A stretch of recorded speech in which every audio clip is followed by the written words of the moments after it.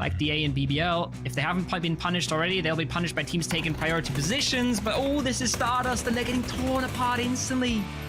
Oh, the M249 is adding insult to injury as Fex tries to finish off the job on all fronts. They're still anchoring Hjort behind just in case, but as Leosh peeks up, he's going to land the spray. Oh no, the tree gets in the way. Leosh, though, turns it around, eliminates Flame. He follows it up with Keanu. Though, just being shot apart as they make the crash. You've got to think one nade from Hjort should be enough to shut it down. The vehicle, though, nearly lands on the player, and it actually exposes him to bystanders. Herc opens up. SK followed by a frag. Not the way they wanted to go after eliminating a squad like FaZe. Bellas, though, looking like they could potentially fall to a similar fate as she's just turn up the volume and crash directly into them. Titsu, though, finds the headshot. Because they need to move down into this valley that we see on the small side of the screen here, where we see Stardust flying on in. Exol taking 2 casualties instantly. Nailpop could just finish this out right here and then. Molotov is dancing around the car. He's trying to make it work. GDE gets inside of this fight as well. And it's just more of a mess, Chunks. None of these fights are clean. Everything is messy. Should have a couple of smokes left to use, and that's what we're seeing here now. Win or Die could decide to peek over the top, which would be very promising, but as BBL start to make the move, Free Kill is punishing. This could potentially ruin their game here if they are not careful. Free Kill takes cover in arguably the worst place, and Marco is there to punish it. Fex goes down from FaZe as Thendalos gets eliminated by the zone. Diggory happy to steal the point from that. It's all down to Code Marco here for BBL, keeping their hopes alive as FaZe Clan up above, happy to punish that team who were doing so much damage to them just moments ago. Extends, spamming through the smoke, almost returns the fire, and in the end is able to. Gustav. There's a solo somewhere. Win or Die could have some fake information in that sense, but on the other hand of things, Chunks, Win or Die have been sitting in this compound for I think 6 circles straight, so they should have a very good idea of what's coming their way. FaZe Clan is the first thing to come their way, and it's a good spray. Gedrox to send them back. It's good shots from Diggory on the other side of things, but there's that solo I mentioned. He steps up, he takes one, and tears FaZe then their chances apart. Diggory isn't a 1v4v1. He's got nothing left to use. He's got no vest. He's got fun for the bystanders right now. They're going for a straight approach, but there is that third party. There is MTB. And that is the chance for bystanders to make something work out of a position where they had no right to do anything. And look at that Molotov that landed as well. It forced another player out of position, so it's only Apocalypse actually standing here for Stardust. Hjort only needs to get down to a little bit of cover here, but unfortunately, DA finish off the job. Angolan, they're so busy. They've got their handful with multiple teams. There's DA coming in. There's a trade, but all of this trading just opens the door wide for Sheesh. But look at this. Katurkan lines up another one. There's Metralius. There's Buhinzi getting dirty on Sheesh. He cleans them out. Metralius in the end. DA are the one that stays strong on the north.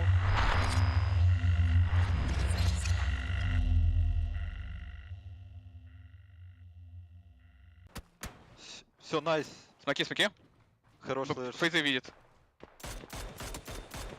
Правый Не смоки. нокаться. В опене ног Я Гидрокс. двоих нокнул, я двоих у фейзов нокнул. Лево, лево, лево вверх, парни. Шишкин пе, шишкин Парни, пе. лево вверх, где мы были в опене, парни. Убить. Спускается по смокам. Убить его. Возьми мини, Все, убей. лучше. Его нокнули. Резни. Найс. ББ от синьки. Смотрю. Ног правее. Молик есть.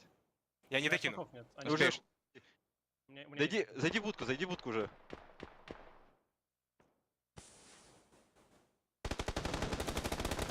Го влево, парни, ко мне, Убежал, парни, меня ко мне. хорошо. Хорошо, у нас тоже будет. Фейзов убили, фул. Один под меншин пробежал. Да, ББЛ Ног сверху. меншином. Или нет, не ног убить. Это ББЛ, я думаю. БМ. Били уже подожди. У меня молик еще ББЛ за есть. меншином играет. Так ББ уже убили, нет? Шиш остался? Нет. Шиш 2, фейс 2. Я ног даю. А Найс. какой фейз 2? Забей. Смэнши может краучем пикать. Я первый этаж. Один за меншином играет. У меня молик еще есть, парни. Их 1-1. У тебя есть смоки еще? Оставим. Найс. Один, ласт, парни. Гедрич. Я на сухой. Смотрите, мне я дерево занимаю. Смотрите, крауч. Я уже зашел. Крауч, смотрю, он может видеть. Крауча убил. Найс, лучше. Найс.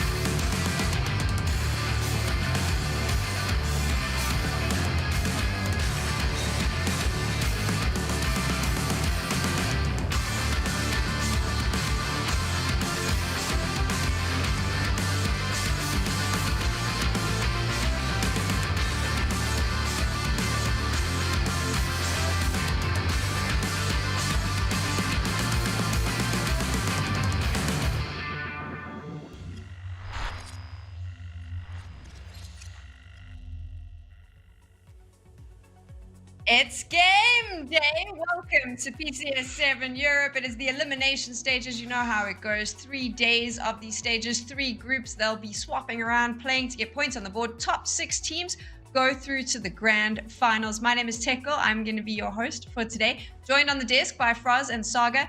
And Fraz, of course, yesterday, lots of weird things going on. Some chaos right at the start of the day. We also saw one team no one expected just run away with all the points. Some teams that people expected to run away with the points just not showing up at all. What was one of your favorite moments? I mean, which moment? I mean, there were so many, honestly.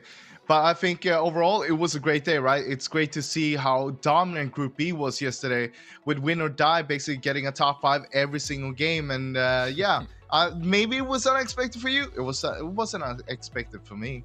Maybe a little bit. But, you know, overall, you also had like people like FaZe Clan, bystanders being towards the top from Group B. So great showing from Group B that actually isn't playing here today.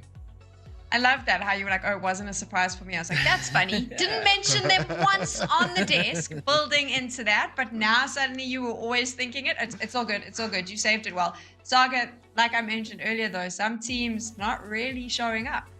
Yeah, there's really a lot of teams, particularly from Group A. I think the fact that like Win or Die is the team that we've mentioned from Group B, but 4 of the 5 teams from the top 5 at the end of yesterday, FaZe Clan, Bystanders, Fellas up there as well, they're all out of action today. So the only teams who are actually really in a spot to contend for those top 6 as it currently stands, Entropic and BBL from Group A, they have to take this opportunity to build a gap because this is their last chance. These are the last games that they're going to be playing. So wherever they end today is their final cutoff point, and it has to be enough to make the top 6. But there's a few other teams at the far end of standings, particularly in Group A, the likes of Stardust, Room for Improvement.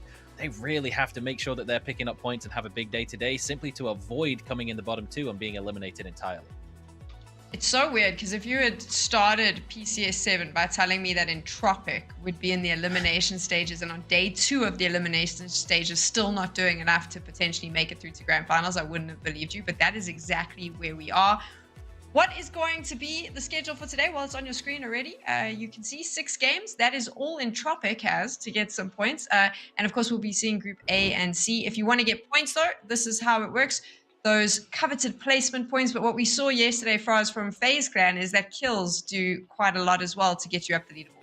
Definitely kills can get you there. But at the same time, the placement points are just as important.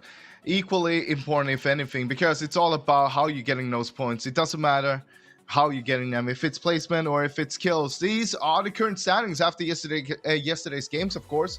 As you can see, all of the teams from Group C, they are all the way on the right side from 17th to 24 because they are jumping in for the first games here today together with Group A, as we mentioned, of course. So a few of the teams that is in Group A that already played yesterday is sitting in a bad spot right now.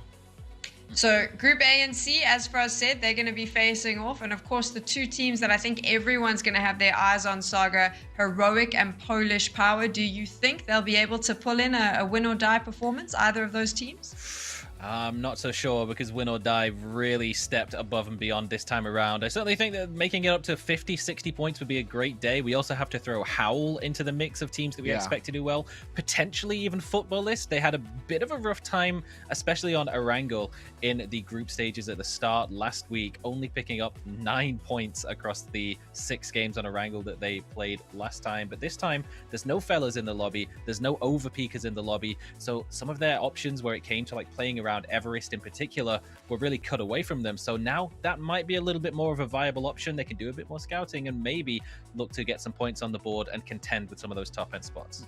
Yeah, sure. You could. Sorry. Yeah, you could say that. But at the same time, if you look at Footballers, though, a really new team, a new lineup, so to say, they only kept 1 player from the old lineup, and with 3 new players, they're still a little bit unexperienced. They have someone Western on the team that is very inexperienced when it comes to playing on this kind of level right now. He turned 18 just as PCS7 started, so he's totally new to this, but he's played a lot of ranked. He's a very skilled player, of course. But then you have someone like an old dog like Iro that's been in the game for such a long time, coming back to PUBG.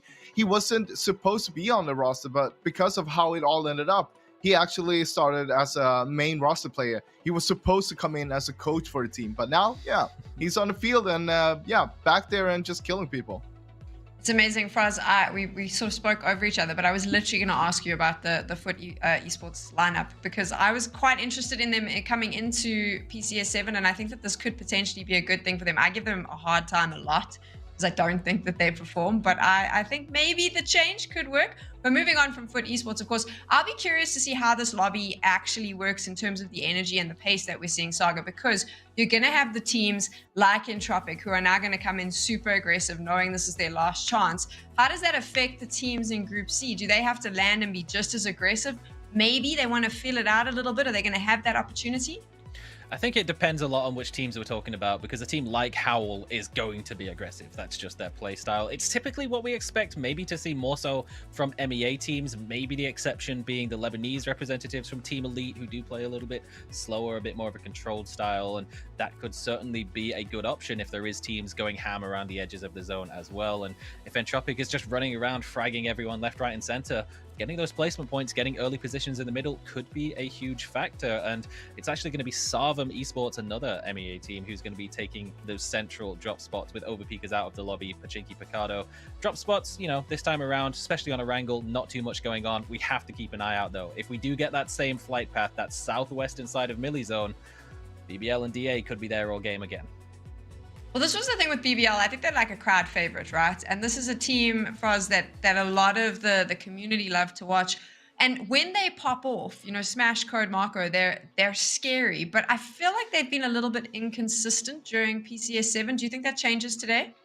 Hopefully that will change. What we saw yesterday, of course, they had a really poor performance when it came to Erangel, but they came back really strong when it came to Miramar. Also ended up winning the last game, of course. But what we want to see from them is that they play a little bit more aggressive on the edges. That's what we see them thrive, when they just start killing people around them on the edges and push their way in towards the circle. What we've seen so far here in PCS7 from BBL is that a lot of times they get to the point where the circle is pushing them. They don't know where to go. Instead of taking a fight, they start going for a blind send rotation straight in towards the center of the circle. And what actually happens is that they start losing people. They end up in a spot where they can't really do anything from, and they just get shot from like 5 different directions at the same time. And well, that's the game of BBL. You get top threes every now and then too, so.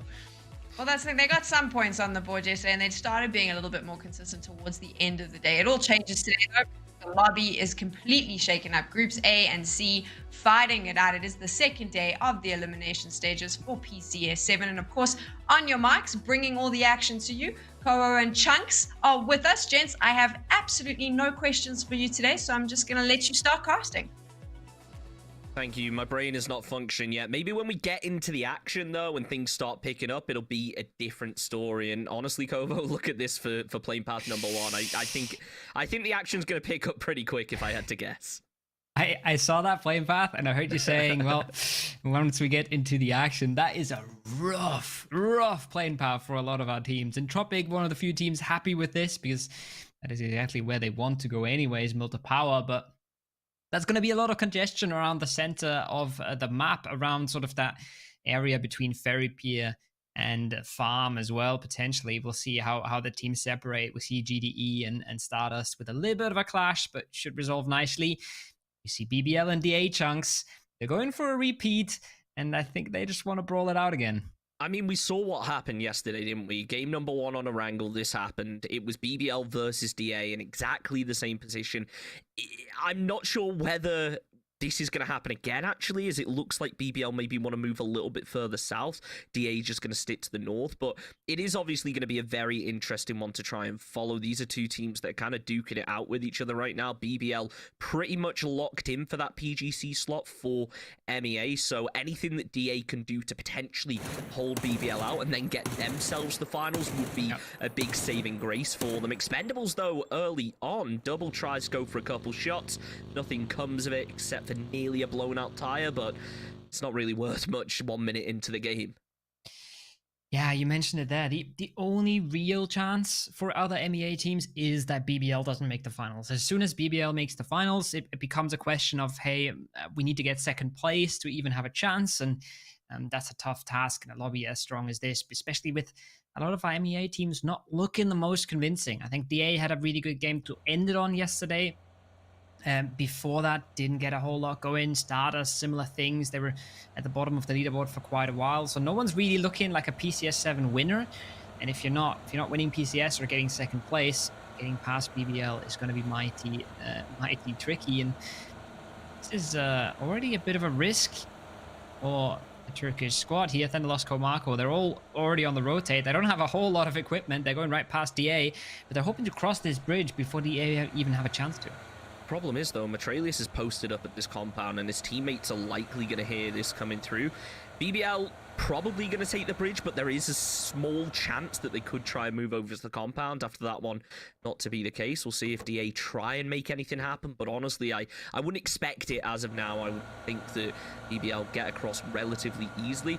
Now, we have to bear in mind that they have taken early game fights against DA yesterday in that Millie Island, so we could potentially see at some point BBL try and hold out DA once they get themselves into a position where they feel they are truly locked into the finals and they're confident enough on points. There is a potential chance there that they could try and deny the DA points from camping on that bridge, from trying to stop the rotate, and that would be pretty unfortunate if you are DA, considering that you've managed to win the hot drop yesterday, so why can't you do it again, but maybe with a couple more players standing? Crunio, though, the only one standing in this position from Polish Power, as it looks like he's going to jump straight out the back, but Stardust are ready for it as the vehicles come in.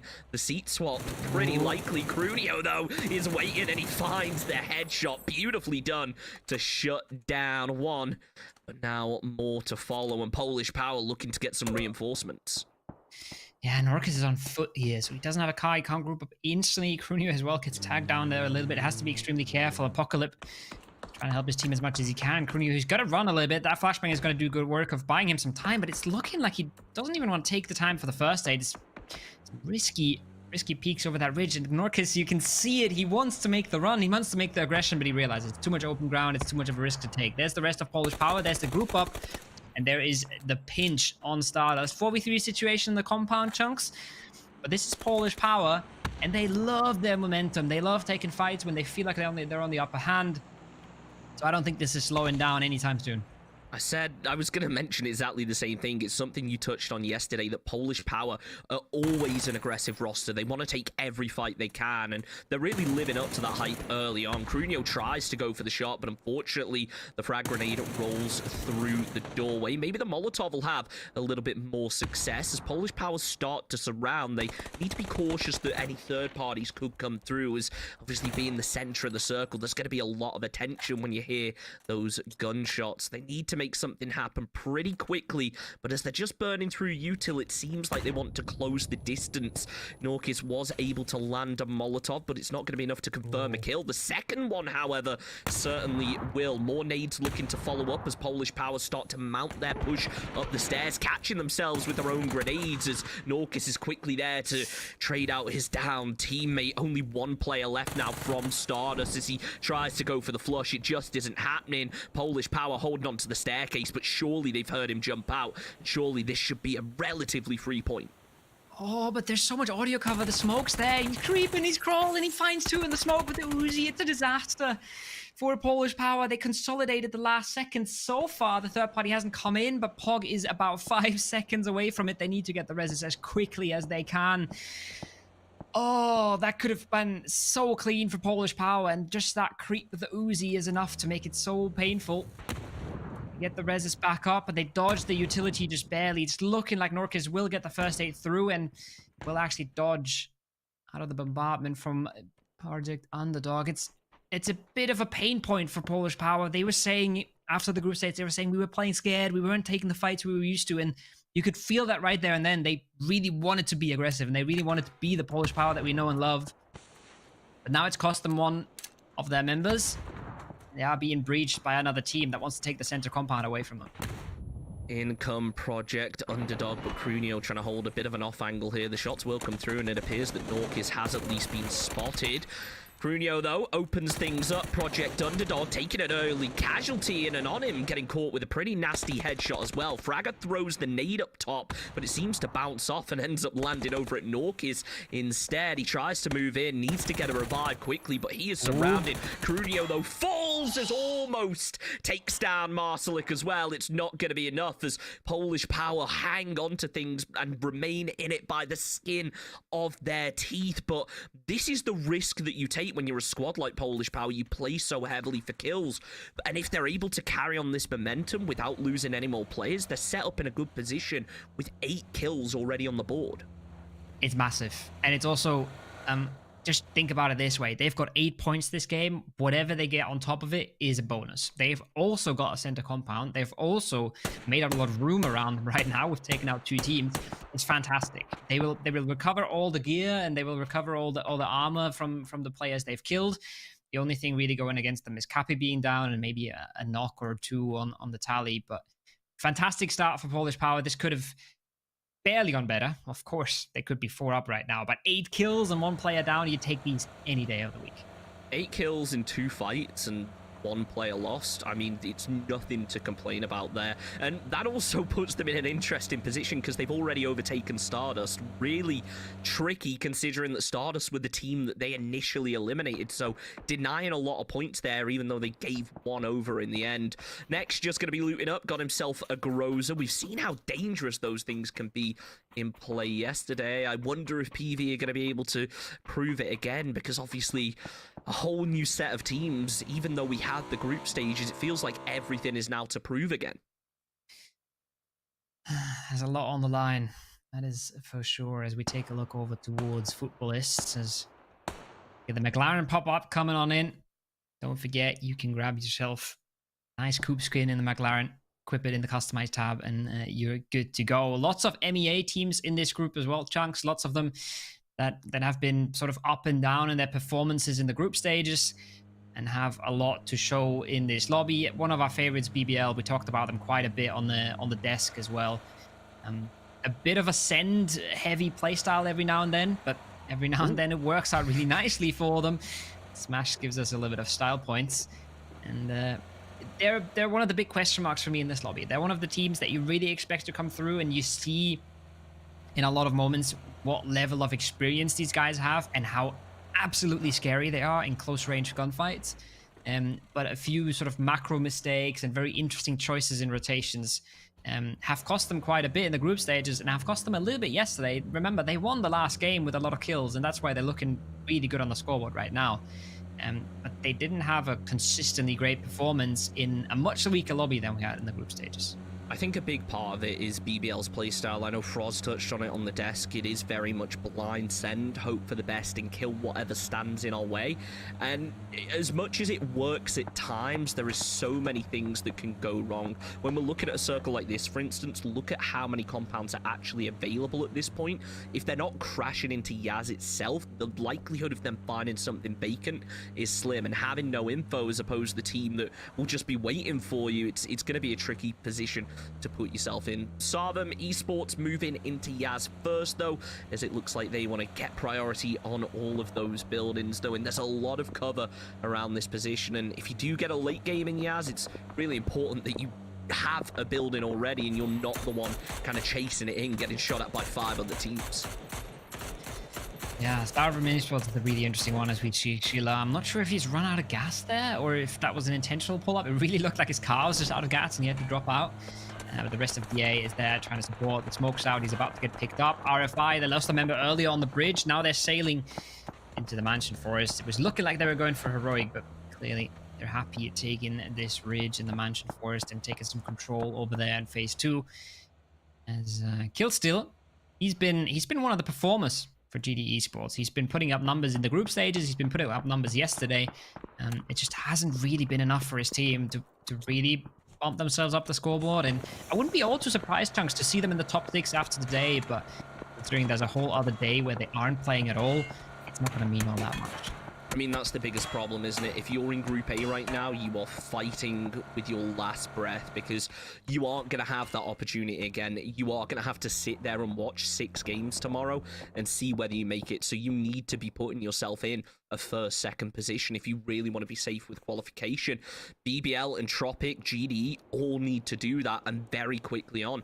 And it is interesting the fact that those Group B teams are kind of going to get kicked down the leaderboard, so there is going to be an element of playing catch up at the same time. There's a lot that goes in to these formats where we have groups and teams are rotating in and out. It's hard to prepare and even harder sometimes to get back at where you came from.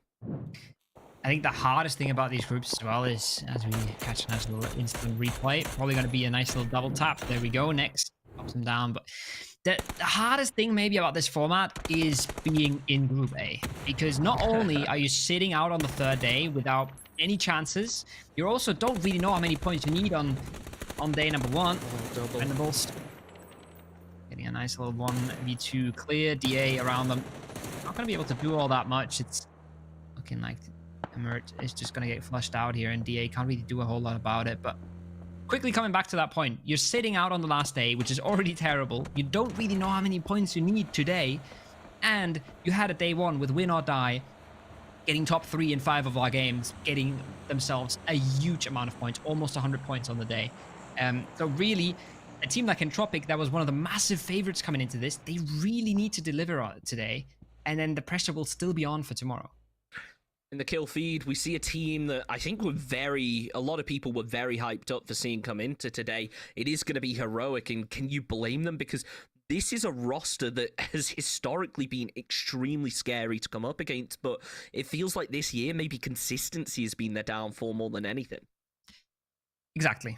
There's a little bit of a question mark next to Heroic's name for me. They look fantastic when they look good, and then they look rough every now and then, where they can't really get a footing in a lobby and can't really get a whole lot going. The group stages went terrible for them, but getting a 5th or a 6th place isn't something that you would accept if you're Heroic. You're a team that's looking to get 1st or 2nd in a lobby like that, and you're looking to put a stamp on any lobby you're playing in.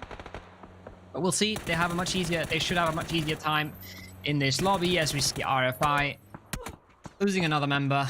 Marsalek picks up another kill for Polish Power. They're on 9th right now. And it's really been the story for RFI. They said themselves, we've got decent sort of game plans and we've got decent rotations every now and then, but we're just losing too many members. We're making too many small mistakes, and small mistake is maybe being made by Polish Power here. You could also say that there's room for improvement there. Entropic pushing up now. Marslick extremely low. Nearly actually got spotted out by Lucarix. And this is going to be an interesting one here. Obviously, Entropic, we hyped them up so much as a team that really should definitely have been in 1st place. But it's not a bad performance for them by any stretch. I think that maybe we'd expected it to be a bit more dominant, but it just shows how this lobby unfolds. Ivers, Lucarix, though, working together to take down 2 of the Polish Power members. 9 points in a game, still extremely impressive, but with only Norkis left up, you have to think, can he really salvage much more? Pink Pony also going to be moving in over this hillside, looking to try and take a bit of a fight up against Norkis, but do they know he's going to be solo? Clearly not, and it's Entropic putting in the work. Don't forget, by the way, Heroic also going down in 14th position. I don't know what just happened. Norkis got some kills, though, so he is over the moon. There's now Pink Pony going to be pulling in. Are they aware of this, or do they think it's potentially just another player who is in that compound up top? It looks like the nade's potentially going to follow up. At least that's what Norkis is baiting for with that door open as they get ready to flow. It seems like he should be safe for now. In the end, though, Hakatori throws it through the window, and Polish Power out in 13th. Man, I mean, Polish Power, 10 kills going out in 13th. They're not going to be all too sad about this. They're going to be a little bit sad about how that push from Entropic went down, but Marslik also, he makes a bit of a calculated risk there. He takes an overpeak and gets punished for it, but gets a kill in the end. This is the big story for me. This is Heroic flying in and getting completely smacked down. This is...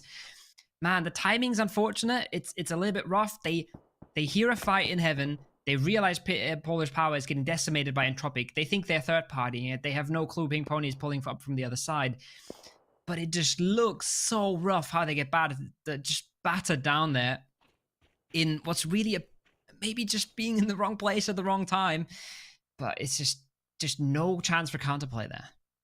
This is an interesting circle, Kovo, because if you look, pretty much every team that's grabbed a compound has grabbed it outside of this one. Granted, there's, what, 4 teams inside this circle, but for such an open area of terrain, you have to think the majority of these teams now are going to end up playing that dip around where FUT Esports currently are, because it's one of the only areas of cover from that eastern side, knowing that that back is going to be covered up. So FUT moving in first. Iro actually going to be hopping in with the mini, looking for a bit of an opening up towards that Entropic fight we saw previously roll out. It looks like, though, Entropic want to be the ones to take this.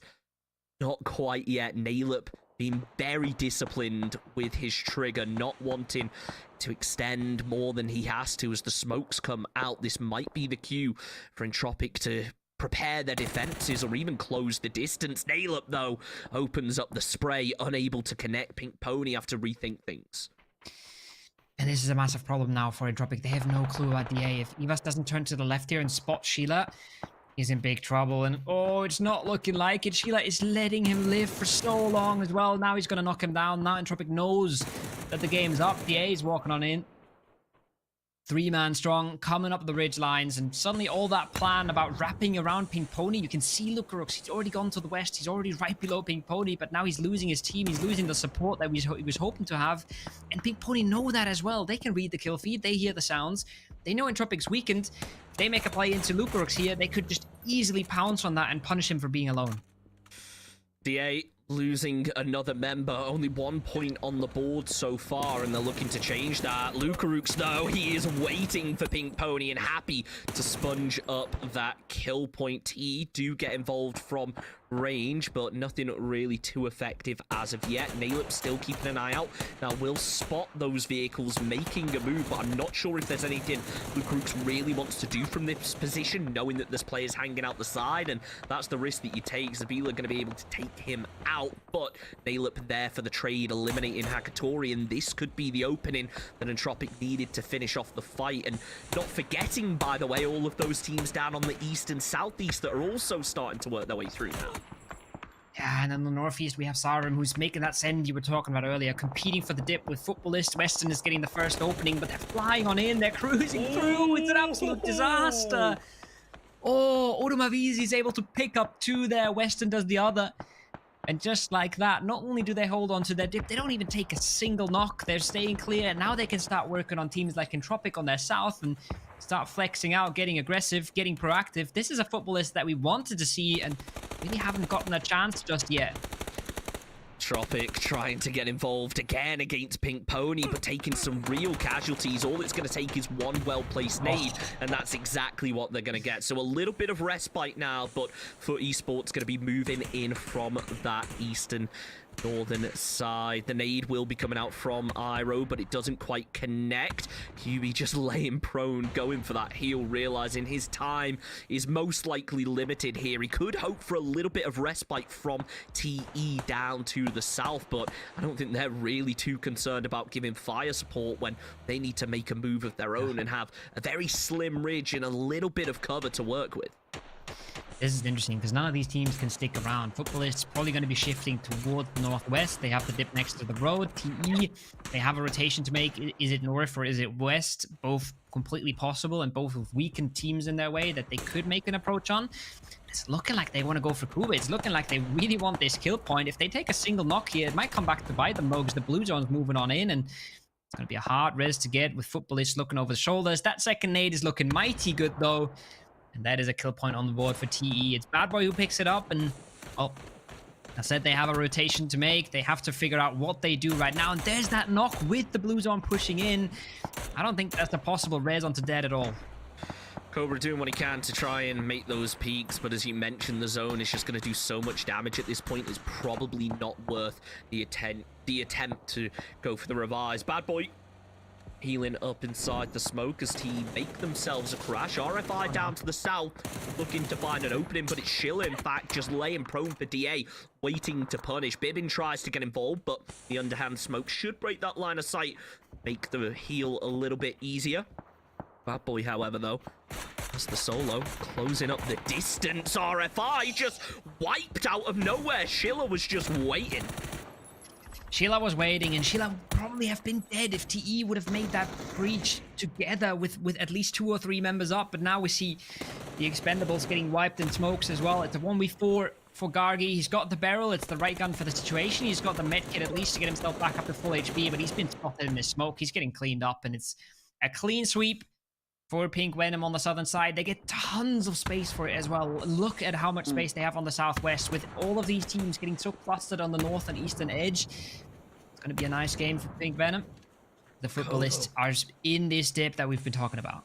All of these nades that have come through from BBL and all of a sudden stopped. I'm wondering whether that is a case of, okay, maybe this isn't worth the grenades, or is it a case of we've ran out of grenades? As BBL are going to be rocking a bit of a 2-2 split, so as long as Code Marco and his teammate just wait on that side of the road, then the other 2 members can hang up to the north and provide that high ground support. The zone, however, does shift in their direction, so it's going to be GD and Pink Venom that need to make their way through. Schiller is just outside of the zone, but as soon as a team like BBL regroup, you have to think that Howl are going to start switching their attention. The same being said when GDE start to make a move.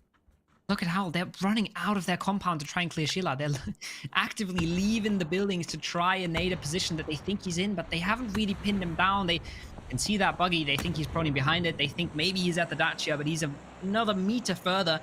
And that is a lot of utility being committed. I respect the play. They want their side to be free. They want to be able to flex out of these buildings without worrying about the solo. But that is a lot of nades gone out of their arsenal right now. And with an end circle that's going to end on the yellows, they will have teams on both sides, and they will have teams that they have to hold out or maybe push in the later circles. So that's going to come back to bite them whenever they are in these little dip-to-dip fights in the very, very late game.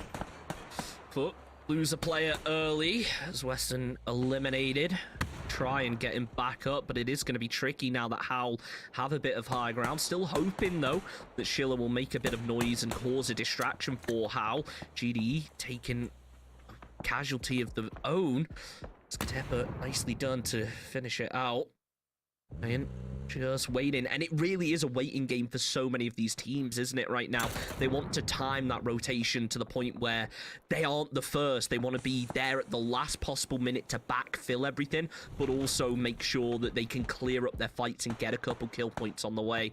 Next is going to be anchoring down to the south for his squad as they try and figure out where this final player is. Schiller is now in safety, so just going to be taking the prone. There's the potential, though, that Next could spot him if he goes over that ridge, and well, that would be the end for DA. It looks like, though, Howl are actually there to try and shut things down first and prevent Pink Venom from being able to get over this hillside in the first place.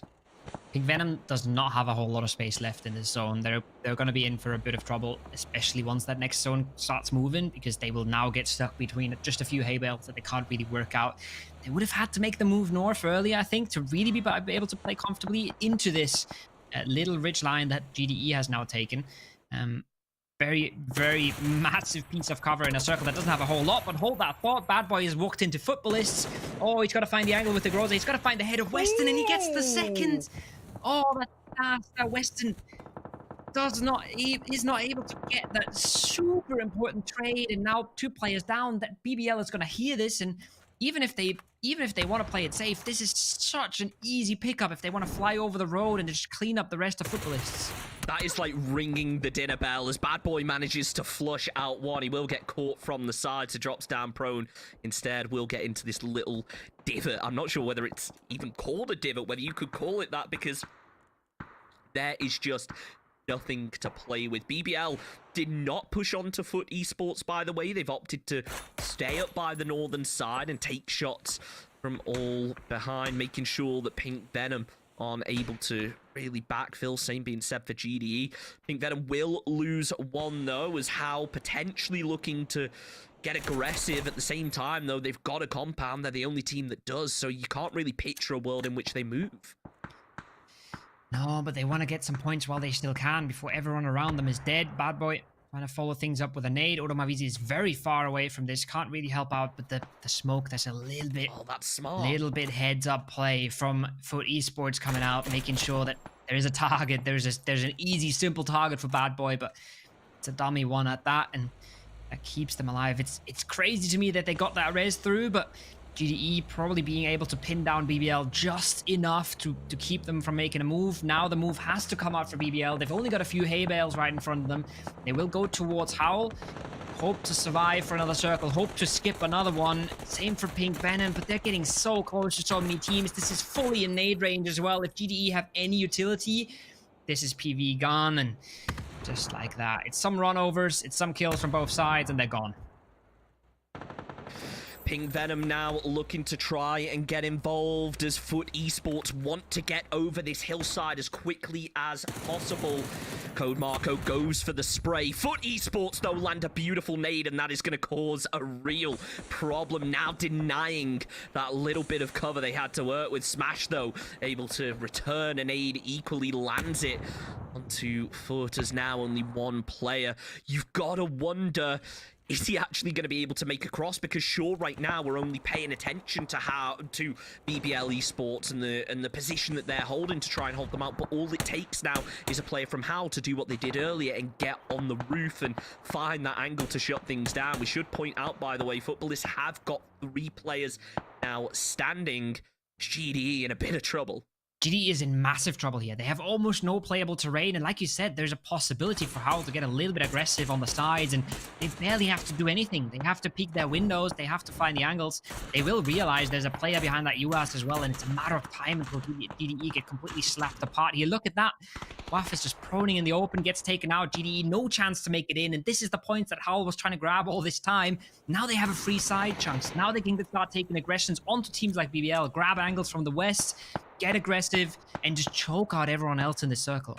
And that is exactly what they're doing as well. Iro helping them out, softening up BBL to a certain extent, but it's going to be a tricky one as the Mad wants to swing round behind. They have to remember Schiller, but you won't forget Fenderlos when he lands nades like that. BBL securing their place in the top 3 after an amazing frag grenade. Still, though, a full team to try and deal with. Not forgetting the solo, but Schiller, he is waiting, goes to the spray, almost takes one down, almost takes 2 down, I should say. Unfortunately, not going to be enough. Howl coming out on top. It's a clean 4 versus 4, but Howl have the compound. They will most likely have high ground if they choose to use the roof or even get up anywhere. Oh, no! And this is the replay that took them out. That is a tough one. I saw one run over. I didn't realize it was 2 of them. That is disaster, but Chunks, we talked about the MEA teams being a little bit lacking in the group stages, being a little bit lacking yesterday. Today, this late game has been completely dominated by 5 MEA teams. Now, Howl and BBL are going to scrap it out for the win. You said they have the compound, they have the roofs. That is massive, but BBL have a whole lot more of the circle. So if they can delay successfully, if they can not get caught off by Ruin here, whose position is arguably huge with the ridge that he's been able to play with, they still have a good chance. I am worried, though, looking at the ammo count. I've seen 2 players now from Howl with less than 30 bullets in reserve, and this is kind of a symptom of the position that they're currently playing. They've been held up in here for so long, haven't, I don't think, been crashed by anyone, so they haven't really been proactive. They haven't been looting a lot of bodies. If they've taken a lot of damage, then guess what? That means they don't have many meds left, so they are hoping right now that they can clean this fight up quickly. But if BBL just decide to play it slow, which appears to be what they're doing, and they go for that slow burn and they force Howl to burn ammo and utility, it's going to put them in a very tricky position, especially taking into account we're down to phase 9, and all things considered, BBL are a little bit closer to center. They are a little bit closer to the center. What it really comes down to is, do they have to expose themselves at all while Howl is still on the roofs? The smokes are going to be massive here. I'm not sure how much BBL has left, because remember, they've been throwing util at other teams this entire game. But that one smoke is a good sign for me that they really don't have a lot of them. It keeps them alive for now, which is just enough to get Laza off that roof, and it's just enough to eliminate one of the big angles. But there's the Mad, there's the SLR from the top. All he really needs to find is one more headshot, and this game is looking dire for BBL. He's continuing to rain on down. He's got more time and he's got more ammo, and this is starting to look super rough. It's a good return from Smash, though, and he even finds a knock. The nade, though, appeared to be close to Thunderloss. It's not going to be enough, though. Lands the headshot instead. The Mad doing what he can to try and find a little bit of an opening, but there's still going to be 3 players here for BBL. Mad actually takes a hell of a lot of damage inside the blue. That's the end of him. From jumping down, that is the end of him. Down to zone, 2 players left. Laser doing everything he can to try and get the revive onto Schofield, but BBL right now realize it's a 2-man. They know that he jumped into this smoke somewhere, so it's just a bit of a waiting game. Thunderloss going to be playing point, and it now comes down to 2 teammates remaining. Schofield looks like he's going to be able to get the heal off, which is absolutely detrimental to BBL's hopes. Smash is the only one keeping them alive, but unfortunately can't land that 1 bullet to seal the deal. 10 kills and a chicken dinner for Howl Esports, though. What a way to kick things off. That is massive, and that was such a battle of attrition as well. There was no meds on Thunderlost. He couldn't heal from what was 5 HP, and you saw everyone's out of view till everyone's out of smoke. It just comes down to the guns at the end. Laza steps up massively there. Oh, that was a nail biter. That could have gone either way, especially when that player jumping down from the roof doesn't even make it into zone. I thought things were over, but what a comeback from not from Foot Esports, from Howl at the end there. Yeah, and it felt like Foot actually did stand a chance earlier on with the way that they were playing. They were applying a lot of pressure over onto Smash, but it just wasn't enough. Let's send it over to the desk and break down what happened, because it was messy.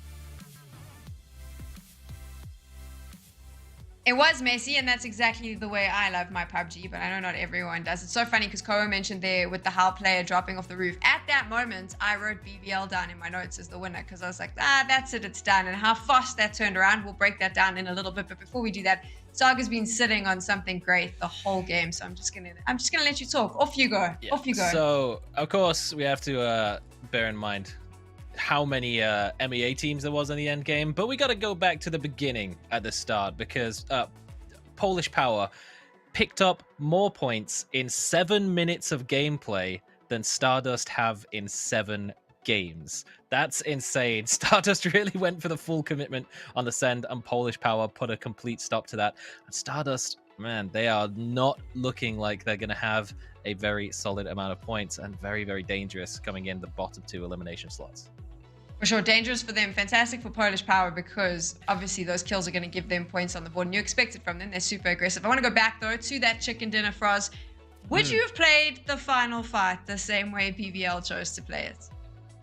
Well, I don't think they played it wrong in any way. I think they played it really well, to be honest, and it was going back and forth between Howl and BBL who was going to win a game. It was kind of unknown. First we thought it was BBL, then we thought it was going to be Howl, then we thought it was going to be BBL, but in the end Howl took it back home. And I mean, towards the end there, it was down to a 1 versus 1 with like 10 HP on each side, so I mean, it couldn't have gone much closer than it actually ended. And in the long run, you gotta look at how far BBL had to go. They landed on Military Island. They had a struggle in the start. They went to back to their normal drop spot, Gatka, to loot. They went through to the northern side to go into Yasnaya, which was a smart move. Pretty late into Yasnaya, a city that was like on the edge of the circle. Not a lot of teams are gonna be there, and they're utilizing that and taking advantage of that. Not only that itself, but also going up on their buildings, getting that height, getting that high ground, making sure that they can scout up from there and make smart decisions moving in towards the late game of the circle there. So we saw there both Polish Power and Howl double-digit kills. Obviously, you can see the Howl player on your screens now as well. Only 3 kills for him, but doesn't matter because those 10 points that they got from the kills and, of course, the chicken dinner are going to be really nice for them. A team that Frost did mention you needed to keep an eye on. But Saga, from the get-go, absolute chaos. We did kind of predict that this was going to happen. Lots of fights, lots of aggression. Do you think it's going to continue throughout day 2? Well, what's actually interesting is that we were predicting that Howl was going to be the team getting involved in all of the chaos, all of the aggressive fights at the start, but just given the position that they looted up in Yasnaya and then that phase 1 circle, last time a similar circle happened, they sent into the craters very early on. This time they hold on to the yellows, and they just end up having so much control because of so much chaos and fighting going on around Heaven. We haven't even mentioned the crash between Pink Pony and Heroic, which was a complete squad wipe within seconds, and Foot Esports holding off against Savam Esports in the dip, which was over in seconds as well. So by the time it got to the point where their position in the center was the most relevant, there was no pressure on them at all. You saw Ruin just farming damage on the roof with nobody able to take any shots because the cover was there from the rest of the squad. So Faraz, I mean, are you with Saga? Are we expecting the same going into game 2? Similar sort of fights, similar sort of aggression from all the teams? Definitely, I think that is one of the key components in today's lobby. When you have Group A and C, this is going to be a very farmable lobby in terms of there is so many teams that has way less experience. And if you're an aggressive team, a team like Polish Power, for example, you can thrive in this kind of environment. Same goes to Tropic. We saw that in Tropic, they didn't really manage to get that many points on their hands in this one. And it is looking a little bit grim for them. But, I mean, yeah, they still got 5 more games to go. So let's hope they can turn that around. We'll have to see if they can. Messy start to the day. Let's hope that it continues. We're going to take a short break, and when we get back, we'll see how this has impacted the standings. We'll see you in a bit.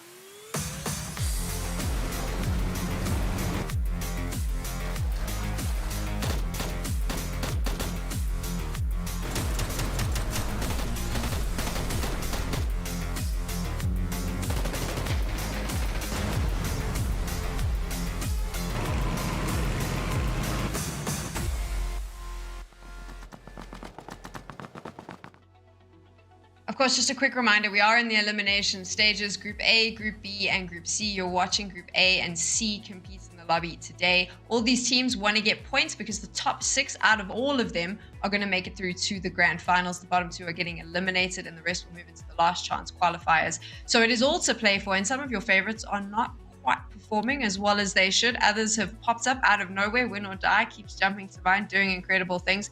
I am curious, Osaka, are you surprised by the fact that when you take a look at that last game, there were 3 teams from Group A in comparison to 1 team from Group C in the Final 4? Were you expecting that?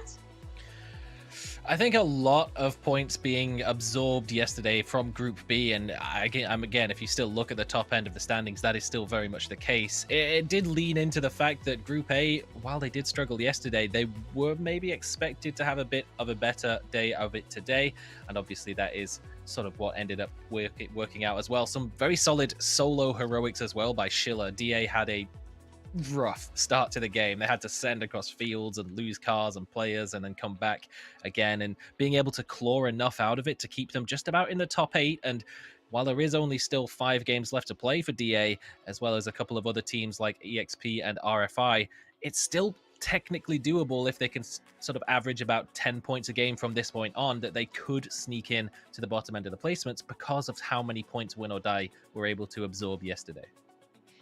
When you take a look at the top end of the leaderboard for us and the bottom end, right? So Win or Die yesterday, top 6, they finished every single game, 3 chicken dinners. I mean, 5 of the games they were in the top 3. On the other side, you've got Heroic. It's their first day, first game, 0 points. And Chunks mentioned this, and I need to bring it up with Heroic. They just seem to lack consistency this year. And you don't want to start day 1 off on your first game with 0 points. I know they're a team that can clutch it back, but when you're taking a look at a team like Win or Die, or even Digital Athletics, even who's starting to look a little bit more consistent, if you want to make sure that you end up in that top 6, surely they need to change something up? Yeah, yes. So, okay. I was just a little bit lost because you mentioned so many teams. But yes, Heroic, of course, if we look at the previous game here, I don't think there is much to talk about. They were very unlucky. They had no information, no clue that Pink Pony was pulling up at the same time as they did, and that they had the angles on top of them as well. So I think that's a little bit of an outliner. I wouldn't really count that in. I want to see what Heroic can bring to the table after this. But sure, there has been a little bit of a shaky performance this year so far from Heroic since PGC, but it also comes down to the changes they've done in the team itself. I mean, putting a new IGL on the role, for example, moving from Page to T-Bone, that's a big thing. T-Bone has also said to me that he's still lacking a little bit of that experience. He's still not 100% sure on everything, but he's still learning a lot. And right now, they need to make sure that they can actually make it through, though, because that's the most important thing. They're not guaranteed a PGC spot in any way right now. And we saw them getting second place in PGC earlier. And now, seeing this kind of struggle, it is rough to see for sure. But I think that they might need to maybe put the Page back on that IGL role, at least until they can qualify themselves back to the finals. I do need to apologize to you, Fraz, because I was busy looking at DA's scores. I actually meant to say consistency like BBL. I would roast me in the chat for that, because DA has not been all that consistent and also tends to get stuck in those early fights, Saga, with BBL. Something that they maybe want to change if they want to get some more points on the board. It was actually a very solid move. We mentioned it earlier from BBL to not get stuck in a fight with DA at the start of this game. It looked like there was going to be that fight for hierarchy on the west side of military. Both of them with the sort of shared roster heritage seal feel like they have some sort of claim to that area, but BBL just completely avoided the fight, rotated super early. And DA could very well have been caught on a bridge camp in that early phase. We did actually see a bit of an attempt at one on the eastern bridge, which Pink Pony was involved, but when there was 4 teams on the military island and the zone goes that far away, it's sort of to be expected. Thankfully, it didn't amount to all that much, but we've got to keep an eye on that if game 2 starts off the same way. We'll have to see if it starts off the same way. I'm kind of hoping it will, but I mean, I'm a bit of a weirdo. So let's move in to game number 2. We're heading to Erangel. Koro, Chunks, it's all over to you. It's all over to us. It's hopefully not all over for us, but if you're a team that loots west on Erangel, you're getting close to saying this is all over. This is a second plane that is massively towards that eastern side. It's really extreme. It doesn't get a whole lot more extreme than this, Chunks. Does that mean we finally get one of those Milta circles? Because it feels so rare. And we do get, I should clarify, we get a lot of Milta-ish circles, but they're usually around that kind of Milta power, mini Milta area. That's where we usually see them end, but one that I haven't seen in so long is an actual Milta town finish. I can't even remember the last time I got to cast one of those. So with a playing path like this, that's what I'm holding out for. I don't know about you, because there are some wacky ones that can come out here. There's the potential we have phase 1 pop and it's 50% water. Yeah, I was about to say that. That is the classic. The classic crazy circle is the one where Entropic is on the western edge looting Milta power, and the rest is all just water and rocks and coastlines. A lot of potentials for this to go wrong. A lot of potentials for this to go Millie or Milta or whatever on the eastern side of things. This is also why it's so beneficial to have alternate loot drops and not just commit to the same loot spot every time, which we have seen from some teams. Tipology Power used to be a team that would just always drive to South George in every single zone. Now they're going to be quite happy. They're going to be quite happy that they're around the prison mansion area, because if you were driving to George Paul right now, you would not see the circle for another 10 minutes. And, well, yeah, you said 50% water. I think it's pretty accurate. It's pretty close to that. I'm going to say it's probably more than 50% if you take into account kind of that river down that goes between the Millie Island and the main island. I'd say it's probably like 60% water right here. And this is going to be a really interesting one to see how it unfolds, because circles like this, as much as we like the randomness in PUBG, and that's kind of the beauty of it, is teams are always forced to adapt, they are kind of manipulated by the water, and that's because when we get to that phase 4 shift, for anyone who isn't aware, when that circle pops, it does everything it can to avoid water or unplayable terrain if we were on Miramar, for instance, such as cliffs. So it does make the zone slightly easier to predict, but there's still 2 or 3 endings that could go here, and all of them are very tricky. None of them really can be played off of each other. We have a Milta ending, we have basically a Lumberyard Hill ending, and we have a Milta Power ending. They're the ones that I think would happen 80-90% of the time. There's still a potential for something else, but at the same time, these teams have to set up in a very specific way now, and a good part of it is just going to come down to gut instinct, not necessarily putting yourself in the best position, because there is still that random factor where it could go up to Lumberyard Hill, it could go down to Milta Power, and those are not 2 positions that can be easily traversed. I think that's a very good talking point as well. This is a little bit like a Miramar circle. There's just 2-3 routes into the zone, not a whole lot more. It gets very congested very quickly, and it can be quite tough to make your way on in. There's a few interesting options if you take a boat to the southern side, take it to the rocks and play in on foot from there. That's entirely possible. But sometimes you just get a hard western shift and suddenly you're going towards farm and shelter area, and all your preparations have been completely for nothing. So like you said, lots of different options, lots of things to consider. Tricky circle for a lot of our teams, and a circle that sometimes can reward the early sends towards the priority compounds, and other times it will throw you completely for a loop. Stardust right now trying to go early, trying to go quick, and Crunio is pretty happy right now that he's not stuck in Lumberyard.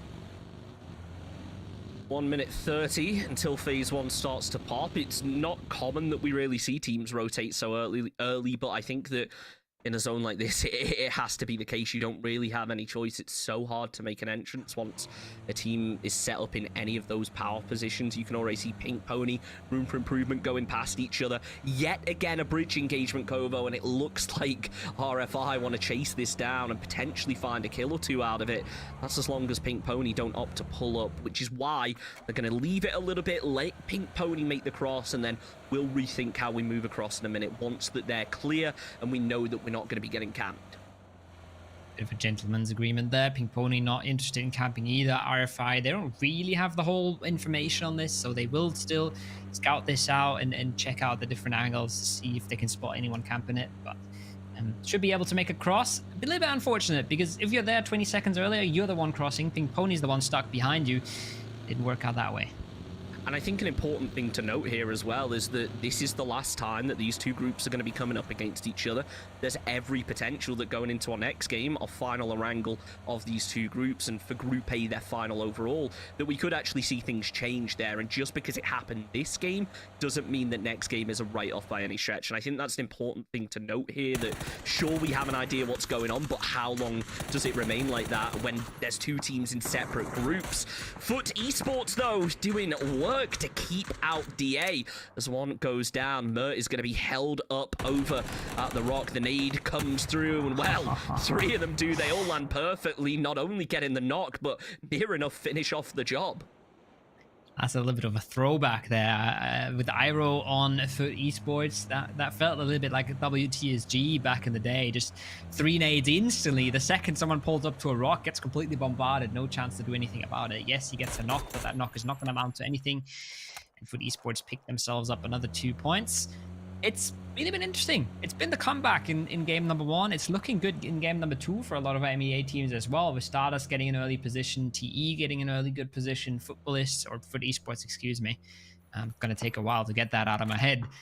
Getting a nice early 2 kills.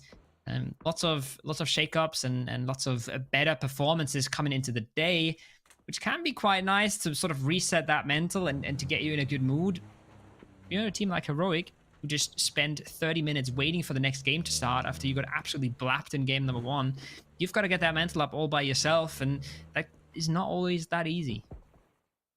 They're one of those teams, aren't they, where when they're on form, they're unstoppable, but if it starts badly, can they recover? And that's what's really being tested now. Obviously, Beanie moving very close to Polish Power could potentially force them into another early game engagement, and it wouldn't exactly be great going down in a fight where you're up against a squad who are known for their fragging capability and known for not backing off of a fight. For a team like Heroic, who maybe are a little bit more disciplined in the way they try and withdraw, I think it would make it very, very tricky. DA, though, they have no plans of backing out of this one as they find themselves a knock. And Tropic looking to do the same. Bibin taken down low, but he's got a shotgun. Ivers and Lucarix, well, they've each got a knock, supported by Anonym from range. It leaves only Bibin left up from Room for Improvement, and Kubi is just going to be holding that staircase. It doesn't work out, though. Ivers there, 1 bullet left in the gun, finds the headshot, and narrowly saves his teammate. Pink Pony looking to remain standing as well, but it's going to be tricky. The Scream tries to run, spotted out in the open. No gun in hand, and wow, we knew this zone was going to be messy, and I think that we can get a read on where all these teams predict it's going to end. These are the compounds I was talking about earlier. The compounds you send for because they are so favored. But that is massive for Entropic there, Chunk. They were so close to losing a member on a situation where they would always hope to keep 4 up. And I spoke a little bit to their coach today, and he said, well, we've been taking good crashes when we had to because the zones haven't been all that favorable, but we just keep getting wrecked by shotguns. And I saw BB in there with a shotgun taking that knock, pushing for the flush, and I was getting flashbacks already. So Entropic is going to be mighty happy to keep 4-man strong here, as we have a phase 2 coming in very soon, and it will just send us for a bit of a loop if we're unlucky, because like you said, a lot of these teams have committed for the center landmass and aren't really gambling on a hard shift either way. Away from the center, though, we should probably touch on the fact that Heroic did end up taking that engagement with Polish Power. They found themselves a knock, but opting to back off instead. I think the Polish Power being set up in such a powerful position is probably a part of that. Beamy still there around that area, keeping an eye out, and that is it with the bolt, able to take down Marslick. But Polish Power, importantly, have got themselves the revive up, and now nothing to be concerned about. EXP, though, in a little bit of trouble as they've lost 2 early on the rotate. I think that might leave only Gargi left up. Take another lock in the middle of Milta.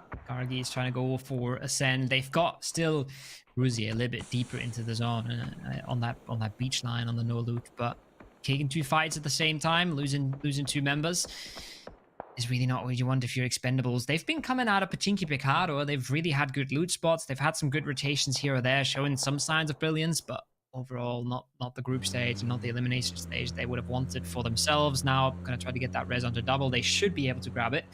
It's going to cost them a lot of time, and they won't have that information deeper into the zone that Russia would have had otherwise. So 10 minutes in, 9 players down. Let's see if we can match them. The zone actually shifts away. And I know for a lot of people, you'll probably be thinking, well, yeah, it's just another zone. For these teams, there's going to be a sense of panic now, because I think most of them expected it to end down towards mini-mill to power. Now that zone has really limited the chances of that, and a hard shift is really what's required. We mentioned that Lumberyard was a possibility. Granted, it isn't a super common zone, but now it's looking more and more likely, and that hillside is going to be where teams are tested. As you mentioned earlier on, Kovo, kind of like Miramar, so the teams that struggle over on that map may just start to struggle in a zone like this. It's interesting, especially if you're looking at some of the teams that were really well set up for the Milta Power Zone. Teams like Entropic, teams like TE, who've made a massive send to even get into these compounds, teams like Pink Pony, who've made a breach to try and get themselves into the Milta Power compounds.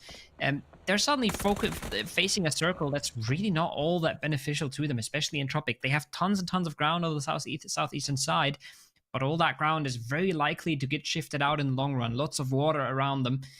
And they do have to sort of revise their game plan and be really flexible here, which is what a lot of PUBG is about, really. Bad boy. He's hit some nutty shots so far this tournament, I think it's fair to say. We saw, I'm pretty sure everyone's seen that clip popping off of him around Entropic in the, I believe it was the group stages. It was insane. So he is a player that has really turned it up, it feels like, in PCS7. I'm happy to see him doing so well. As phase 2 just creeps its way in, everybody really trying to salvage everything right now. I think a lot of these teams that went to mini Milta Power, that kind of area, potentially going to have to move into Milta itself. I think it's good. It's a good thing you bring up Bad Boy there, because it's really been one of these pop-off performances of a fresh player coming on. And you see that overlay right there. PCS skins are now in the store. You can actually buy them. It is the 9th of September. I've already had a look. They don't look all too bad. Lots of gun skins and clothing skins you can get for yourself and start voting in the pick'ems.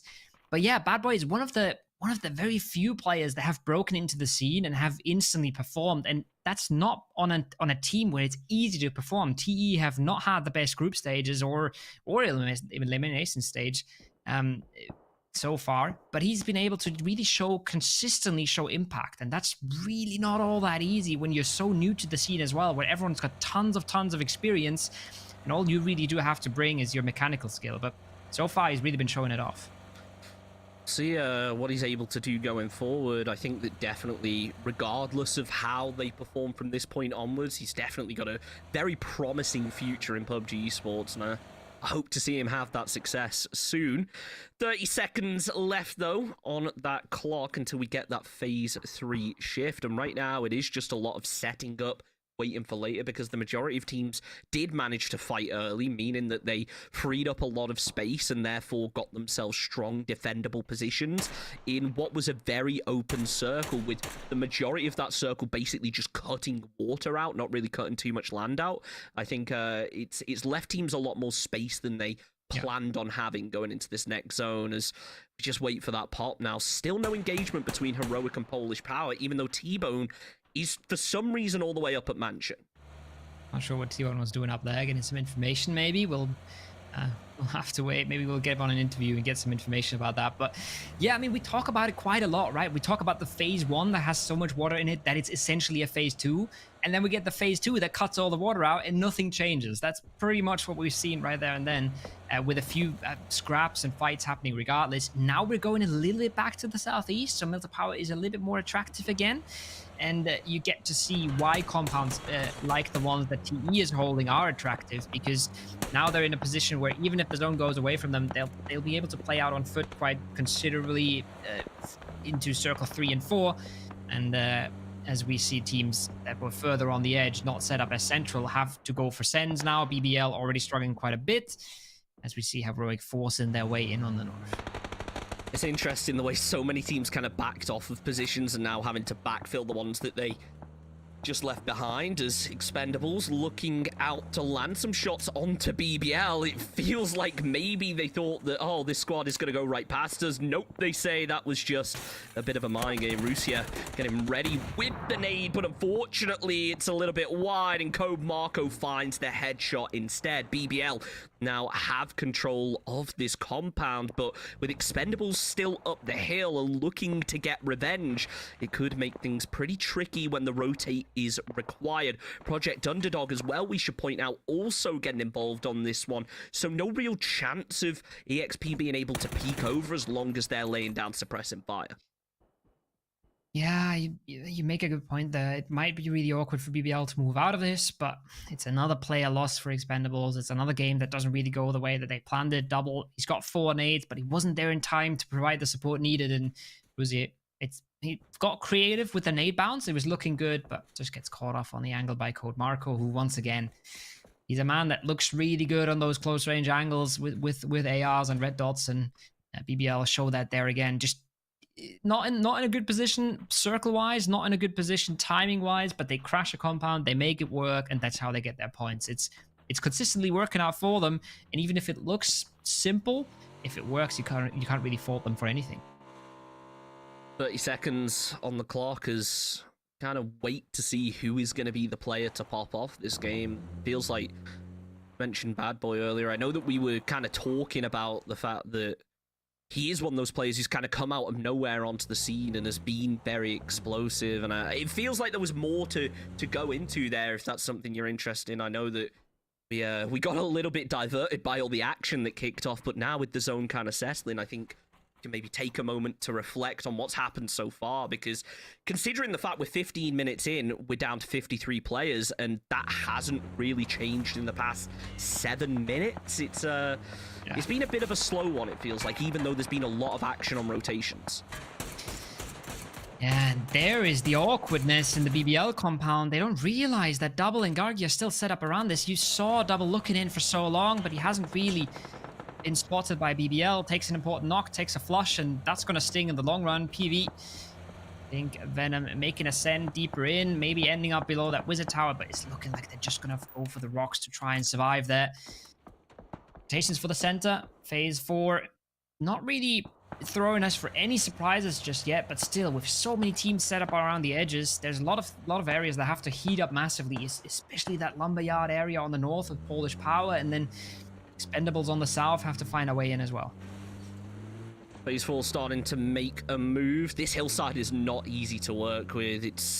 as we mentioned a couple of times tonight, very Miramar-esque in terms of that verticality, the ridge play that's required and pretty tricky to rotate into, especially if there's going to be teams posted up on this hillside as you work your way through the field. TE will lose another player, this time to Entropic, as Sarvam look to try and make themselves a bit of an opening. It doesn't work out though, because Gagi is just swinging out the side, happy to sponge up the point. Manages to find a second as well as they flush them away. Pink Venom actually steal one of those in the end. BBL third party in that though, so it looks like they're not going to be getting involved too much more. DA on the other side of things making their rotation in between Entropic. I'm not sure whether they thought it was maybe two separate teams playing a split, but in the end they head straight through and narrowly survive. Now only really Page that can cause problems, but he's low HP. He's just popped a heal and it just comes down to a waiting game. He sees the door open, almost gets the knock, but in the end he's saved by Pink Pony. Saved by Pink Pony, but doesn't get the kill for himself. He's not going to be all too mad about that, especially when you realize there's a second player and there's actually quite a considerable amount of danger around him. So he's happy to stay alive as his team finally comes on in. He was a little bit split off. He was the single scout into the deeper zone as Polish Power. They have now made the approach on the north. I said they would have to find a way in. They're fighting their way in versus GDE, but that nade from Norcus, I'm not sure where that was meant to go, but it goes on to Marsalek, and Zamolzen gets one back. That's almost a player flush. They got to be quick on the res here, and with Iceboy being so far forward, this is already Polish Power down to 3. It's not looking as good as their game 1 looked. Certainly is not, as Iceboy tries to go for the spray, but to no avail. Polish Power taking some serious damage right now as GDE with the third party did find themselves a knock of their own. Iceboy gets ready to swing, but he needs to be careful. Hasn't got any teammates in position for support. That means the flush is looking all the more likely. Cappy caught with a pretty nasty headshot there. Crunio caught from an off angle. Zamos tries to move round the side, and it works out in the end. Polish Power in 13th position. Another poor placement, but this time not the kills to balance it out. No, and look who's knocking on the door. It's Foot Esports creeping their way into GDE, who haven't noticed just yet. Smolzen's already proning. Maybe one of the knocked players gave the information over, but that's kill still down. That's 2 players left for GDE with a full form and a Foot just trying to sweep them, trying to clean them up. More nades coming out of Foot. Western with a clean peek around the side, and well, they have just found the perfect timing to clean this up. And a similar thing on the southern side. BBL have wrapped onto Entropic. That's the IGL down instantly. That's Lucarox on a split-off position, as he almost always is for Entropic. Getting punished nicely and quickly there. And the MEA teams today are putting in a hell of a lot of work, getting a lot of kills on the board. I don't know what it is, but out of nowhere it feels like they've popped off as what's often seen as an underdog region. Nice knock found onto Western, followed by a second. Almost makes it a third, but not quite with the spray. Down to low HP, he hears Iroh round the back, throws out a Molotov, but the timing of it a little bit unfortunate. Should be able to confirm at least one of those kills, but as flashbangs come through as well, Lyron will unfortunately bleed out, leaving Foot Esports as now a 3-man remaining. Phase 5 closing through, and it is a bit of a rescue mission here for Western. It's a rescue mission, but look at Howl as well. They've already moved on up. They've heard this fight. They're doing exactly what Foot has just done to GDE. Howl is doing to Foot. So this is going to be tough times to try and even get into zone from that fight they just won. And that's the damage a solo can do, and that's the damage a few knocks can do. Iroh still hasn't found a spot to res this in. I'm not sure what they're trying to do. You can't get in the car with a player on your back. That's not exactly how it works. He's just jogging down the hillsides. No. Oh, and well, they've got Pink Pony shooting at them, but at least they've dodged Howl for now. I should point out, by the way, Team Elite managed to take down, I believe, 2 players from BBL, leaving them as just Ender lost, and well, Nailup is there to sponge that one out. Caleb, unfortunately, though, draws a bit too much attention to himself and taken out because of it. Hakatori is going to be the one to connect onto that one. Team Elite maybe realizing this now, are looking for an opening as Cobra swings out wide. It's Bad Boy who gets the knock onto QB, and that should be the end of things as Entropic fall out in 10th place. Team Elite 5 kills on the board. We said about their potential, and they're starting to deliver. Starting to deliver with Bad Boy being the pop-off player and putting 4 on the board for himself. It's also Imagine if they were 4 up right now. Imagine if they could just play out of this. This would look like a game they are destined to win. Now, with Entropic dead, they can shift over to that eastern compound, play out from there, have a possible chance of working in the zone. It's not going to be easy with teams like Pink Pony holding you out and lots of fire coming down from the hillsides, but a super solid game coming out of Bad Boy and TE, who weren't able to show off their potential really in the group stages, but they are here to play and they are here to impress. As except for Heroic and Pink Pony, no one's really in a comfortable spot in this circle, Chunks. No, it's rough, isn't it? I mean, even if you're looking at this hillside, you can see a couple of dips and divots, but you have to be so careful with how you push them. Obviously, teams like Pink Pony aren't really going to have to move out of their compound. They are pretty set up in the way they are, so they are just looking up that hillside for anyone trying to make a run. Project Underground looking like they want to move the vehicles as their form of entry, but still need to be cautious of Team Elite. It's one of those where everything is in a stalemate, and it's just going to be who has to move first that ends up getting targeted, and then starts a major chain reaction.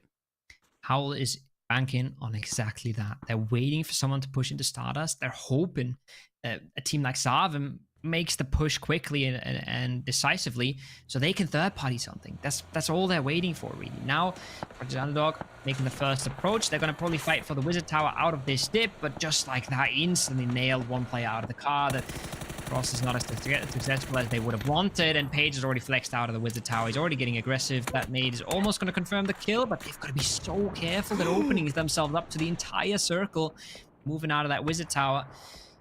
And even though they get 2 kills for it, that was a risky play for Heroic. I respect it, though, because you get shocked in so easily. Oh, saw them. It nearly happened. Voldemort throws in the nade, and it does a hell of a lot of damage. Second player going to be going and taking some, unfortunately, eliminated out of it. The rest of Sarvin moving down, don't actually realize there's a player down the hill from them, and they're going to regret it. Kasu with the spray does a lot of damage, shuts things down. Project Underdog eliminated out in 9th position. Sarvin, however, quickly follow in 8th. Howl push up over the top of the trenches, realizing that Stardust are inside, but as Schofield gets caught with a headshot, his helmet's now eliminated, going to be slowing down. Ruin, however, not the same. 3 helmet, 3 vest, and an AUG to go with it. Feeling confident. Bad Boy, though, yet again getting kills on the board, making it 5 so far. A precarious position to try and cross, however, with Heroic holding him out. This was Heroic as well, getting aggressive on that western side. They were flexing out of the Wizard Tower, pushing the western team to try and clear their edge, to try and get proactive and make for a winning game. And the second they do, TE realize and backstab them perfectly. Bad Boy with a massive play now finally does get put to a halt. 5 kills for him and super relevant impact on the game of Heroic, who are now left with 2 standing and have to deal with the entirety of Pink Venom. Circle closes through, and Corexi in a very scary position, surrounded. All fronts, knows that Pink Venom are over the top and tries to go for the spray. Unfortunately, though, doesn't land the initial bullets, and that's just going to leave him pretty much wide open. Pink Venom now start to move down, but the reload wasn't there in time. 7th place for Stardust, 6th for Heroic, as we now get down to our final 5 remaining teams. Nobody inside of the circle at the moment, except for Laser. Howl probably have the easiest entry because they have a little bit of a plateau to work with, but if you look directly below those trenches, it is wide open, and a team like Pink Venom should, or well, I say should, will likely have very open angles onto that position. Yeah, and Pink Venom as well, they can decide how deep they want to go. They can send players to the Wizard Tower or not. They can wait for Cobra to go out on the southern side, make sure there's no backstab coming in. They saw what just happened to Heroic. They don't want to suffer the same fate. Cobra realizes he can't go up the hill. It's a matter of seconds until the smokes in front of him are not cover anymore with the circle pushing on in. There's Foot Esports finally making the play on down the hillside. They've been proning for quite a while. They cruise right on by Howl. They take a ton of damage in the process, but now they've skipped them. Now they can try to get the heals off, and when Howl runs down the hillside, there should be third-party fire coming into them and not really into Foot Esports. 1 nade is all it takes here in Foot Esports, so all but out. The peak comes through, but it doesn't quite connect in the way they would have hoped, swinging out a little further as Howl moved further and further down this ridgeline. Iroh just waiting inside of the smoke, looking to try and respond. Maybe expects a push to come out sooner than predicted. Laser, though, 2 bullets in his gun, needs to make him count if he doesn't hit the reload quick, and he certainly does. Both of them connecting as Pink Pony eliminate one from foot. Laser still looking to find a little bit more damage, and that's exactly what they'll get, but no kill comes of it as Rinlock is quick to flush out the point with the grenade. Iroh, though, he's got a nade of his own, and that is a scary player to come up against. It's landing close to Howl. It might just run down the hill. It only does the damage, but no kill out of it. Iroh trying his best to remain in it, but surrounded. Surrounded. And a pack of wolves coming up his way. They're still forming strong, Howl. They're looking so good right now. And I talked about the third-party fire. Once they step over into his ridge, yeah, it's going to be there. But now they have a whole lot of time to deal with him, to reset, to calm things down, to get all the information they want. And he wants to get active again. He's not even done with it. He's not happy sitting behind his UAS. He wants to creep into the smokes. He wants to try and catch an opening. The flashbang is not going to cut it, though, because there's a second smoke on the other side. As he comes around, he finds one on the angle, and oh, there's no trade from the top. Schofield is busy hopping down the mountains. He's not able to really come back into this, and oh, Iroh is so dangerous, but it's not going to be any lasting damage.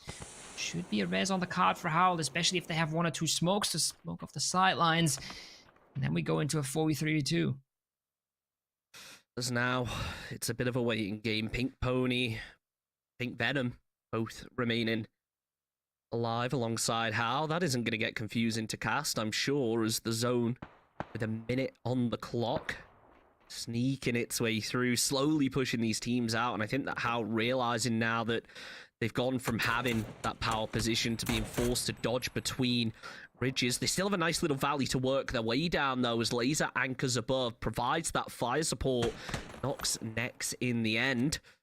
Laser, again, doing more damage as Pink Venom just going to be held up in this wizard tower. It looks like Howl are getting more and more control, and I'm not sure whether Pink Pony are even going to be aware of the fact that these players have moved down here. Now, as Ruin takes shots, they will get a read, and Rinlock is just going to be waiting. 5 kills on the board for Pink Pony, and you'd expect, if Howl haven't read this correctly, there will be a whole lot more very shortly. The nade from Hakatori looks to come close, but in the end puts it away and saves it for a slightly later occasion. That's a big knock as well. That's a lot of time committed for Pink Venom with a circle that's moving now. We're going to the star, we're going to the center. There's not a whole lot of time for that res. And you can see as that is the countdown. And that is not a res that comes through ever in a game of PUBG. It's a little bit too late for Pink Venom. 2 members is all they got. It's looking like they're about to have 1 as well. It gets a little bit awkward for Ruin because there's a teammate in the way, but he does find the headshot, and just like that, oh man, Hakatori is the one that picks up the kill, but it's disaster for Pink Venom. It's Pink Pony sweeping as well. You can see it on the minimap. They're trying to push a little bit closer to that center where they can, because they have now realized Pink Venom's not a threat right now. They can get aggressive, and look at Howl running it down. Yeah, Howl are exposing themselves right now to Pink Pony, so now they're having to take a fight on 2 fronts. Obviously, Pink Pony have landed a little bit of damage onto Howl, so they've had to split their attention. Hakatori could make something huge happen here. With 103 bullets left in reserve, there should be plenty to seal the deal if he can finish off the job quickly, which not quite able to as of now. Ruin takes down the final Pink Venom player, as it is a 2 versus 4, but Pink Pony are a little bit more posted. The flashbangs, however, connect on both sides. Hakatori throws out a nade. It looks close to Mad, but it's a little bit short. Ruin eliminates Rinlock, and it's all down to Hakatori as the spray comes through. Not gonna land, but that zone is closing in. He's gonna be forced to make a move in just a matter of seconds, using his teammate for info, but unfortunately, it's not enough. Howl Esports, chicken dinner, 9 kills. What a way to start tonight, it's fair to say. Back-to-back chicken dinners. Really coming into this lobby as kind of an underdog team. I don't think anyone expected to start off this strong. 2 chicken dinners back to back. Before the day, I said Heroic and Howl are the teams out of this group to look out for. Howl right now has 39 points. That is as much as Entropic got yesterday in 6 games. That is close to what the fellas got yesterday with I think 49. It's craziness. It's wild. They've already skipped 5 teams of Group B with playing 2 games. It's massive for Howl. It's a massive performance for MEA in these first 2 games. And if they can continue to do this, we might have another win or die situation on our hands. It's going to be a dangerous one, isn't it? We saw how top-heavy the leaderboard actually got yesterday, and we're kind of hoping now the same doesn't happen. But we want to close that distance, and I'm sure if the performances carry on like this, that's exactly what's going to happen. Let's send it back to the desk and see if they can figure out where the hell this came from for Hal.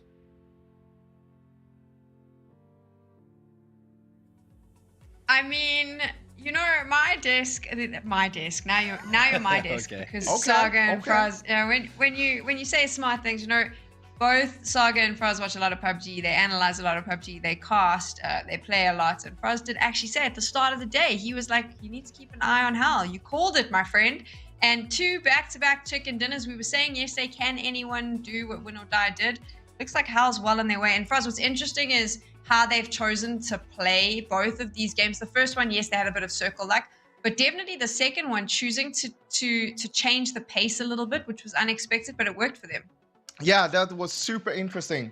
When they were on the northern side, just above the trenches, we saw them going prone there for quite some time, actually. I really like what they did there, because instead of actually going and over-peaking and just like scouting for information, they already knew what was going to happen. They knew there was a team in front of them. They knew no one was going to push up towards them. So they knew we can just sit here and wait. We just wait and see what's going to happen. We're not going to peak. And maybe Stardust that is below us is going to forget about us. Of course, that didn't really happen. The Stardust probably didn't forget about them. But Hal did wait until the right moment to strike. And then they took out Severn before they went on to take out Stardust as well. Having that high ground, they knew that they had so much control to work with. And of course, it looked a little bit kind of bad towards the end, but you know, they kind of salvaged the situation. I'm talking about when Ira was basically holding them back as a lonely person. But yeah, great play from Hal. 2 wins after 2 games. I mean, we thought Win or Die did good yesterday, but so far Hal is doing better. So you mentioned specifically the IRO play. Break that down for me, Saga, specifically, and for someone watching at home, because it just showed, I mean, I think we spoke about it during the game, the experience that he brings to the table. But also, there's a little bit of cockiness when you're the last player in your team standing and you decide to take on a full squad like that. Yeah, for sure. Iro is a man who's pretty much done it all in PUBG, and to be honest, if it was anyone else from FUT Esports in that position, I honestly, like, in the end, Iro does end up going down, doesn't sneak away an extra kill point out of it, but it's just the composure that he's stuck there. He knows it's a 4-man above him, but even to, like, have the audacity to throw out a flashbang that blinds the entire team and go for the aggressive peak, granted, it didn't actually come out, and a large part of that is the late game. No one was really able to do anything because Hakatori was just blasting everyone from kilometers away with the Mini, and that really didn't help Iro out in that situation. But it was good to see the attempt. But Hakatori, man, so clean. I've looked literally every time I look at the kill feed in these first 2 games, he's getting a headshot on someone with the Mini from range, and just shy of 1,000 damage with the Mini in this game and across both as well, second only to Ruin in terms of the DMR damage. But his AR stats are right up there as well. He's what, like just shy of 500 damage across the 2 games, so he's not just a one-trick pony, but look at how much he's been expending that ammo. 14 shots, still clicking hits. Still clicking heads, and of course we are focusing on him because, like you mentioned, almost getting to 1,000 damage. I think he was like 4 marks away from it. 5 kills. He had a cracker of a game. It's interesting though, if we go right back to the start of this one, I want to talk a little bit about aggression, because this is something that comes up a lot in Tropic, Polish Power. These were teams that we say, you know, they come in, they're very aggressive from the get-go. FaZe, very aggressive yesterday. We're not seeing them play today. Worked in their favor. But for me, Polish Power, game 1, we saw how that aggression was fantastic because it got them the kill points. Game 2, kind of start to see how it can also be quite a bit of a gamble. I wouldn't say it was kind of a gamble. It's more down to a big mistake. A nade that actually took out Marsalek. And I'm not sure exactly what happened. It was like if it was like an underhand nade that was not supposed to be one, because that nade that landed on Marsalek, there was no enemies even close to Marsalek at all. And because of that knock, the whole kind of fight just turned around, and it was just a salvage situation from there for Polish Power. And it didn't work out as well because a third party came in as well and tried to sweep everything up. So yeah, in terms of that, it didn't really work out. But I feel like this is still like the strength of Polish Power, to actually have this firepower to go this aggressive. This is what they're known for. They'll do any drive-bys if they can, and they'll never look down on an opportunity to grab a few points. So yeah, We want to see them being this aggressive because that's how they thrive, and that's what we want to see more of them. We'll find out if we'll see more of that after game 3. But now we're going to take a quick break. When we return, we'll see how this game impacted the standings.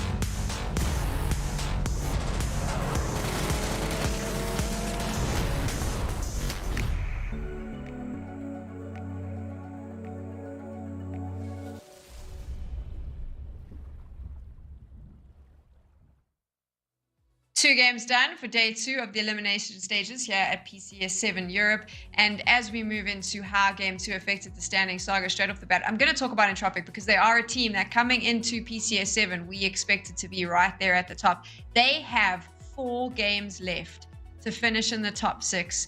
And so far, I'm a little bit concerned about their performance. Do you think they are going to struggle to get any more points on the board because they just don't seem to have an answer for what these lobbies are throwing at them? It was an unfortunate one, and it seemed to have been a little bit of a trend for Entropic, is that they're setting up in a way that if they get a favorable zone shift, then they can absolutely dominate games in the way that we know they're capable of. But when it comes to phase 3, phase 4, and it was the same way all through the group stages as well a week ago, where there's just a strange shift that they're not quite set up for. They're not really prepared for it to go away from them, and the game plan seems to fall apart. We saw it in the previous game. They were fully invested in, if it went anywhere to the south, anywhere to the east, Milta Power or the compounds further down to the south of that peninsula, they were chilling. They were in fantastic space, but it was the movement from BBL that came in at the wrong side, and the third party from TE, they just didn't have the vehicles, didn't have the positioning to try and make a push into the zone and try and continue on from there. And it's just continually a common theme that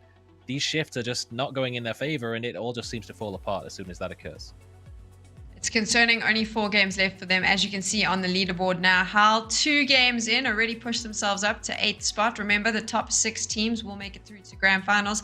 The only other team that we see from Group C, well, 2 other teams, and both on the same amount of points, Froz, who've been able to move themselves up. And interestingly enough, it's Foot Esports and Pink Ponies. But I do want to talk about Foot Esports because this is a team that gets a lot of it gets a difficult rap from a lot of the community. And I do think that this change in lineup is clearly working in their favor because they've been consistently fourth place 2 games for the elimination stages. Yeah, a young team that still need a lot of practice before they're gonna actually reach towards the top, but they're working their way towards it right now, and we're seeing them getting a 4th place after 4th place. That's really good, and they played really well so far with how they're moving with the macro rotations and with how they're actually taking the fights. What I want to see is that they stop losing people early on. Like we saw Western being caught in the rotation there when they were on the foot push and trying to move in, losing 1 player. If they didn't do that, they would have a better way to actually fight their way through towards the circle there.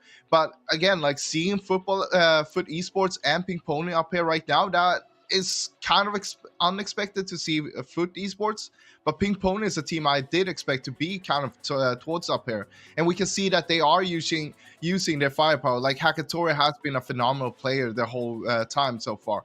But sure, we can talk about these teams, but there's one major concern. You're talking about Entropic, I'm talking about Heroic. They are struggling right now. They've gotten 5 points in 2 games so far. This was a game that ended basically in the sniper tower where they took pretty early on. They did a big gamble taking that one in the first place. But them trying to flex out, that's the big problem. They're working their way from the center out towards the edge. That's not the way to go. You're going to get shot by so many teams. What you want to see is a team working from the edge towards the center instead. And that was the big problem, because they worked their way from center to edge instead. They were getting shot by so many teams. They were just taking out one by one. They were not expecting to get shot from so many different angles. So I want to see something get changed there. It's going to be interesting to see if they can change it up. And Tropic is running out of games. Heroic does still have tomorrow as well. But I'm sure there's a team that you're concerned about. So let us know who you are concerned about in the chat as we go into the game with Chunks and Koa.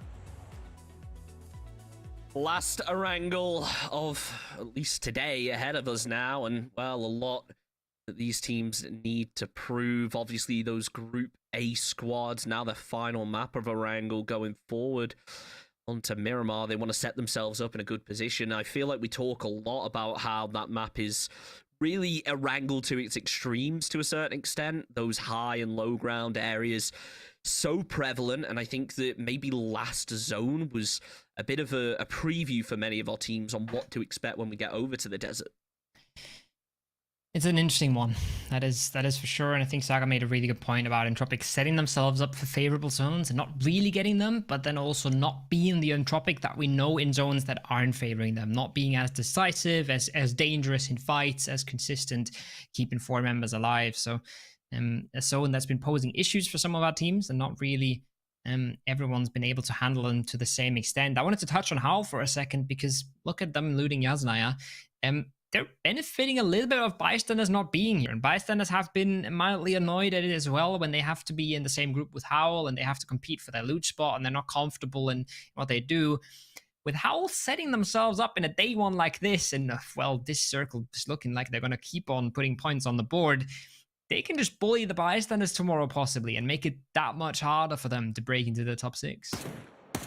Stardust. I respect the attempt for the long-range shots there. I'm not sure how likely they are at hitting, but worth a try at least. It's going to be an interesting one, isn't it, here? We saw a lot of teams potentially looking in a position to hot drop, but it turns out that it has just been a lot of floats over players below. But the fact is there is still a lot of kind of heated areas here where teams have been forced to spot loot because maybe their typical loot spot is unreachable from this point, and it may cause some early game problems. When we look at a zone like this, though, and how few teams are currently in it, it is really going to cause problems, especially for squads down around Pachinki, even all the way down to the Millie Island, because there are 1 or 2 key rotation paths that, if I had to make a prediction, most teams are going to end up taking here. It's also one of these zones that is not very easy. Even if you had every compound to pick, picking the best spot in this zone is quite impossible. There's a lot of variations to it. It really depends on how you like to play as a team. So a lot of tough decisions to be made for the IGLs, even if they could take whatever rotation path they wanted to. But Esports, early one for them, coming out of Severny, lots of land to grab on the northern side of things. How we just saw them moving out of Yasnaya, and then tons and tons of teams around that whole sort of coastal area on the south. Very congested. No Polish power in Mansion. No Heroic in Lipovka. Means that this circle is so free right now. But it doesn't really matter how free the zone is when you've got 4 teams between you and its border. Polish Power, a team that I think we should be focusing on early on in the game, because that tends to be, at least from the games we've seen tonight, the only time that we see them. They start off very aggressively. They've been getting a good amount of damage and fights on the board, especially in game 1. 8 kills in that one match. And that was just after the first fight, never mind the second. I think it ended up going on to be 9 or 10 in the end. Obviously, last match wasn't the best from them. Another poor performance, but you got to hope that if they get the energy going, they avoid losing a player, they're going to be in a much better position going forward. GDE trying to set themselves in a good position, as this circle lends extremely well to their position. Yeah, and it's not only that they're close to the zone, they also have a very free rotation path in, and should be able to grab something nice. But like I said, it's not an easy pick to be making, as we see Stardust taking a few shots at Zavin. But I think it's one of the more interesting teams in this lobby, because in the group stages, Chunks, they had a 48-point day and they had a 6-point day. That is about as low as you'll ever see a team go. 1 point per game is an absolute disaster, and meant that while looking good on day 1, they had absolutely no chance to mingle with the best on day 2, and so far not been super convincing in these 2 games, but they have a lot of time, and they had a lot of time to maybe look over their games and figure out why they fell off so hard. DA is in a classic DA rotation right now, very close together, power in numbers, figuring out something that's close to the center of the zone to take as their own and play the rest of the game out from there. Can't blame them. I do wonder, though, where they'll really find, obviously, a lot of the power positions having already been taken inside this zone, looking up towards Starba, around Yasnaya kind of area. There is a lot of strong spots already taken. GD looking to find their own entry. It looks like Stardust not going to take any shots towards them. Got a bit of a bowl to work with if they opt to, but I think with how early on in the game it is, anyone who is currently inside zone is looking for that power position going forward to the late game, as that 4-minute mark till the zone almost upon us. Mert is going to be the one to open, as unfortunately can't convert it. Sartham able to finish off one, make it a second as Schiller comes in and eliminates Ulsing. It leaves Sartham with 3 players, but still an advantage when you compare him to DA. They flush out Schiller, so that is another player confirmed. Only 2 left up from DA. Well, they are long gone down to cover. Sartham should be able to get all of the revives, keep their team in it. Now having gained 2 points in the early game, big confidence boost.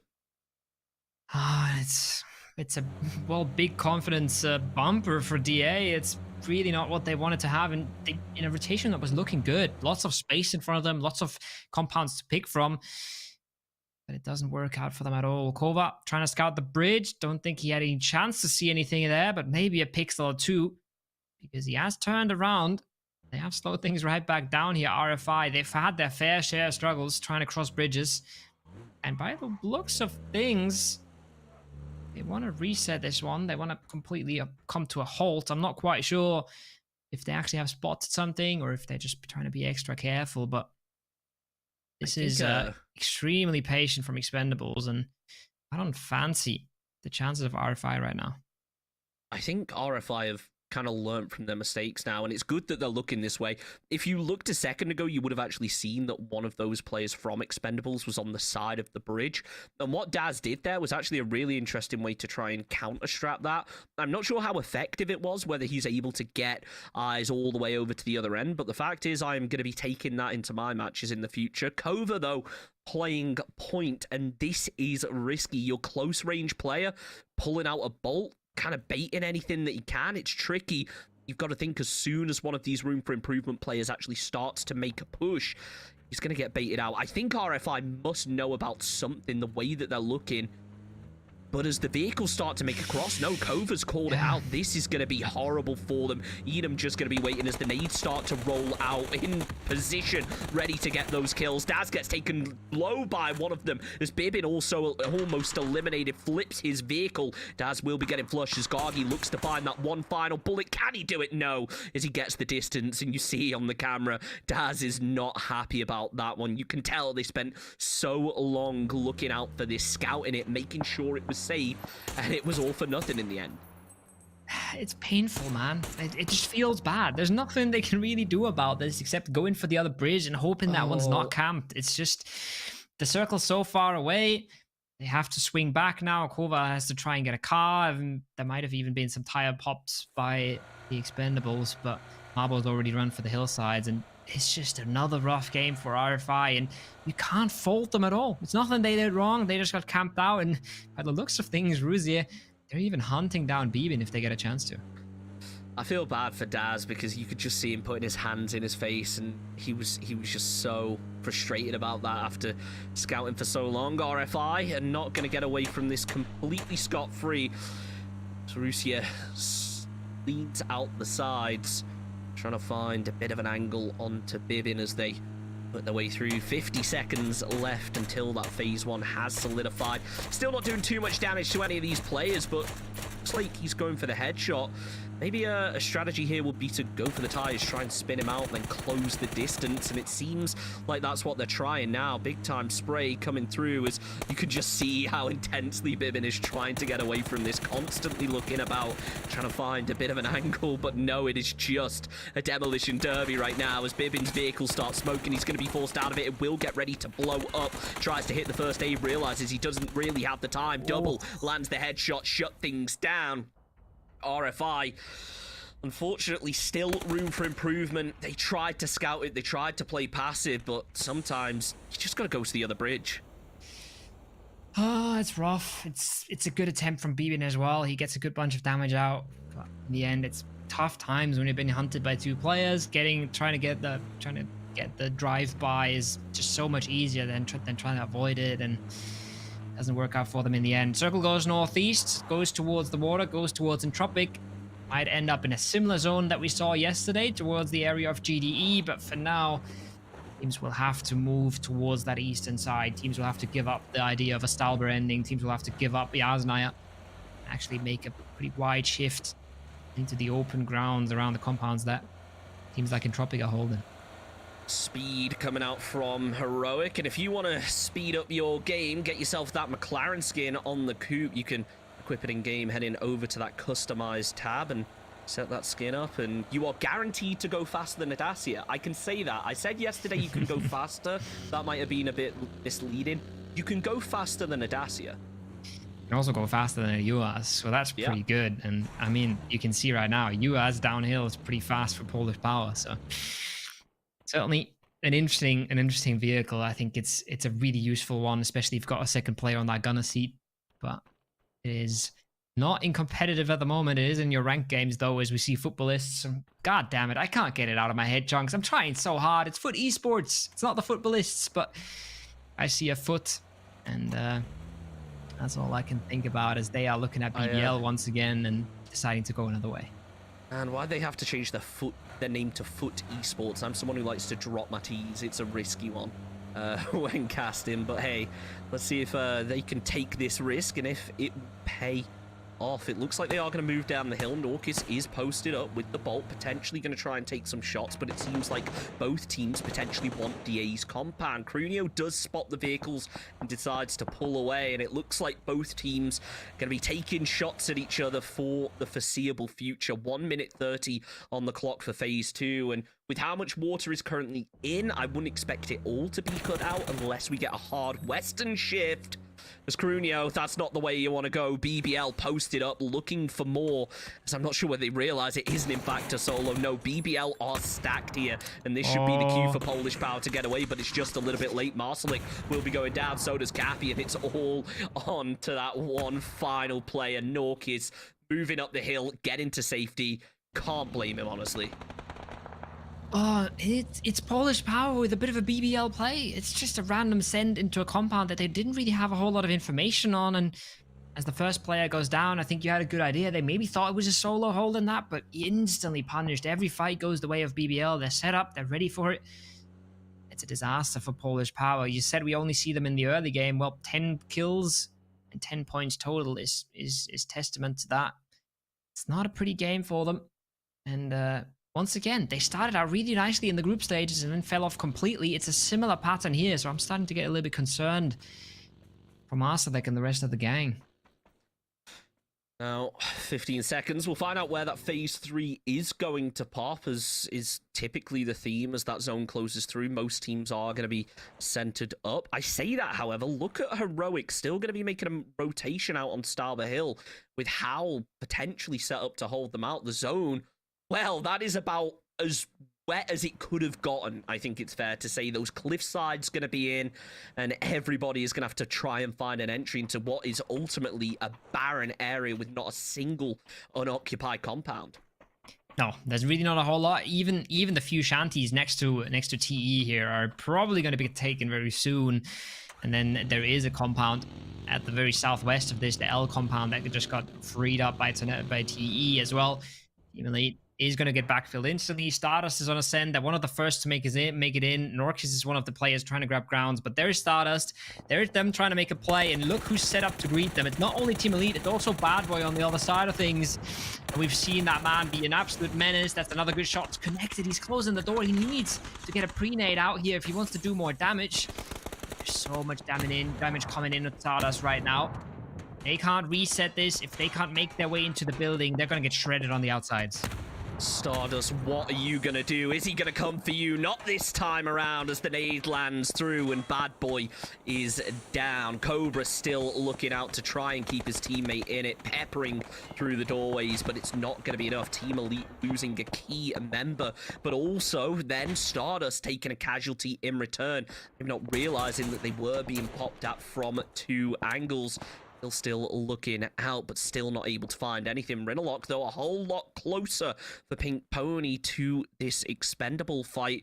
And don't forget, this is a squad who have kind of been in and out of fights for a couple of minutes now and yet to take a casualty, but if this nade comes through, that could quickly change. It bounces close, but just a little bit far. The second one works together, though, and that's every player from Expendables taken down to low HP. Gargi, the first to fall, but certainly not going to be the last at this rate. Double follow suit. It's Idem and Arusi who is still standing. Rinalock up over the top using that scar to find the opening. Idem goes down. It's only a solo left. They're all out of nades though. So if Pink Pony want to push this, they have to expose themselves. Before they do that though, Hakatori has to be the priority. Get that revive as quickly as possible as the smoke is the only thing there. Pink Pony are backed off of this, potentially giving away 3 points. It's a big knock that they get on Hakatori. If they don't get that knock, they would be dead already. It's RFI now, ironically, coming in on south this. They're looking to punish Expendables for all the pain they've inflicted. No. That nade is perfect onto double. That's a double kill on double and Gargi. It couldn't be more of a revenge story for RFI. But look at Marvo. Does he have any idea about what he's dealing with Pink Pony here? Damage comes in from the side. They've got to be so careful. Kova instantly knocked down. Oh, it's not pretty for either of these two teams. Marvel last one up. Expendables completely eliminated on the south. And as we've seen Heroic struggle a little bit on the north, we'll see BBL going for another send. It's crazy times because it's the hardship for Circle 4 coming on in. And there's so little ground to be playing with. RFI were third-partied by Pink Pony. They're able to eventually get the points they wanted. BBL make themselves the crash, as you mentioned, but losing Denderlost on that rotation. The RGL, arguably the player that you want to die, if anything. He can be there making the calls, watching all point of views, and then hopefully leading the charge for the team. T-Bone going to be looking out, sees a little bit of movement down below. The final player for Heroic, not a single kill on the board. This is a team that were a favorite coming into things, and currently with their position down in dead last after 9 matches, I can't imagine that changing anytime soon. It's rough as well. They even got 2 placement points and still only amount for 5 total. It's really disastrous for Heroic. I said there was question marks next to them for me, and it's really showing why, and not the day that they won it. Sure, they have 9 more games to try and correct it, but it gets harder by the second. Now the breach is there onto TE. They've lost Bad Boy earlier. The utility is good. Dead gets one back, but it's bleeding out as it happens. Cobra has a really good angle on that nade, but gets knocked from afar. Woxy, he avoids all the damage on that car. Somehow he's got to get away with it. It's about to blow up. Run away from it. And oh, it's another car going absolute haywire. How is Katie alive? I don't understand anymore what vehicles do in this game, Chunks. Oh, no!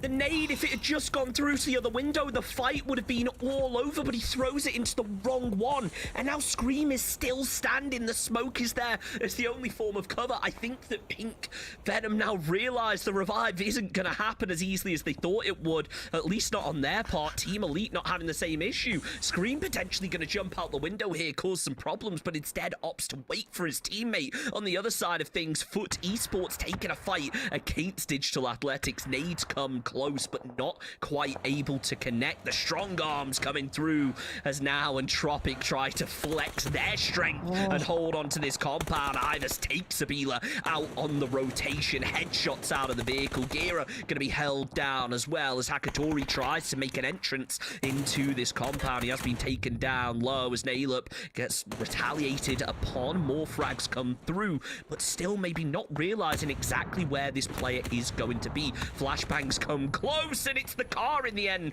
that nearly finishes off the job. Hakatori finds a trade onto Nailup, however, and it leaves 3 Pink Pony players still standing just about. Flashbangs coming through as Entropic try to salvage this. Hakatori just has no info on where these players are, but the flashbang will certainly help. So good. But he It's doesn't such a good peek off of it. flashbang. He peeks too late as now Pink Pony have control and they have the compound. And Entropic falling apart in day 2, it feels like. Yet another early out for them, following closely by Team Elite. Oh man, I was about to say it's do or die time for Entropic, and it was looking good with the pre-nade from Evas. They get that knock quickly on the board, and then Hakatori with some massive frags and some really good utility usage. That is disaster for not only Entropic, it is disaster for Heroic as well. 2 of the biggest names in this lobby right now are completely fallen by the wayside, and it's a little bit more obvious when you look at Heroic with 5 points, but Entropic started the day on 41. They're on 53 right now. It's not enough for them to hold on to this top 6. It's not enough with so many teams that come back tomorrow to play, and they're not going to be here. They really need to step it up on Miramar, and they're consistently better on Erangel as well, Chunks. They're not a Miramar team. They're an Erangel point dominator, and they haven't shown up at all today. Heroic potentially in the same boat if they don't start turning things around soon, except kind of the opposite way to what Entropic have had to deal with. Laser is going to be able to finish up the job onto T-Bone. Heroic eliminated out in 12th. Really rough game so far for them today. Currently sat in dead last. It's not what we wanted to see, but maybe as we hop over to Miramar next, things will start to turn around for them. GDE posted though, waiting on rotation, realizing they are in prime position to hold out these squads, but unfortunately the shots just aren't able to connect. However, the vehicle certainly will, as down goes Woxy. What a way to fall, as Nex about to follow suit. Pink Venom in some serious trouble now, and that'll be the end of them out in 11th. Rough rotation for them to make. Not a whole lot of chances to make it in, and vehicles today have not been kind to the players in them. Norkish finds one on Pink Pony on the eastern side as Sarvim trying to make some sort of move towards BBL. They want some playing ground. They want something to be able to flex out of, and they're in between 2 teams right now. One of those teams is Howl, and they are lining up GDE. 4 kills, 5 kills. They're counting them up, and they're still in a position to take more. We've talked plenty about them in the break after the last game, but they've been quiet so far, Chunks. And now they're looking to put their foot on the gas, and this is the fight that they can easily third party. This is Sarvim versus BBL, with Howl just standing and looking over the shoulders from the west, Footballists from the east. Whoever wins this fight gotta win it cleanly, and then gotta win it quickly. So now, Sarvim Esports spotted from behind. They are going to have to reposition on this. The Molotovs go up high. Little do they know that it's Sarvim actually swinging down low instead. Olseng going to be able to take down one, but Western quickly there for the trade. GDE out in 10th, as it looks like another BBL player also going to be falling. It's Sarvim in the end who do get eliminated. Smash there yet again, clutching it out, but now he's getting pushed in upon by Foot Esports. Does a lot of damage onto Iro, but ultimately he falls to Western. Foot Esports getting more kills on the board, and more importantly, at this point, remaining 4 players up, which is something that not many squads have the luxury of. It looks like, though, DA are trying to deny that as Western throws out a flash. Yeah, and it's exactly what I thought was going to happen. It's not only DA pulling up from the eastern side, it's also Howl sweeping over the hillsides. And right now, for Esports, they don't even know that just yet. They don't even know that Laza and the Mad are ready and waiting for it. The more knocks come out, especially knocks towards Foot, are going to be another signal, are going to be another dinner bell for Howl to try and sweep on over. So far, they've been conservative. They haven't really been sweeping entirely, but as that flush comes through now, surely it's time for Laza to collect. You can see Schofield as well there. They're getting the angles. They're getting ready for it. Oh, it's a missed shot. It's a good retaliation from Lyran, barely keeping Foot in this.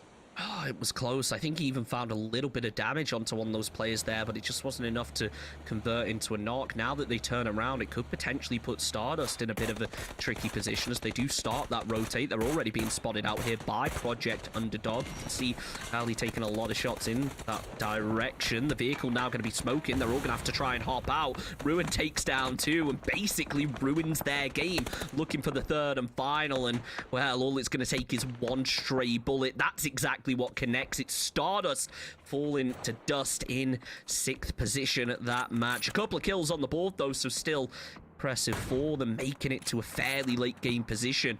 Pink Pony, though, can they impress with the AWM? Not this time, but now that Western's pulled up, it will potentially make the target all the more accurate and easier to spot. A lot of pressure coming out from Pink Pony right now, but numbers are not in their favor. And take a look at Norcus as well. He's still alive in that shack. He's been peeking out every now and then. I think he even took a kill towards Pink Pony at some point.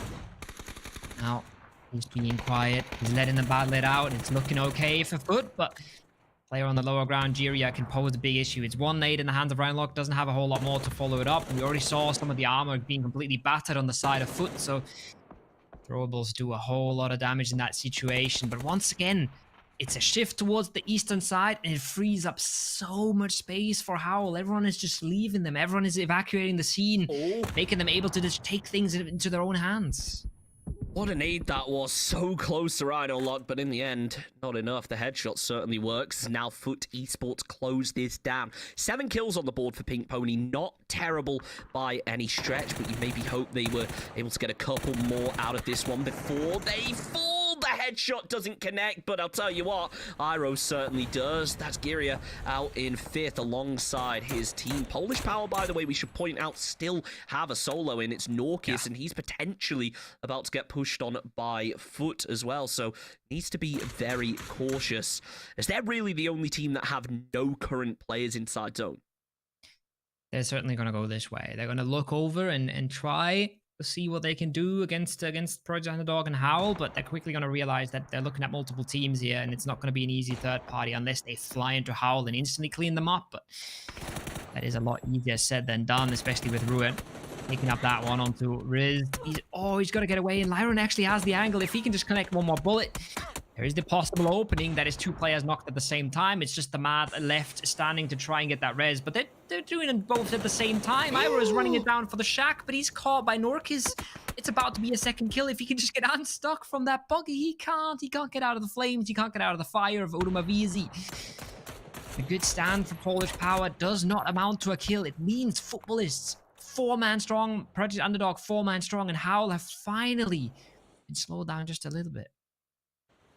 1 minute on the clock now, as it just becomes a waiting game to see where that phase 8 is going to end up. Obviously, being our final circle, wouldn't expect many major differences, as Foot Esports doing everything they can from this high ground position, just laying down fire, but they need to be a little bit more conservative when it comes to that ammo usage. It feels like so many times I've mentioned it at the end game, and it feels like it's only a matter of time until one player makes that mistake. Rise, though, beautifully done onto the Mad with the bolt, finishes it off with the Groza, as Ali also going to be trying to find an opening. Project Underdog 4 kills on the board. If they can find an opening onto Foot, you have to think they'd be the favorites to take this game, purely based off of their position inside zone and the amount of it they currently have under their control.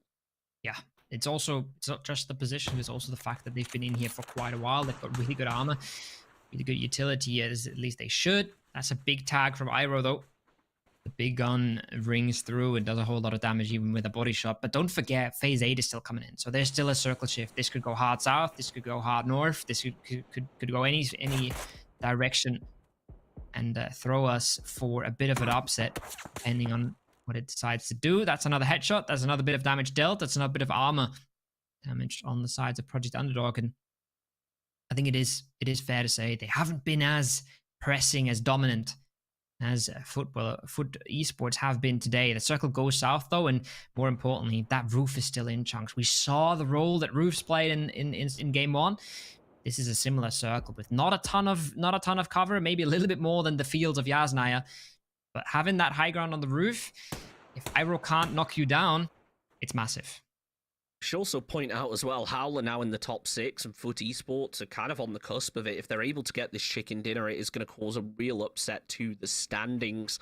As Project Underdog have a bit more of a distance to climb and really not too many games to do it in, this game really is important to them. They're not going to have really another shot like this with 4 players up at the end of the match. You can see Rise still looking out with that Mosin, trying to spot the prone player as Laser starts to make a move. He does spot the Project Underdog player out in the open, but it doesn't get connected with, and instead is able to get down to some cover, this time a little bit closer to the zone, and could potentially buy him a couple of seconds as Project Underdog now finally open up onto Foot Esports. It's Iroh who's the first to fall. Laser, a matter of seconds till he has to go for that peak. That zone is closing in on his back, and it looks like instead he's just going to opt to deny this time. 4 versus 3, and it doesn't look like Foot are going to be getting Iroh up anytime soon. Oh, and that's big, but look at that spray. It doesn't connect. The Groza, it's massive close range, but on that range, it's not that strong. Fragger, big trade for him. Brings numbers back in favor of Project Underdog. We said they weren't as convincing. They weren't looking as hot, but this fight, they've been able to trade at least equally. Now, I mean, he's caught in the open. It's easy sprays for Alia, even if it's not as clean as it could have been. It's massive for Project Underdog. They are putting themselves in a position to win this game. They've got all the angles on Western. He's holding up behind a tiny rock. He doesn't have his head to peek on out. He finds one, but it's still a massive 1v3 for him to close out this game, and the angles are so good for Project Underdog. Sees a little bit of an angle onto Ali, and well, it just isn't enough. The mini 14 shots come through. Project Underdog maybe have to change their name if they have another performance like that, because they put themselves in a very good position now to go on and springboard into their final 3 matches, but it doesn't guarantee everything with the position that they're currently sitting in. Sure, that chicken dinner was great, but there's still a long way to go to make it. The big impact is that Foot doesn't catch up to Howl, because they would have with a win, and that's crazy because we've been mentioning them here and there, but we've been impressed by Howl so much we forgot to talk about Foot Esports, who've really come to play today as well. And like you said there in that end game, both of them already closing in on the top 6 with just 3 games played is scary prospects for the teams like a BBL, like an Entropic, who aren't really consolidating themselves at all here and aren't really putting themselves in comfortable positions for the rest of the games. It's going to be a tricky one as we hit that halfway point. Let's head over to the desk, break down what happened in Erangel, and potentially give some predictions for Miramar. Thanks, Chunks. I mean, what happened in Erangel, Froz? Not a lot, but not really. There was lots of stuff going on. That was an insane game. What did you think about that? No, it was a great game to see, of course. A little bit unexpected circle to begin things with, going all the way up towards Sauber, but also with that kind of hard shift on Circle 2 already, it started to become a lot of trouble for a lot of the teams. And we saw a lot of teams struggling on the edge there, a lot of teams trying to figure out, okay, how do we play this one out? Because there is so few actual spots to play from, and they're all going to be taken from an early stage in this one. So yeah, a lot of teams struggling on this one. Great to see Project Underdog grab himself a chicken dinner as well. Saga, how did Project Underdog grab that chicken dinner? What was it that they were able to do in that final fight that secured it for them?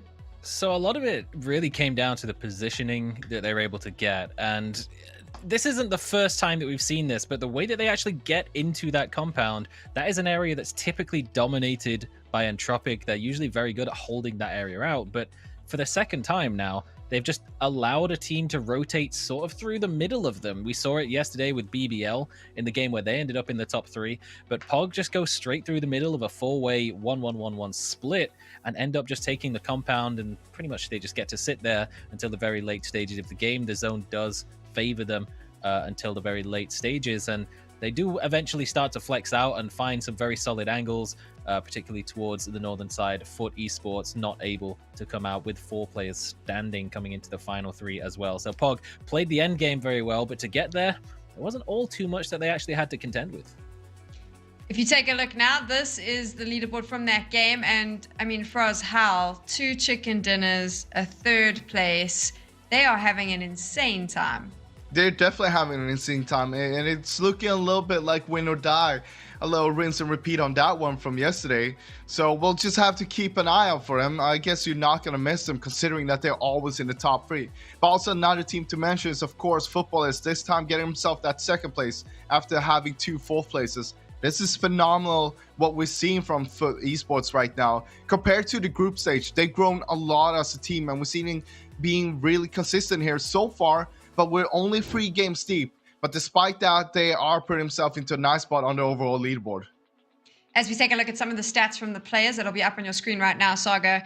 It's the question we have to ask because of who the team is, but what exactly went wrong with Heroic in that last game?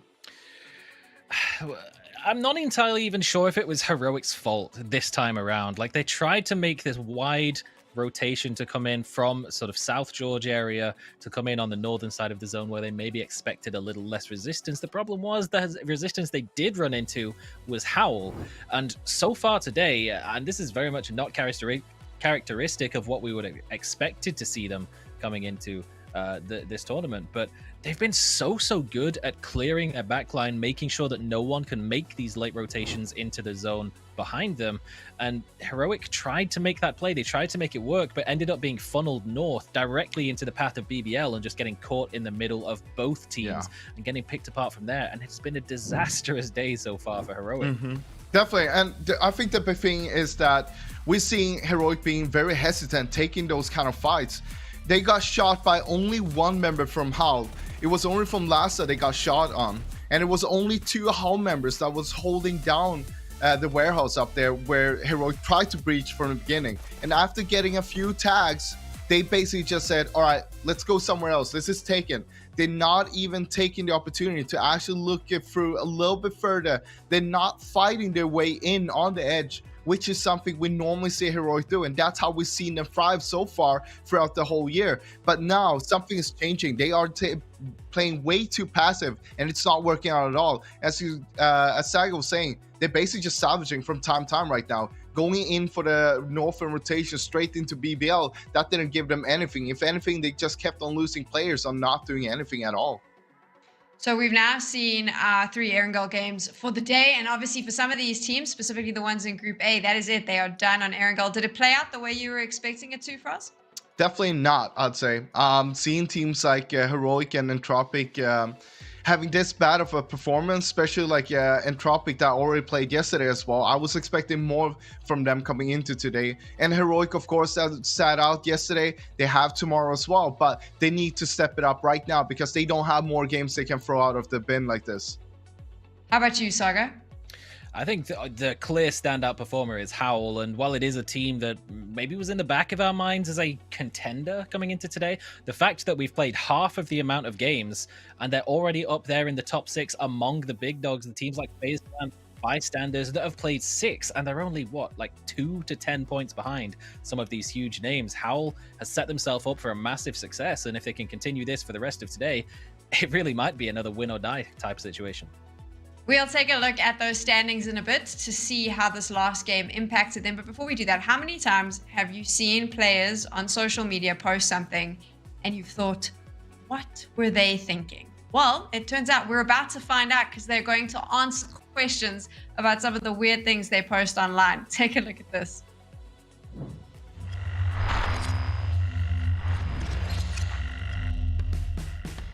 Hi everybody, Jorisar here, and today we're going to take a look at some social media posts by our PUBG stars to get a bit of a glimpse into what life is like when they're not locking horns in competition. Let's take a look. We're going to start with the social post here that I think, shall we say, is highly emotional.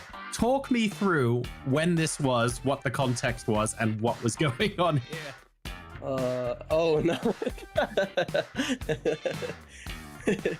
This is at I think it's at PGIS in the bathtub and I'm just trolling around, putting on some filters. It looks more emotional than it is. Be honest, mate. How long did it take you to make that? Was it like 20 seconds? Yeah, it was like 20 seconds. I don't even remember putting this on Twitter, but I guess it's out there. Do you remember sort of what the context was in the tournament, like where you were at and what happened afterwards? I think this is probably like we had a bad day or something during PGIS, and I just posted this after the day. When was this and what's going on? This is back in 2013, 2014, I think. This is taken from Bali. I was there for a holiday for 1 month, so this is, I think, one of the surfing lessons I took in Bali. So this is back then. First of all, you look exactly the same now as you do back then. Just pointing out, you literally don't age. But also, did you successfully learn to surf? Because this is only evidence of a surfboard on a beach. What was the outcome? Outcome, it's super hard. I couldn't like, no. I couldn't like only with my knees on top, not like properly surf. It's super hard. Yeah. Maybe we can go back there with your winnings from PCS7 and you can, you know, practice the second time. Hopefully. This one definitely requires a little bit more explanation. The context and what was going on before and after you posted this, for sure. Talk us through this one. That is me after winning. I'm not sure what week. I think it's from us winning week 2 at PGIS in South Korea. That is the facial expression I made, and I know that the picture on the right is from like a famous painter, Edward Munch. Good quiz knowledge. That guy, and the name of the painting is called Scream, or Scream, I guess. And just to clarify, that facial expression you're making is after winning, not after losing. Because you could be confused just looking at this going, what just happened, right? This is a positive thing. Yeah, that's a positive thing, yeah. Arkadaşlar selamlar, ben Mustafa Nius Gültekin. Bugün sizlerle birlikte Kodmarko'nun Instagram'ına bakacağız. Kodmarko'nun Instagram'ını yorumlayacağız hatta. Şimdi bir şey soracağım. Öncelikle bu kedi senin kedin mi? Evet, benim kedim. Evet, ben çok fazla özel hayatınızı takip edemiyorum. Maçlarınızı izlemekten açıkça söylemek gerekirse Bünyamin. 2 tane varmış gibi duruyor ama bir kedi var. Muhtemelen öyle düşünüyorum. Bir kafa var çünkü. Bayağı bir kedi. Bir kedi. Garip bir poz vermiş yani. Nerede burası tam olarak? Tam olarak evin neresi? Burası evin pencerenin önü. Uzun bir cam var. Böyle bu duvar gibi cam. Camın önünde yatıyor çantasının içinde. Peki kediye böyle caps yapacak olsan PUBG ile ilgili ne söylerdin? Burada mı? Kapının arkasında sıkışmışımdır tarzı böyle. Ya bu ya. Tam bu. Mermileri dojlamaya çalışırken girdiğim tip falan. Teşekkür ederim. Sevgili PUBG severler, izlediğiniz için teşekkür ederiz. Kodmarko ile birlikte fotoğrafları yorumladık. Kodmarko'ya da çok teşekkür ederim geldiği ve soruları yanıtladığı için. Görüşmek üzere diyorum. Görüşürüz Bünyamin. Sen de kendine çok iyi. Thank you, folks. That was really fun. It's good to see what life is like just a bit outside of PUBG for our players. We'll see you again real soon.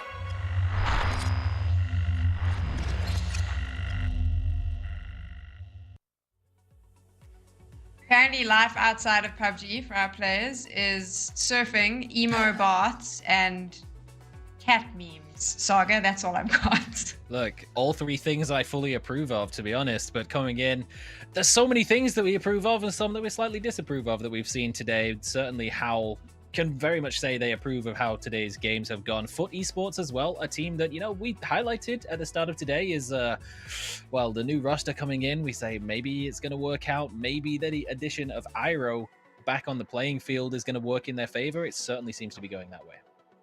I love how professional you were there. You just completely focused right in on the standings because you knew I had to call them up. Nice job. Look at us flowing like this. We are going to take a look at those standings now. Halfway through day number 2, 3 Erangels played. This is what it looks like. And I mean, for how Saga said it for us, but we'll say it again, they're in the top 6 and they've only played 3 games. Yeah, that is interesting. But what's more interesting is they're only 2 points away from the 4th place as well. I think that kind of tells the story a little bit more because they're definitely going to get 2 points in the upcoming game. Like, they don't even need to break sweat to get there. So I think that this is going to be real tough for a lot of the teams, even if you're in Group B and you know that, all right, we had a good day one, you know, but still a team like Howl being able to put themselves up there. You already saw the performance from Win or Die yesterday. And this is looking grim because if this kind of continues, that means that Win or Die and Howl is already taking 2 of the 6 spots that we're gonna have here, and that's gonna make it super rough for a lot of the teams. They're so stacked towards the top there, so many good teams, and then you have teams like Foot Esports and Pink Pony that is pressuring that as well, coming in there really strong right now. And I really hope that we can still see the performance from all of these teams in Group C doing the same thing when we go into Miramar as well. I mean, this was going to be my next question, and it was specifically about Miramar, but I'm going to change it up a little bit, Saga, before we go into that. You mentioned this where you said Entropic, well, Howl was able to catch up to Entropic in 3 games, basically almost getting a 1 point away from them. And Entropic, they have had 6 games to get there. I had to do maths in my head really quick. Everyone knows I'm not good at maths. I mean, what is going...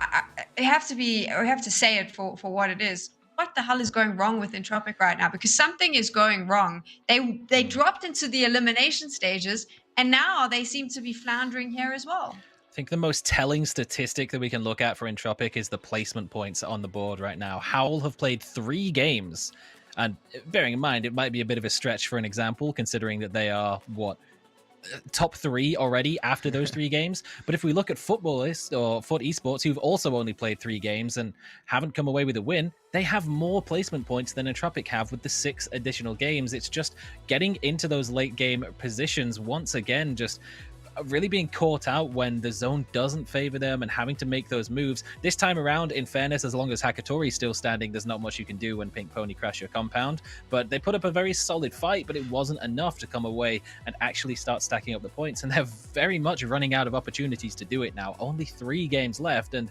Entropic, previously, if we think back to the group stages, their Erangel performance was top of the group completely, and their Miramar performance was where they lacked. This time around, that is a worrying sign coming into our final 3 games for Entropic.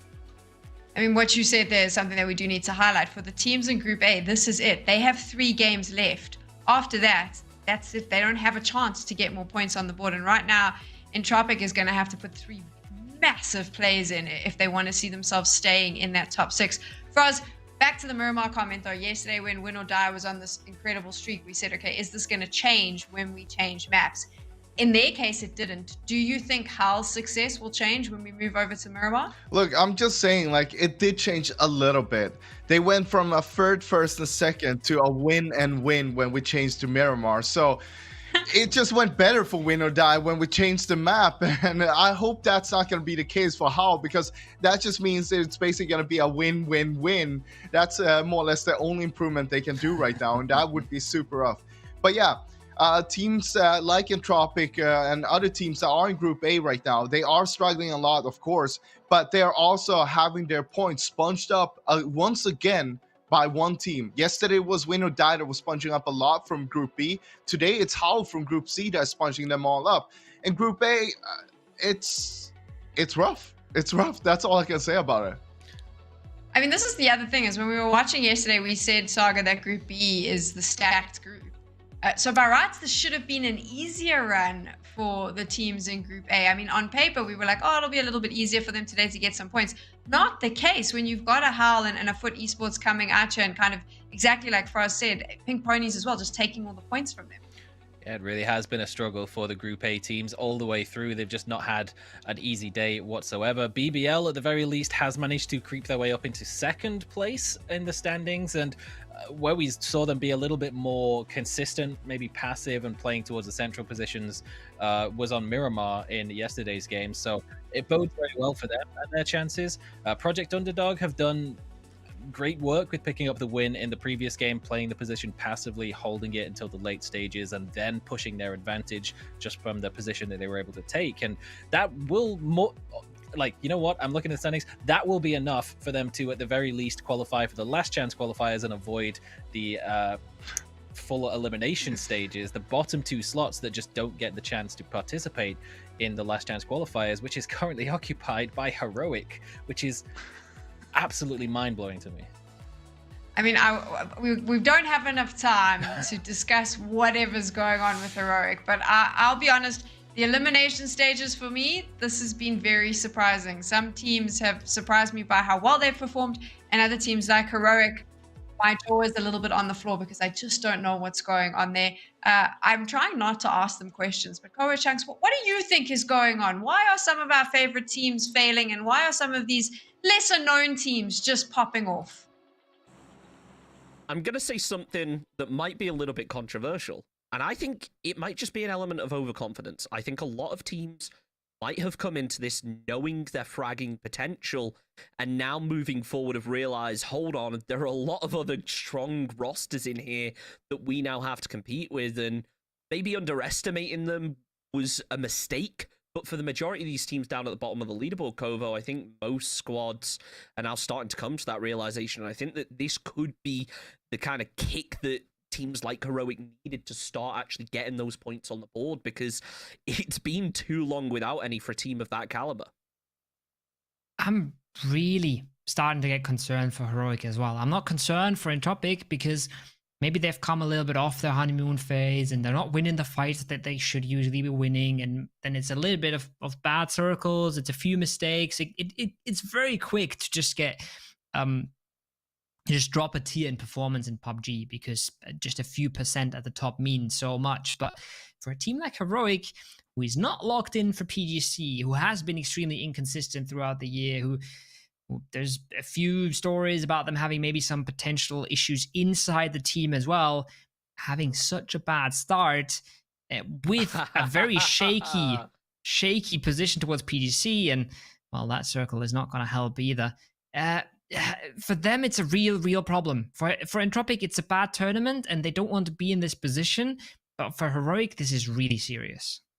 This is rough. I mean, this is a bad zone, I'll be honest. I mean, look, it wouldn't in of itself be a bad zone for these teams if more of them had just landed up to the north, or if maybe it was a more northern plane. But because of how it's gone, there are teams all the way down to the south, specifically Entropic and Heroic, that now have massive rotations to make. And I know we touch on it all the time, but for anyone who's maybe just watching the first day of PCS so far, is this map does not lend well to rotations. It is very tough to rotate on. It feels like every rotation that needs to be made has to be done on a road, just because those hills are really hard to try and traverse, and it's not feasible to go 3 kilometers through the hillside. You are going to have to come through choke points, which a lot of the time are kind of valleys on this map, and teams have high ground and compounds on you. So it's going to be very brutal, considering there's 3-4 different routes that can be made into this. The majority of teams, if I had to guess, will probably take 2 of them.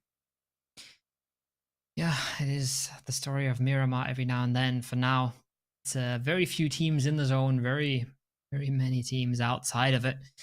Sarvim Esports have taken Pachinki Picaro in this lobby, as it was Expendables yesterday, and well, so far it's not really paid off for them. It's also something that Des touched on, is something we've been ignoring so far, is it's not only about that top 6. Yes, that is the big story, but there's also the bottom 2 that get eliminated. And if you're a team like On Grind, for example, if you're a team like MTB, you're happy that there's other teams really struggling right now. There's a team like Stardust with only 12 points, and that there's massive favorites like Heroic still down in the bottom there, giving you a little bit more of a breather and a little bit more of a chance to hold on to your spot in the last chance qualifier, have another go at it. And worst case scenario, even if you don't make it, playing more games, you're getting more exposure, you're getting more practice on the top level as well. This is something that we haven't really talked about at all, is for a lot of these teams, the chances of making PCS finals are very slim, and this lobby is maybe outclassing them slightly, but it's a massive amount of experience that you can get yourself, and it's not comparable to anything you can achieve in practice, playing at the top level, playing in these lobbies with some of the big dogs, and that is nothing to scoff at. And there is very good reasons to try and stay clear from that bottom 2. There is something I find really interesting, and we might have to come back to it in a minute, because GDE could potentially be facing a crash. Instead, though, SRM going to just head all the way past, not looking to take this compound. And something interesting I've noticed is, if we actually were to take a look at the leaderboard based on the days, if we look at yesterday, A versus B, it was very top-heavy towards Group B, and obviously Group A were able to put up a lot of points, but here today, it's Group C that have really taken the lead on things. Sure, BBL, in terms of today's leaderboard, are sat in 5th place, but they're actually the highest ranked Group A team in the leaderboards as it currently stands.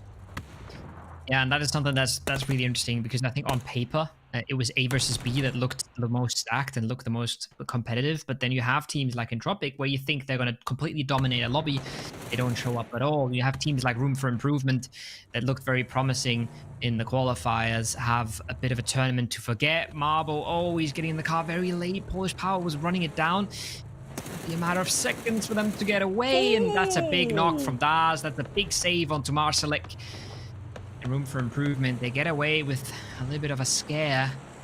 No more permanent damage done, and they, from a position that looked very good for them, they now have to shift into a compound they don't like to be playing the game out from, but at least they're playing the game as 4. That was a tough one for RFI right there, but to be able to get the knock, very impressive. Sure, they didn't convert it to a kill, but losing a player is arguably worth... Sorry, keeping a player up is arguably worth 4 kills at times. You know, that difference that one player can make to a team is... It can't be kind of put into words at times. It is so essential to have that 4-man. And sure, you can go on, you can salvage points as a 3, but just having that extra player is... It's so valuable. You cannot go without it. And if the option comes between getting a point and getting your teammate back up, look, that teammate can go on and get 3 points in this match. So it's about finding that balance. And I think to be able to disengage from that was very impressive. If you want to upgrade your skins, though, from some of these boring, plain skins that you're seeing right now, you got to make sure to buy some of those PCS7 skins, because remember, 30% of the proceeds will go directly to the prize pool and to the teams. So if you want to support out your favorite teams and you want to help contribute and make PCS even bigger and better than it is, that is the way to go about it. Project Underdog looking for some big shots of their own. A little bit of damage onto GDE, and I have a little bit of a correction to make. I saw some people taking offense that I was saying these skins, they don't look all too bad. We have to realize I am German. This is about as excited as we get about something cosmetic and aesthetic. I think that is about the highest praise you can really give anything. You come from my country. GDE are in trouble here, Chunks. They have made a send. They've been split up completely. They're losing numbers. And, well, it's from a really solid performance every now and then. You always go into these games for GDE where they can't seem to get anything going. They're lacking the consistency right now. And just 2 members up. Kill still, yeah, he has some information on Sarvin, but how much can he really do with it? Well, that's a headshot, but now he's got to be careful because he's going to have a lot of eyes in this circle on him. And oh, he taps him out. Nice. Nice conversion. Gets the kill as well. Good point. And once again, it's always been kill still performing for GDE. It's just that as a team, they haven't really been able to perform. No, it's been tricky, hasn't it, finding that balance, because it's all well and good having 1 or 2 players that are able to get a load of work in for the team, but you have to find the balance between someone who is kind of a good IGL role, someone who can maybe play more of an anchor, and then having those fraggers that have a bit more flexibility with the roles they play. Obviously, if you're a jack of all trades, that's even better, but it seems like that might just be the case with GD. They haven't found the balance in terms of the play styles that they're wanting, but they're certainly trying their best to make it work. Killsteal, though, going down is going to be a big problem for them, as it looks like he will be getting eliminated. It leaves GDE as now just a solo, and I'd be shocked if Iceboy even attempts the revive here. Oh man, tough times for GDE, tough times for Iceboy being the last one up, as the circle is slowly but surely closing in. Project Underdog happy about every point that they can grab. They've had a day 1 that was not what they were expecting, not what they were hoping for. They've been able to step up there a little bit in that last game, pushing themselves close to the top 6. Another team that's not really expected to contend for a final slot, but pushing them close to it, making sure they stay clear of the bottom, and also another pop-off performance could mean them sneaking into a top 6 spots. And you never know what's going to happen tomorrow. There's a lot of teams that could still falter and could still struggle. A team like the Fellas, for example, they looked really good yesterday, but already been surpassed by Howl. They're getting crept up on by footballists who've played so few games. And there's a lot of things on the scoreboard that can still happen, and maybe a bit of a wake-up call for Entropic. It's a classic Entropic kill. DMR's on long range. They haven't been able to confirm it just yet. need to be careful. Howl, equally so. They've taken a casualty, and look, they've put themselves in a very good position going forward into not only tonight's games, but also looking at tomorrow. But they don't want to let that slip. They want to lock themselves in day one in the same way that almost Win or Die have. Or not to cast a curse them. That's not to say that they're going through to the final just yet. I'm not throwing that curse. I'm not being the reason that Win or Die don't make it, all right? I'm just saying that in terms of being comfortable, you want a point buffer, and that's something that Win or Die have been able to do extremely well. Howl need to try and do the same, but as they lose players to Entropic, it's actually a 2-point per kill if you think about it, because not only are they denying a player below them, they're also getting that extra point on top and building that buffer further and further. Yeah, it's arguably even more, because if you think about how much does one Howl player get in points per game, it's probably above 1. But one thing that I wanted to touch on as well is Howl, in their qualification stage, in the group stages, they had half the points on Erangel that they got on Miramar. Yeah, they got, what was it, 49 points, 52 points on Erangel.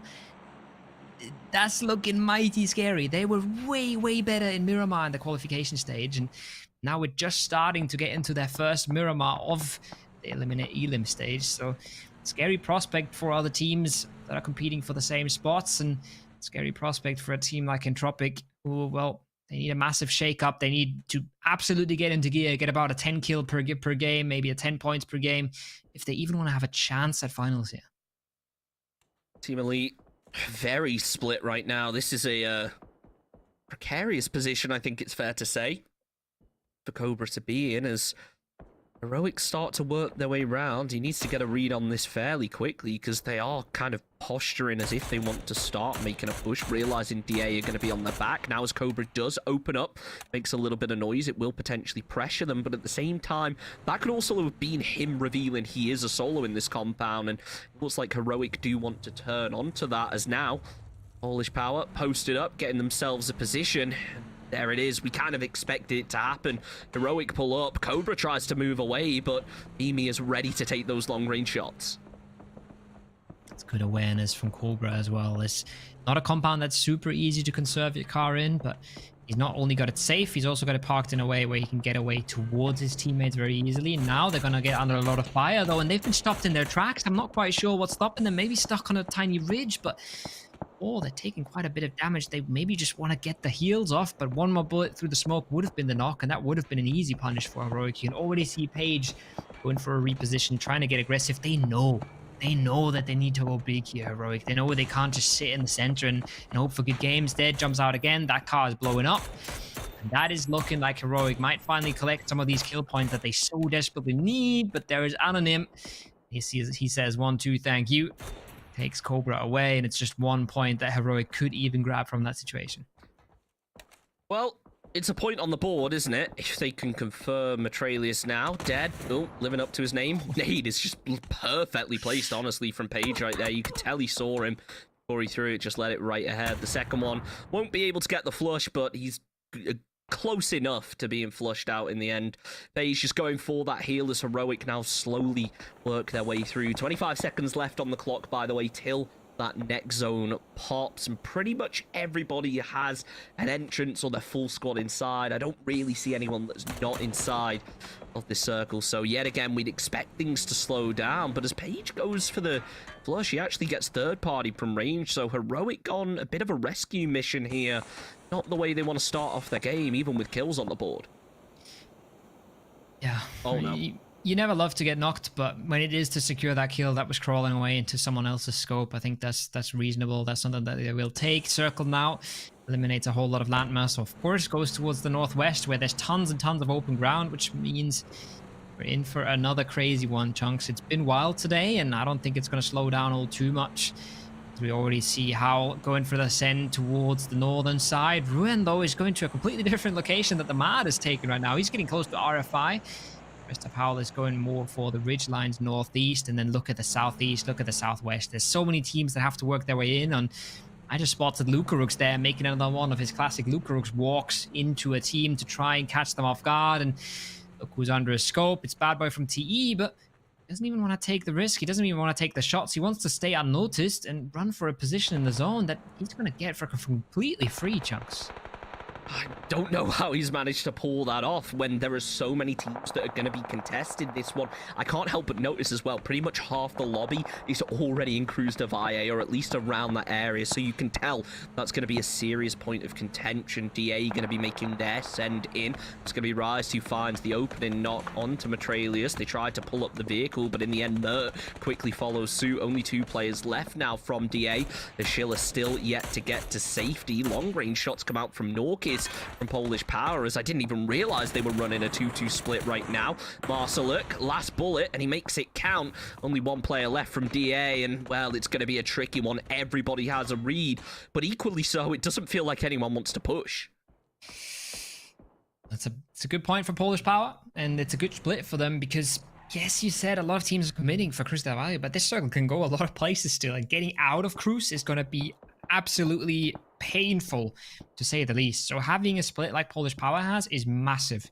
Gives you access to the town, gives you access to getting out of there quickly and easily, with maybe even some supportive fire from the members that aren't committed to the city. So good stuff for Polish Power. Interesting stuff still on the south for teams like Heroic, and then on the hillsides we can get a glimpse there of Entropic, who are getting walked up on by Expendables. So another obstacle they have to overcome, but once again, they stay clean in their fights. If Entropic do Entropic things, that's maybe what they need to get back into this tournament.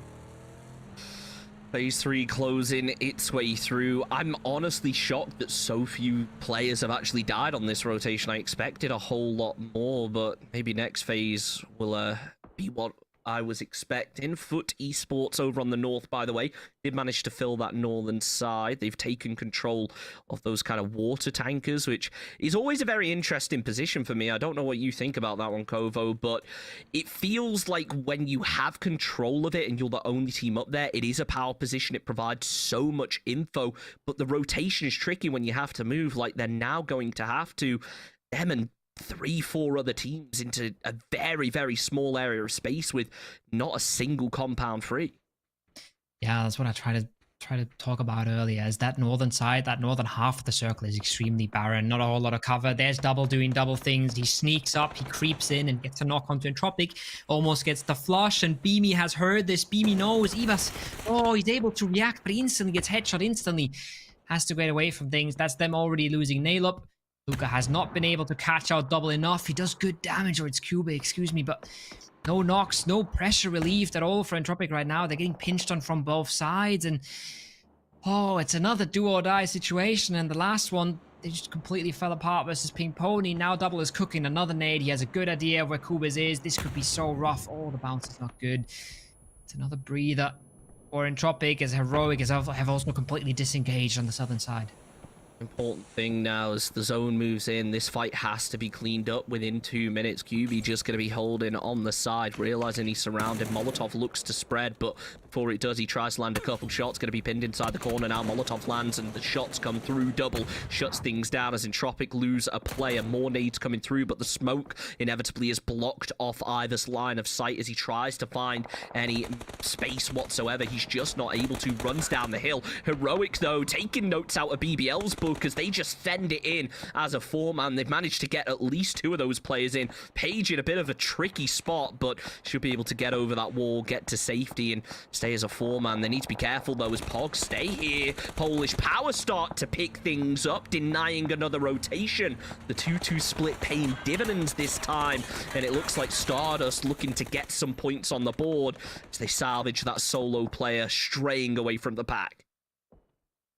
Very, very important point if you're Stavrum as well, but this is the bigger story. This is Entropic still getting pushed upon, and Ivas, he doesn't get stepped on by Double, and that means that Expendables are going to get away from things, leave Ivas alive. He'll have a chance to group up with Lucarux and at least play the game on from there, but he also doesn't get a free kill, which would have been nice, considering how little Entropic have been able to get going. You touched on Foot Esports on the north, and them getting a lot of space, especially by Stardust, moving further into that southern dip where we just saw them pick up a kill. It means tons and tons of space for Iroh and the rest of the crew, and they're now starting to put that to use, putting good damage into Pink Pony. We haven't really talked about a whole lot today, Chunks, but they've been putting on the board consistently as well. It's one of those squads that they kind of leave things a little bit later on and then step up to the next level. And I think that's something I'd hope to see from them again. DA with that final player. Unfortunately, it is no match for Howl. The Mad is there to shut things down. And DA now in a very tricky position, all the way down to 12th, with now only 2 games left to play.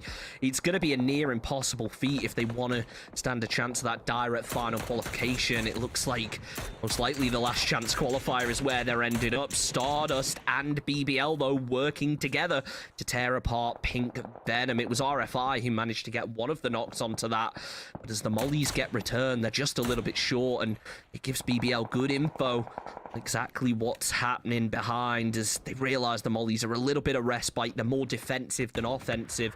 They can turn around behind, see what's going on, and they'll get rewarded with a point for doing exactly that. BBL are getting into all sorts of fights at the same time here. That was some long-range knocks onto Pink Pony, and it's looking rough for them on the northern side. On the western side, we've seen an interesting rotation as well, because if you look at this town right now, there is no Polish power anymore. They've grouped up and they've shifted out of the city just as we expected it. As the circle has a tendency to leave the city, Polish power have completely dodged all of these scrambles that we see right now between teams like Heroic and Project Underdog, who are going to be scrapping for these last few buildings. Football is still dominating on the north. Finally, some fire gets returned, though. It's Nailcop. Nails down Odomavizi. Puts a little bit of damage back into the Turkish team. And now Reinlock, oh, he's looking like a free point for Stardust. And surely they're going to be able to pick this up. I mean, he's got a barrel. Give him some hope. The smoke's come down, though. Stardust around him. Nade's there. It's over. Pink Pony out in 14th position. Look, it's only their first day. They've still got 2 games left. To have as many points on the board as they do is still very, very impressive. Foot Esports start to make the rotation, but fortunately, one player going down to Bibin, and it doesn't look like the revive is coming through anytime soon. Weston also going to be pulling up a little bit behind his team, more of an anchor as he realizes they are going to be getting peppered apart using this car for cover. 12 squads remain, only 4 until we get down to those all-important placement points, but Stendalos gets taken down low. BBL losing a little bit of that information, that high ground advantage they had covering large areas. It really is Smash and Cove Marco who are getting the majority of the reconnaissance done. So getting a lot of damage done. Only 2 kills so far, but lots of damage dealt. Now Heroic finding another team in their way, and they are certainly getting going and looking a whole lot better for Heroic. They're just forcing fights. You saw them bomb into the city. It wasn't smart. It wasn't brilliant. It wasn't thought through. It's just a play where we're going to force things. We're going to be aggressive, and we're going to brute force our way in, and it's working beautifully for them right now. A similar thing for Expendables as they are trying to clear this building with 4 players, and there's 3 from Howl in here. This is just utility galore, but it's actually BB who finds one on Expendables, and counter flashes are coming out. Howl is not pretty sitting in that building. They are trying to get aggressive themselves, but Ruin has just dropped the nade, and just like that, Howl, they've looked fantastic today, but that is them getting clapped away from things. It's Expendables who come out on top. I'm telling you right now, Toby is seething about the amount of flashes that they just threw without pushing. He is so annoyed right now, but unfortunately, it doesn't work out for them, and potentially just spending a little bit too much time on util, not enough time pushing out, playing for trade. So unfortunate there, as now Foot Esports try and make their way through. They were able to get the bleed onto Kova, but Daz is going to be back in the fight. Weston still looking on the edge of that smoke, ready to call the cross or take the shots if he sees so fit. Daz goes down, as now it's all onto Bibin as the solo player, just waiting for a peek from anybody as he hears the player drop down. He's ready, finds the headshot, the sword-off shotgun, not something we see used too often, but we know how powerful shotguns can be in a position like this. Hops in the vehicle, gets some cover, and now it's down to a 1 versus 1. Iroh is back, but can he live up to the legacy that at times he left behind? Flashbangs are close. It could be the opportunity to push, but it looks like Kovo, there's a whole separate fight we're gonna have to switch away from, because that's Heroic wiping out Project Underdog. Bibin just flushed another one out, by the way, with his M4. The shotgun is reloaded, and now he's opening up smokes. The zone closes through, though, and surely he's going to be forced out. He's going to be forced out soon. Iroh is playing the waiting game, but he's already got one of his teammates flushed. On the southern side, you see Entropic as well, trying to make moves, trying to make progress into the town, but Ivas has already been heard by Heroic. He knows that as well. He knows that he wants to move. And as Iroh gets picked apart, BB knows his compound is no longer under pressure from Foot Esports, but he's got another team in his way, and it's the team that was bullying them on the last Erangel as well. It's Expendables. We're trying to hold him from coming into zone. He should be able to loot a whole lot of first aids, but is that able going to give him another placement point? I don't think so. There's not a whole lot in his way. And the Expendables, they're not going to give up looking east. And even if he was to hypothetically get into the vehicle right now, there's no way he could really get out of there. There is the hope Expendables have turned their attention away, though, which appears to be the case because Stardust are taking some shots. And Chop It, though, they can't turn their attention because it's Heroic right next to them. Corexi is going to be getting eliminated as Ibis goes for the peak. It's Double in the end who gets himself the knock. And Crunio who steals it away. It's all down to Ibis as the final player, getting peppered low. And the zone doing a hell of a lot of damage as well. 1 HP, but ultimately denies the points to the zone. So there's pros and cons out of that, I guess you could say. Yeah, but you just need a whole lot more pros if you're in Tropic right now, and don't get that the wrong way. That's not that's not what I'm trying to say here, okay? Oof. Rough times as well for Heroic, who get a few kill points out of that and managed to make it out of the town. Beamy with the Groza is still a threat to be reckoned with, and this is certainly a decent game, but when you've just skipped 3 games with barely getting any points, that's going to feel quite bad. Circle, still good for Polish Power after their rotation earlier. Still good for BBL, who are coming in from the north. Teams like Expendable and teams like Pink Venom, who are on the edges right now, don't have the full manpower, have to work their way in. It's going to get a lot more tricky, especially because once you take a fight with a team that's on your way, you'll have so many other teams just looking over the shoulder, third-partying. It's that sort of Miramar effect that makes it so hard to pick a fight and end it cleanly. And if you're Expendables right now, you're in big, big trouble. Certainly the case. Smash looking for an opening, but yet to find one as BBL are extremely split, and they're going to get punished for it as well. Nades coming over the top. Edom should be finished as Double and Roussier try and move down the hill a little bit further. Emi prepping the Molotov. It's close to EXP as Code Marco just takes down both players of Pink Venom. That actually keeps BBL now as a 4-man if he can go and get the revive. Beamy, though, as the solo tries to peek up, able to get himself an opening knock. Only 1 player to come up against now. It's going to be Double, but he has the rock for cover. The flashbangs are still there as... Never mind, he gets the flush anyway. That's 7 kills on the board for Code Marco, by the way, but 8 for Heroic, and they needed a game like this. Beamy, 13 bullets left in the clip. Through the smoke, finds a hell of a lot of damage, but ultimately can't convert it over. Now it's just a game of ring around the rosies. Who's going to peek first? Who is playing chicken? This time it's not Beamy as he lands the spray, finishes off the job, but BBL follows shortly after. Polish Power versus Stardust as our final 2 teams, and both teams with 3 players up. It's hard to choose a favorite here. Massive for Heroic is what Beamy has just done. That's a 4-point clutch right there, and then it's BBL getting completely torn apart on the northern side of things. Not something I would have expected. I was way too busy looking at the Groza of Beamy there to realize what was happening on the north. Polish Power now, this is the time where they should be coming out of the compound dominant. This is where they should try and seize the opportunity. That's a good opening knock as well. Acuna instantly tapped in the head, though. Is going to make things a little bit more difficult. And, well, numbers are not in their favor.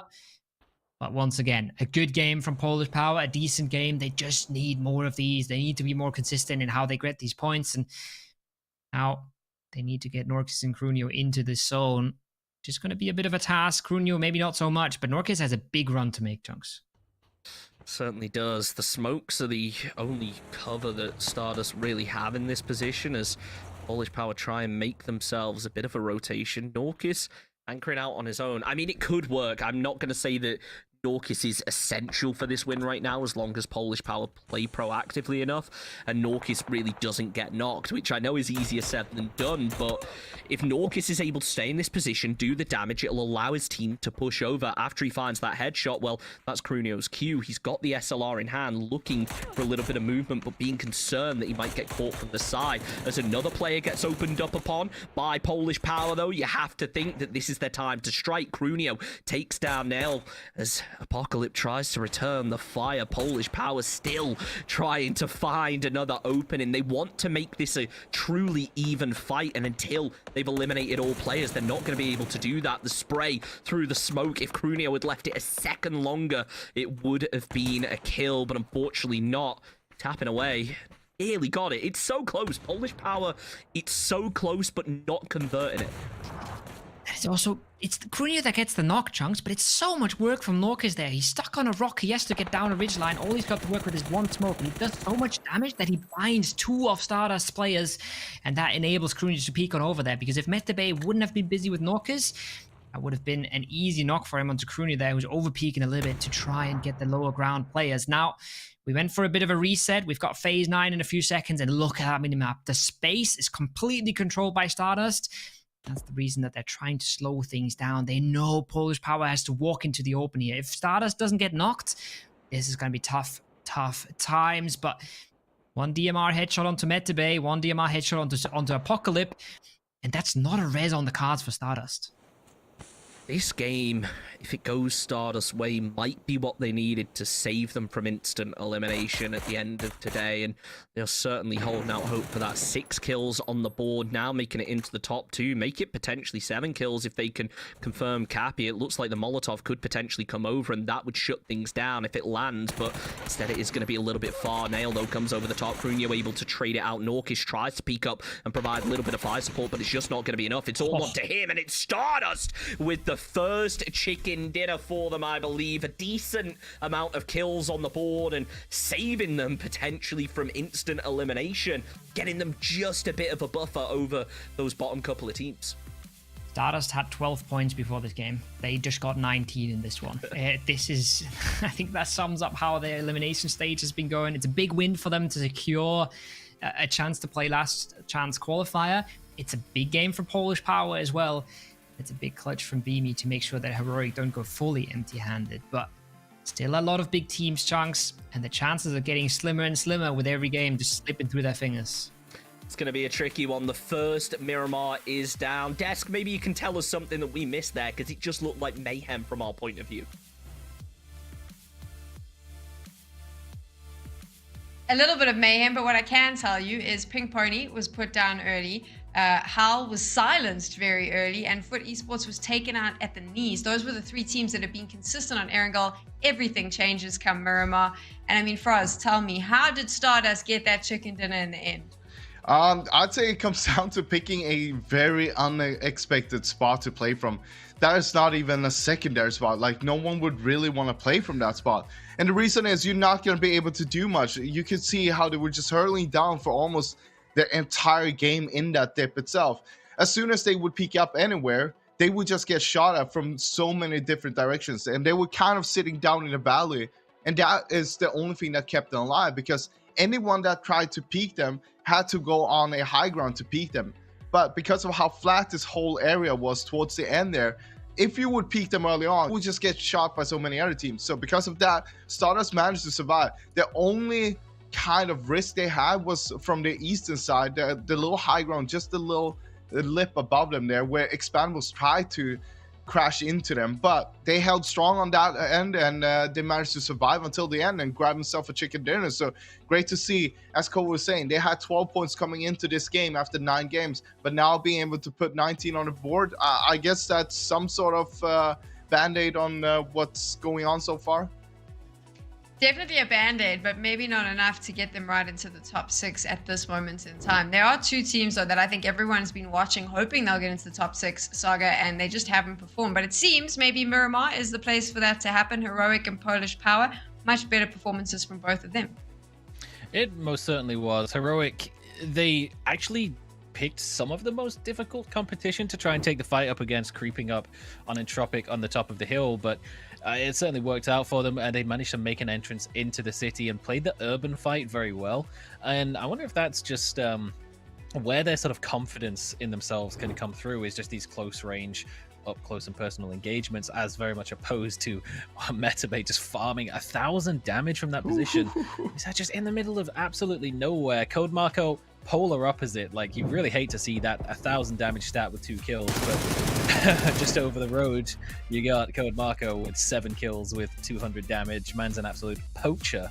But this position from Stardust, it's so weird. If you look at it on the map, it looks like a complete dead zone, wide open no man's land, but the topology just really works in their favor, keeps them covered from the vast majority of Cruz de Val, and BBL were too concerned with dealing with the teams to their south, Pink Venom making the push in on the outside of Polish Power, and that was really preventing them from getting in a position to try and punish it. And when Smash eventually gets in the vehicle and tries to find an off angle, they just turn around and absolutely clapped the entire team. It was great for Stardust with that chicken dinner. They're going to be very happy. BBL, though, like Saga was mentioning with some of them, they've had a far better performance as well, Pros. So this is going to change things up a little bit. It definitely will change things up, and BBL was one of the more successful teams coming out from Group A, so this is really good for them. Of course, they're still chasing getting into the finals. They're sitting in a good spot when it comes to the PGC points, but they still need to make it to the finals. And right now, with that performance they had in this previous game here, that's kind of going to solidify them towards that, but they have 2 more games to go, and they still need to pick up a few more points before they can call themselves secured into a final spot from the elimination stage here. That's important to remember. Half this lobby has 2 games left, and then they don't play again, and they're done. We'll talk about that in a bit when we take a look at the standings. But first, we have a little something for you. Obviously, jumping into the team speak of the teams is always fun. We do have the team speak from Pink Pony, obviously not from Miramar, because wasn't a lot to speak about. They were out pretty soon. This is from game number 3. Take a listen to this. Хорошо, сколько? Ближний второй этаж, ближний второй этаж. Сам не упади, брат. У будки чел, по-моему. Между вас. Между и в На первом поле дал. Справа вышел. Справа в граунде. Близко вышло 2. 2. Один новый.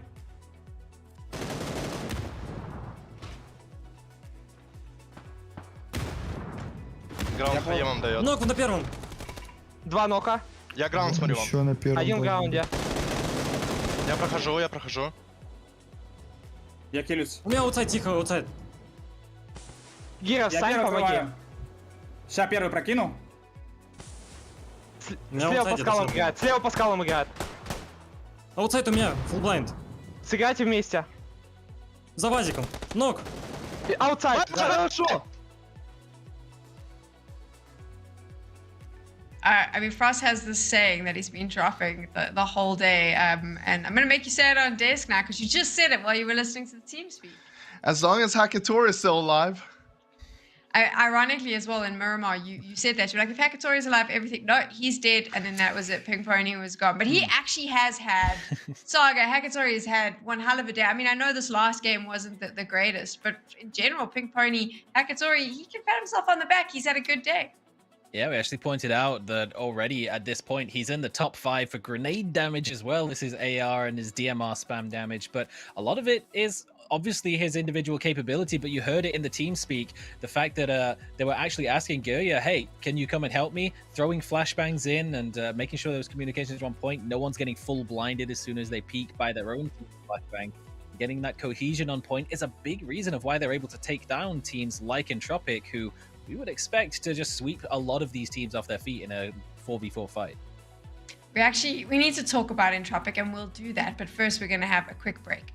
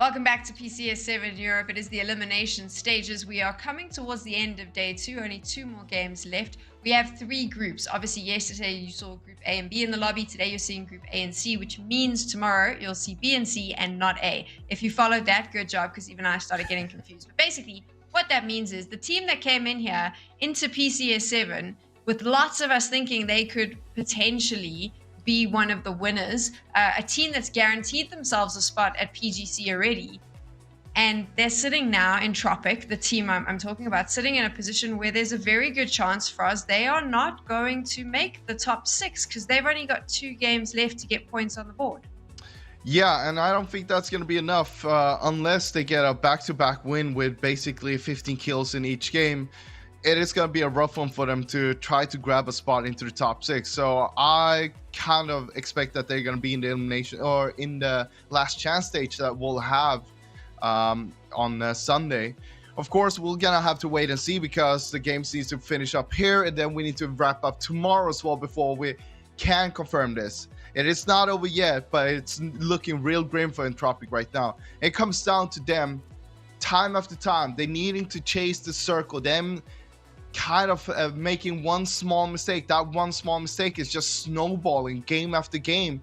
And it's just something small like, oh, they didn't scout out or didn't check the north side once they got to the compound, and a team snuck up on them, got the first initial knock, and then they had the advantage on Entropic, and from there on it just went bad for Entropic, and that's what we're seeing game after game right now. It's not looking good for them at all. That's all I can say.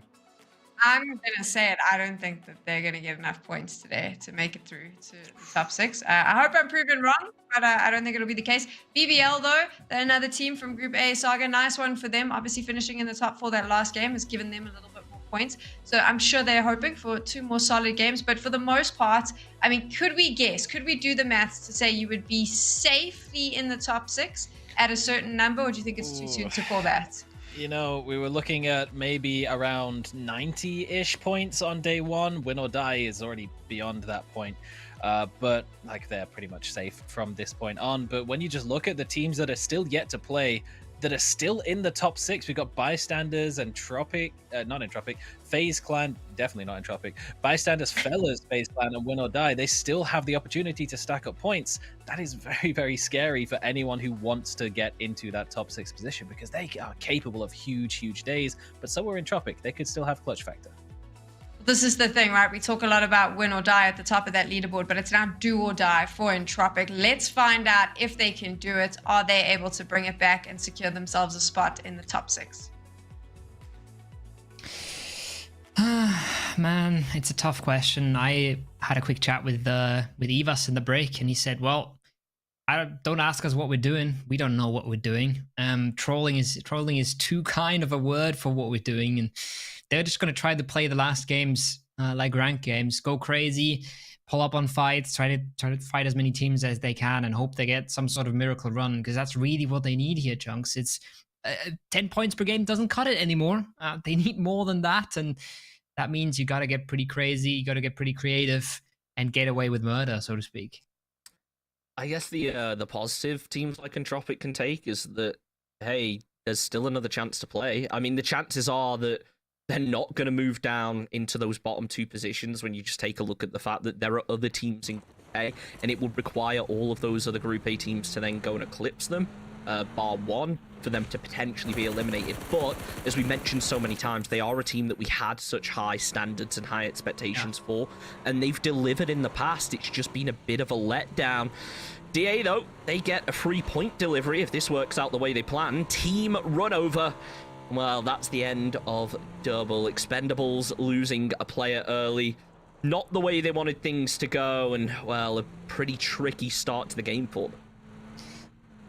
Always a bit torn, because Double is one of the nicest guys I've met in the PUBG scene. He's a fantastic dude, and I have only good feelings for him. But when you watch him in game, he can be very, very annoying to his opponents. He's the man that walks up to you for 15 minutes. He's the man that sneaks into your compound, flushes one of you, and runs away. And this time, well, it goes the other way around. DA catch him out on the vehicle. We saw some shots there being taken from Pink Venom as well. And it is going to be Expendables in what is maybe the perfect circle for El Pozo team. Starting the game off as 3 is going to sting a little bit, but we talked a whole lot about the scoreboard. We talked a whole lot about why it matters to teams in certain situations. And I think it's fair to say Expendables are in a spot where they can't really make the top 6 anymore, and they are quite unlikely to drop all the way down into the bottom 2. So for them, it's practicing grounds. I feel like it's putting your stamp on the lobby and showing what you're able to do, but it's not as serious as maybe it is for a Howl, for a BBL, who really are fighting for PCS7 finals on this day.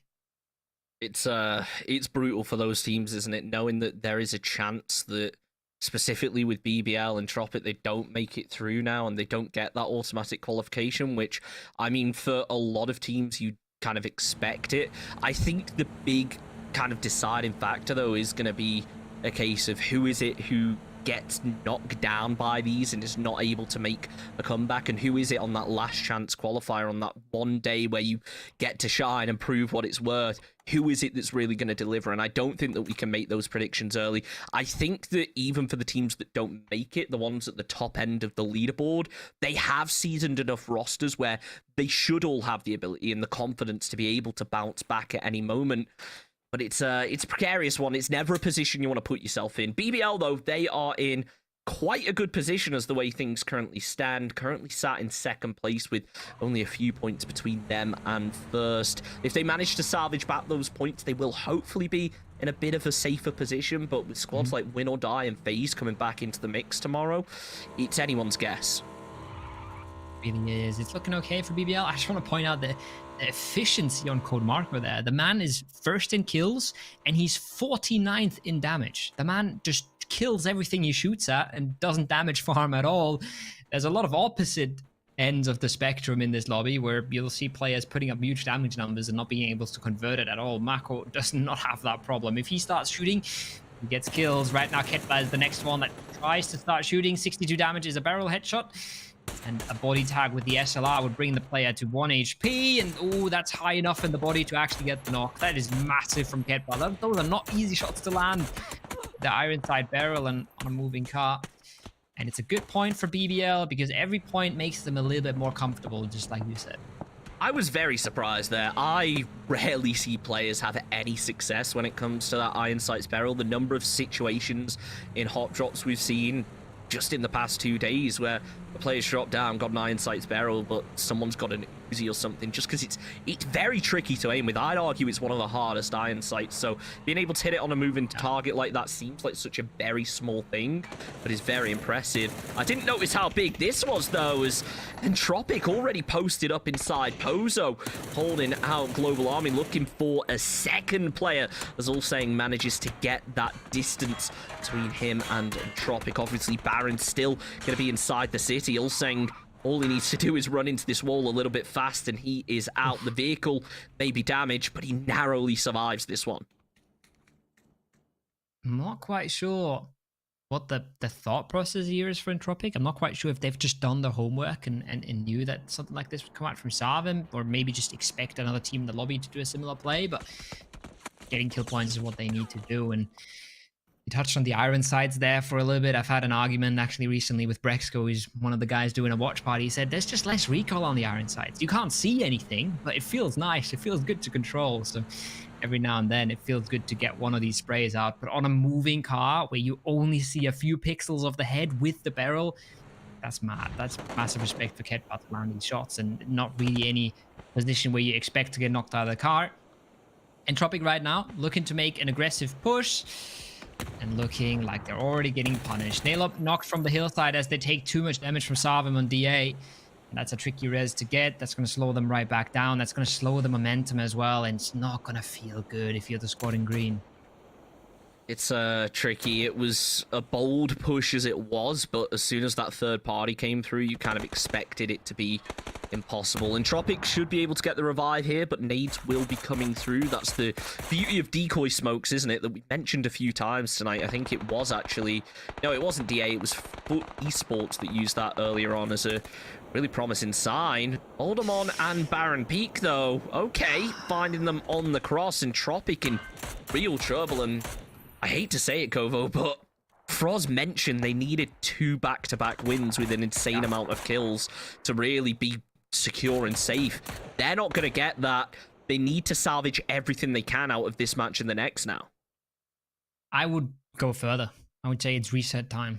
Forget about it. I think with 2 alive in this game, sure, if you get a 20 kill win in the last game and you get maybe 10 points out of this one, sure. But if you don't get anything out of this game, you're stuck on below 60 points or maybe at 60 points, then you need a 10 kill win in the last one to have a minimal chance. Probably more around the 15 sort of area. Oh, and that is a flick and a half from Baron Peak. That's nasty. That feels bad. And, well, I think it's fair to say the chances are extremely high that we will see Entropic in that last chance qualifier. It's not a sentence I thought I was ever going to say, but it's the reality right now. And unless they pop off absolutely massively, that's what's going to be what's coming at them in the next few days. It's rough, but I guess there's the positive that we get to see more Entropic, and you know what I like to see is a beautiful skin on my vehicles in the game. The McLaren skin looking beautiful as always. Remember, if you want to equip it, head over to that customize tab in the game. Get involved and speed up your vehicles. I don't want to say the skin will speed them up, but it goes on the coupe, so you know it's fast already. Things you love to see. Chunks getting to do the sponsor segment. I've been cringing at myself doing it yesterday. I'm happy every time. I'm happy every time you're talking while it comes up. I think Twitch chat is too. I don't think it was. Yeah, it wasn't. You know, the pain in my voice comes through sometimes when I realize I'm sounding mighty cringe. But it is part of the deal. And I mean, everyone that's seen the skin knows it's absolutely nuts, and it's fucking fantastic. So, great skins. Great collab and great position for Howl once again in that phase compound and that phase hill. Looking to set themselves up for another good game. T trying to take some shots as it's been pretty tricky at times for them, but showing signs of promise. Granted, they're not in the greatest position on the leaderboards, but for a team that's come in today that's relatively unknown, I think it's fair to say. I don't think any of these players were really ones that we expected to be on top of the leaderboards. I think it is very, very impressive to see them do this well so far, and let's hope that they can really start stepping things up going forward into the future. Phase 2 getting ready to pop now, and in a circle like this with so much unplayable terrain, it really might dictate a lot. And wow, okay, it's going to be a hilly ending.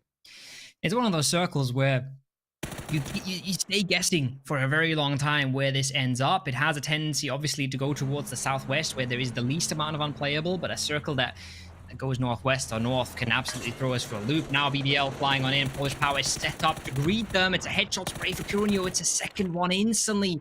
Just like that, 2 members down, Cappy and Crunio. They're in the 2v2 situation. Norcus and Master soon to follow and soon to support.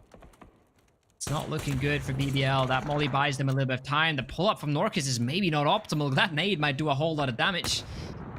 Oh boy. Bit of a retaliation grenade. Bit of a reset for BBL, but it's not looking pretty. Brunio doing what he can to continue that opening and really kind of tear apart BBL. It's not going to be easy, though. Cappy obviously being down. They have to make a really tough decision of, is Cappy just going to wait there for the revive, or can he maybe play a little bit more aggressive for info to allow the rest of the team to push? It seems like right now they're just going to let him wait. Thunderloss will be getting the revive onto Marco. Daz does what he can from range to third party, but the bullet's just a little bit high this time around. Ali returns the fire. It's room for improvement. Player is going to be forced to back off of this. More nades coming through from BBL, but get to flush out Cappy still. It's good news for Polish Power. They want to keep him alive. He's been such a pillar for Polish Power as well. Ever since he's turned 18, he's been a massive part of their success, and it would really sting to lose him on a crash like this. It's a classic BBL play. We've talked about it on the desk. It's sort of where they get away with more than they maybe should sometimes, just flying into compound without much information. And, well, getting a res here and possibly getting the clear on Cappy and Crunio would be getting away with more than they should. But Polish Power quick on their feet, confirm one of their kills, get Cappy back on their feet, and put this back into a 4v3. It's not fantastic for BBL, once again, it's a situation you can work with, which is more than you could really expect. BBL may have lost a player, but the fact that they are standing still in this zone in what is a scrappy position is a lot to be noted. And I think that honestly, it might sound very stupid because obviously we want both of these teams getting aggressive because that's their play style. We might just see them have to sit here until the zone forces them out. That is just the reality of this situation.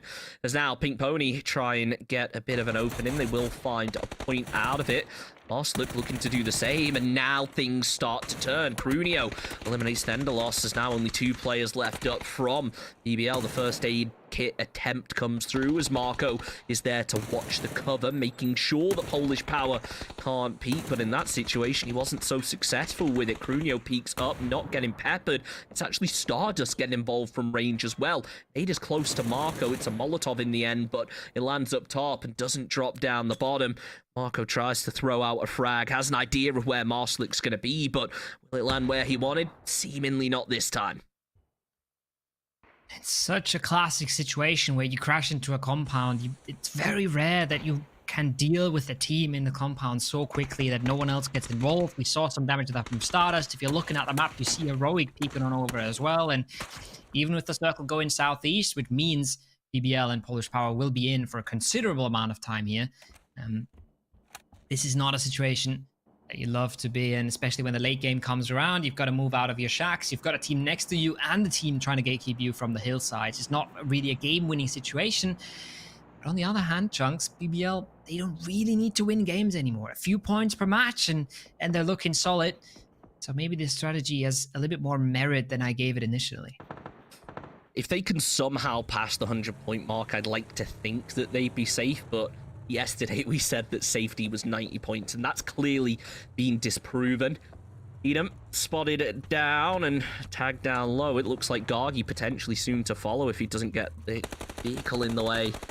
Gargi, though, that is not the way to go about it. Lukaruks popped up, finds the kill, and Expendables down to just one player. Maybe not so expendable after all if they can't salvage any points in return for those lost players. Gargi gets over to a shack, and I'd assume this is going to be his position for the majority of the game, for at least whatever he can survive now. Ooh, and Howl now. Gotta be mighty careful. They've got GDE looking over the top. They don't really have any support from range to hold their dip free, and as said, they were so much better on Miramar in the group stage, but so far that has not proven to be the case. They've really been more impressive on the Erangel side of things. Now in another tricky position. No nade on Iceboy is good news for them. Some Olden, I think he got one over the top, but wasn't able to finish it up earlier. It's the combination of the nades you really want to see. You want to see 4, 5, 6 nades in the same spot at the same time. That's really how you get the maximum damage out, and just throwing one flash into the dip alone is not going to do the trick, especially with an off angle like this from the Mad.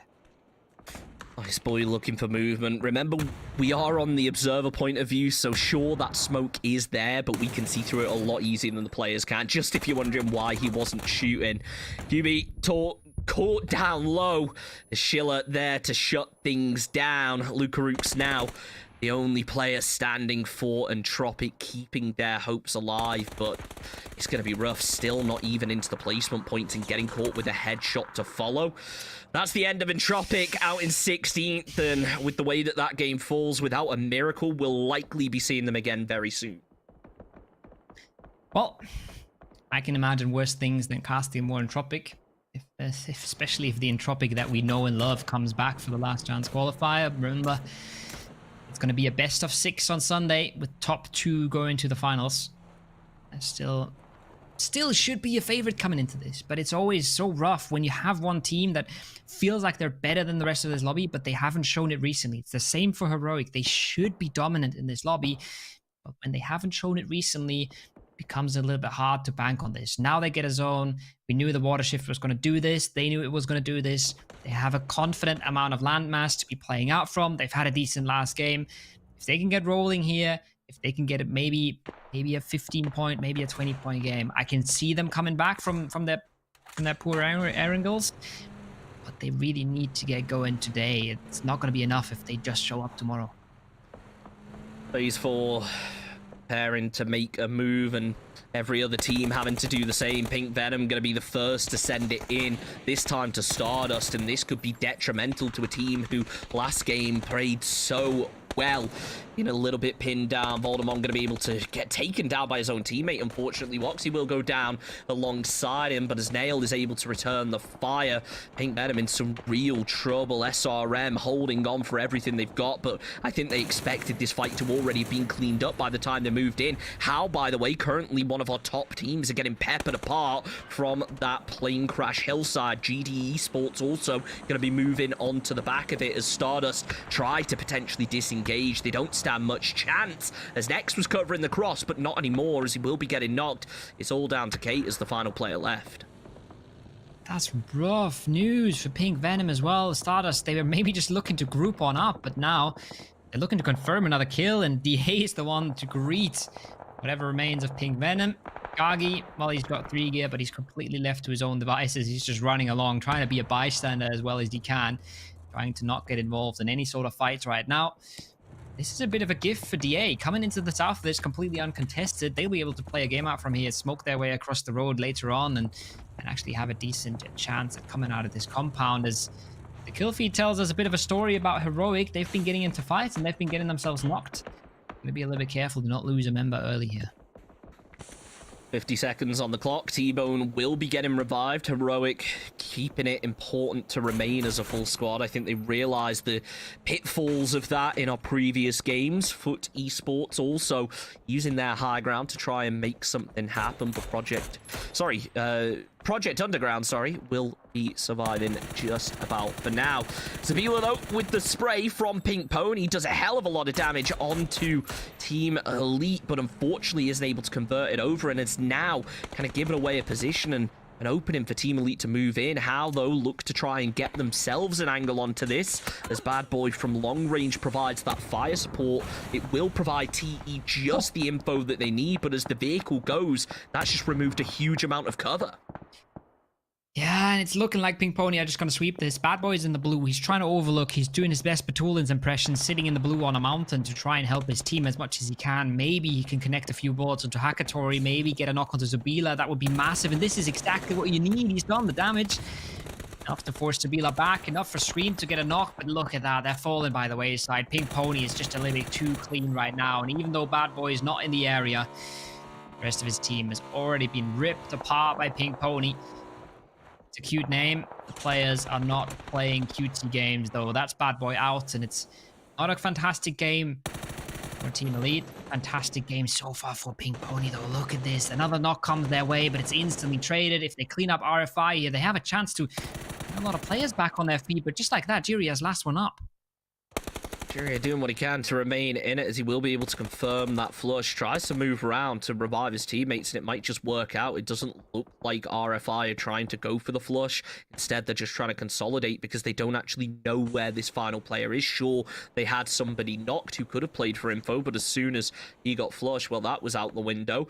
Foot Esports now hopping in the vehicles, getting ready to make a move, and so will everybody at this junction, because none of these compounds now are in, except for maybe the corner of Stardust's. Oh man. Slow down a little bit on Miramar as well. Not as dominant as they were on Erangel. That's what Mavizi getting popped out. It's a fate we've seen Iroh suffer tons and tons of time in the group stages. It's been hampering their performances, just getting picked out of vehicles. And this is exactly what Heroic need. This is a shooting gallery. It's a shooting range. Weston has something to say about this. Oh, look at the HP on Page. He almost got a second one. That could have been disaster, because look at Polish Power. Norcus Marsalek instantly moving up on this as well. It's kicking off on all of the edges. It's Marble being clean for RFI, keeping things together for room for improvement. You can see the focus on his face. He's trying to dip back down. He's trying to reconsider. No utility, no lethals to make this fight easier, but don't forget what Heroic just did on that northeastern side. Important points for them, important mentality shifts maybe as well, as we see DA struggle a little bit for position. They're trying their best to make it in, but Apocalypse was ready for it, holding that cross. If he had a Molotov, he probably would be able to finish the job. Unfortunately, not so, as SRM also start to make a move. Stardust trying to split their attention equally. Need to be careful, because there is still another player inside this compound. They haven't finished off. SRM make a send as room for improvement. Finally finish off their fight. Digital Athletics falling out in 9th, followed potentially by a couple more as Stardust look to finish off the job. They will be able to, and now it's time to make a move. Room for improvement, though, with the sawn-off shotgun. Okay, Marbo, 10 HP. Almost actually went down to the zone there. So good to see the sort of actually come into play. We've seen it in Nations Cup. Teddy was whipping that out for Indonesia, getting a whole lot of points by himself, and now it's become an established part of the weaponry. Good play for Marbo. He's looked clean individually. The team itself just hasn't functioned as well as they would have hoped for improvement. But shiny moments there every now and then. The aim on these guys is crisp. It's just been a few moments where they've been lacking. I think an important thing to note here as well is that Heroic, a team that have not performed at the level we would have hoped, now are in a very powerful position, one of 2 teams that are actually inside the circle.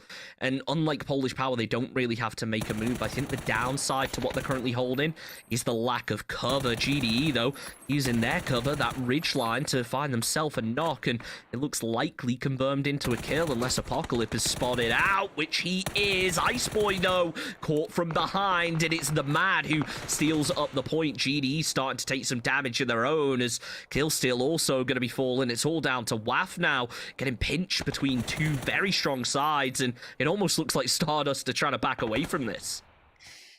Picture perfect dip play from Howl. They try to delay as much as they can. They dodge utility. They're just hiding out for the nades for the longest time. And as soon as they find the timing, as soon as they hear that knock from GDE, they know it's go time. They leave a player anchoring behind, holding out the solo. Marbo gets called, and they put the pressure into GDE where they can, instantly picking up a few kill points, instantly picking up lots of space to play as well. Look where Schofield is. If he wants to get out of this fight, he's got another dip on his east that he could shift into. That's not going to be the plan for Howl. I think they're going to try to take the fight towards Stardust to have an edge to play on. But it's massive moves being made, and it's good patience shown by this MEA squad. Really liking what we see from them today. I mean, the MEA squads have kind of stolen the show today in terms of their performance. Mad, though, not going to be able to return the fire quick enough. Ruin quickly there for the support, however, does keep Howl in it. Needs to try and get that revive, though, as Apocalypse going to be working his way up the hill. It looks like Celtic probably out of things as Apocalypse goes up, lands the spray. That's Ruin going down, and now Howl in a very tricky position. Only Schofield left up and likely going to be forced to play for that placement, but as Polish Power and Heroic kind of just wait around, there's not going to be much that Howl can really do. Beamy potentially provides a bit of support, but in the end just steals away the kill onto Ruin. Schofield down as it leaves 3 teams remaining. Metabe doing what he can to stay up. 9 kills on the board for Stardust. Talk about turning things around from yesterday, but it's going to be tough even going into the final game, regardless of their performance in this, because they're not going to be secure unless they have a second game almost identical. It's a crazy world we live in, Chunks, where Stardust has a chance to finish above Entropic. Stardust had a day yesterday where they got nothing going. They had a time where they were 24th on the leaderboard out of 16 teams that played, because they just got put behind everyone else on the leaderboard with 0 points. And I think they ended the day with, it was single-digit points. It was 5 points they got yesterday. And now they're in reach of a team like Entropic. It's absolutely wild what these elimination stage teams have been able to show. And we see some of the Giants crumble. We see some of the Davids beating the Goliaths, and Stardust really putting on a show today, actually just gaining so much respect. I was looking at them yesterday and I thought, well, they're outclassed. They're not getting anything done. It's just not their lobby. Today is a different team playing. No, and the fact that they've gone from 5 points yesterday to 26 today, and that's not even taking into account what they've got this game, very, very impressive. And I don't see any sign of it really stopping if they manage to take this chicken dinner. As they now move in. 2 players standing, however. Heroic, Polish Power, both looking to close the distance. Corexy just holding behind in case that flank does come through from Stardust. Polish Power, though. Crunio looks up the hill, spots out Page. Really just waits for the opening now. He finds it, but nothing connects as everybody just trying to avoid being the first team to take a team-on-team fight, or more importantly, lose a player. Yeah, it's going to slow down quite considerably here as we see Stardust shift in a position that's mighty playable. We see Heroic slow things down. They've got to move a little bit into the zone still and got to shift Corexi and Page into playable area. And Polish Power, they've done a good job at keeping everyone alive. Remember that BBL crash that was looking risky for them, but now with players in buildings that have good hill access, quick moves out of the compounds are very possible, especially if they find a knock onto Heroic. Maybe if Heroic is pushed into Stardust and takes some casualties there, Polish Power is going to be quick to punish. And it's, man, I'm trying to figure out how Heroic can win this game, and it feels like unless they can clean up Stardust without a single casualty, they're going to be in for dire straits. I don't think any team is really in a position to take this as a game. I think everyone has so many factors they have to rely on. I don't think there is any one strategy that could concisely clean this game up without losing a player right now, whether that's for Heroic, Polish Power, or even for Stardust, even though I think most people would assume that their chances are quite slim. Polish Power, though, do have a little bit of their compound inside the zone, which could actually potentially force Heroic and Stardust to make a fight early. But remember that when we come down to that phase 9, it is a dot. It's going to be tricky to make it to the center. There sure is a few buildings inside, but the other side being so clearly shifted out and not every single building on their side of the road being in the circle is actually really detrimental for Polish Power, because they have 2 shacks with, I think, a total of 2 windows towards the zone that are still inside. That is super easy for a team like Heroic to just pin down or even just smoke them off. You just smoke off the windows and that team cannot even peek anymore. So Polish Power will be having to play outside. We already see Marcelek. He's going for the creep back. He was the anchor on that road ridge. Now he's trying to group up with his team again because he knows the zone will push him that way either way. But if Polish Power just sit here and let Heroic deal with Stardust, they're in for a rough ride. The question is, does Heroic want to do that? And can Heroic do that? Because we see that Groza in the hands of Metebe. We see the amount of kills that Stardust have been putting up. Metebe has 5 kills for himself. I think he was top fragger in the last game as well. The man's been on fire. He's got a Groza. He's got drop gear. That's not an easy clear for Heroic by any stretch. T-Bone didn't spot Marcelek, not exposed himself, realizing that he does have to kind of wait for his team to cause a bit of a distraction first. If he overextends here and just shows a pixel, then you got to think all of Heroic will be trained onto it, and that's the fire support anchor position, whatever you want to call it, taken away from Polish Power. Phase 8 getting ready to move, and remember, this is our final phase of the game. There are no more shifts after this. Phase 9 is just a dot at the dead center, and it is a slow burn. That's why you see squads like Heroic, Polish Power trying to get as close to center as possible. It seems like Polish Power ever so slightly closer, but it's such a vertical hill to try and get up. They're going to have to concede a bit of that zone control to then gain more. And it's really going to be the factor that Stardust can play in this that's going to decide a whole lot of this. Now the util's coming out. Look at 5 nades on T-Bone. You can hear the rest of the team clicking them in. That does 0 damage to Norkis. Oh, that's unfortunate. Marcelek, he's trying to get some flashbangs up, and before anyone gets upset about them not pushing on the flashbangs, this is pretty much just to punish Heroic a little bit, push them away from the utility, make them unable to focus the lower ground players as much as they maybe would have wanted to. A lot of nades being committed, nothing finding its target, and there's the first one from Beamy. That's massive, that's big. That might enable the wrap now for him on the lower ground. They're looking, they're hunting for this Heroic. They want to deal with Polish Power. They don't want to sit pretty. They don't want to wait this out. Beamy's on the hunt. And all that crate is providing so much cover for him. He knocks one up. No, he doesn't get the knock. He does so much damage, but he gets nothing from it, Chunks. Beamy so close to being able to make something happen there as Polish Power starting to get torn apart from the side. This could be the cue now for Heroic to try and move back, but no, Beamy wanted to commit to it, and that's going to be to their detriment. T-Bone also going to be falling as well, as now Crunio tries to push his way through. Polish Power getting eliminated. It's all onto Page and Corexi as the spray comes through. It's down to a 2 versus 1. Page needs to get the heal as Corexi is ready to try and finish it all up, but Metebe, he spends too long inside the zone, and Heroic from 0 to hero. It couldn't be more fitting. 10 kills and a chicken dinner Sure, there's still a long way to go, but that shows that this team has the potential we thought they did. That was so close as well. That was not controlled or anything. Beamy, he gets such a good angle and then doesn't get anything done. That was looking brutal. Cunha getting the double as well. Oh man, Heroic are going to be happy that that worked out in the end. That was not an easy game. That was not an easy late game circle. Metabay helps them out there massively with the Groza as well. But like you said, long way to go, but a big step for Heroic. It's a start, potentially, of something special. Desk, what do you think?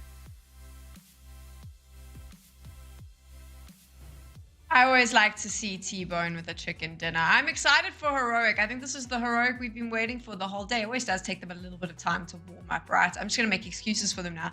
The whole way through today, I was going, oh, they're not consistent enough. Now I'm happy. They've got their chicken dinner. But so I can break it down, because that final fight between Stardust, Heroic, and Polish Power, not an easy position for any of the teams. How was Heroic able to clutch it out in the end?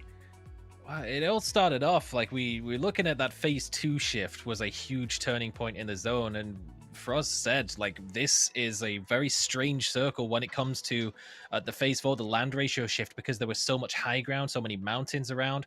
Polish Power were up on the plateau early on that was a potential endpoint, and they wanted to try and hold the 2-2 split with the compound to have been in the position that Heroic were in, but the crash from BBL forced them down onto the low ground, and Heroic were more than happy to backfill that, coming in from the north, spotting out the movement from Polish Power.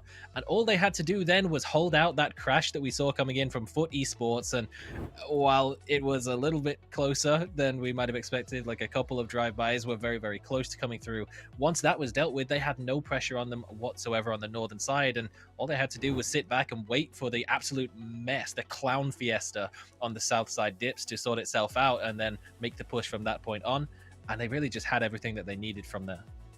It was a fantastic performance from Heroic. They're going to be very happy with that. We're now looking at the player heads-to-heads, but I did have to laugh there in top kills for us because your boy Hakatori was in the mix. But Pink Pony didn't really feature. However, Stardust, chicken dinner on the first Miramar, and now a second place from them, and we're going to see Metabay in the mix here.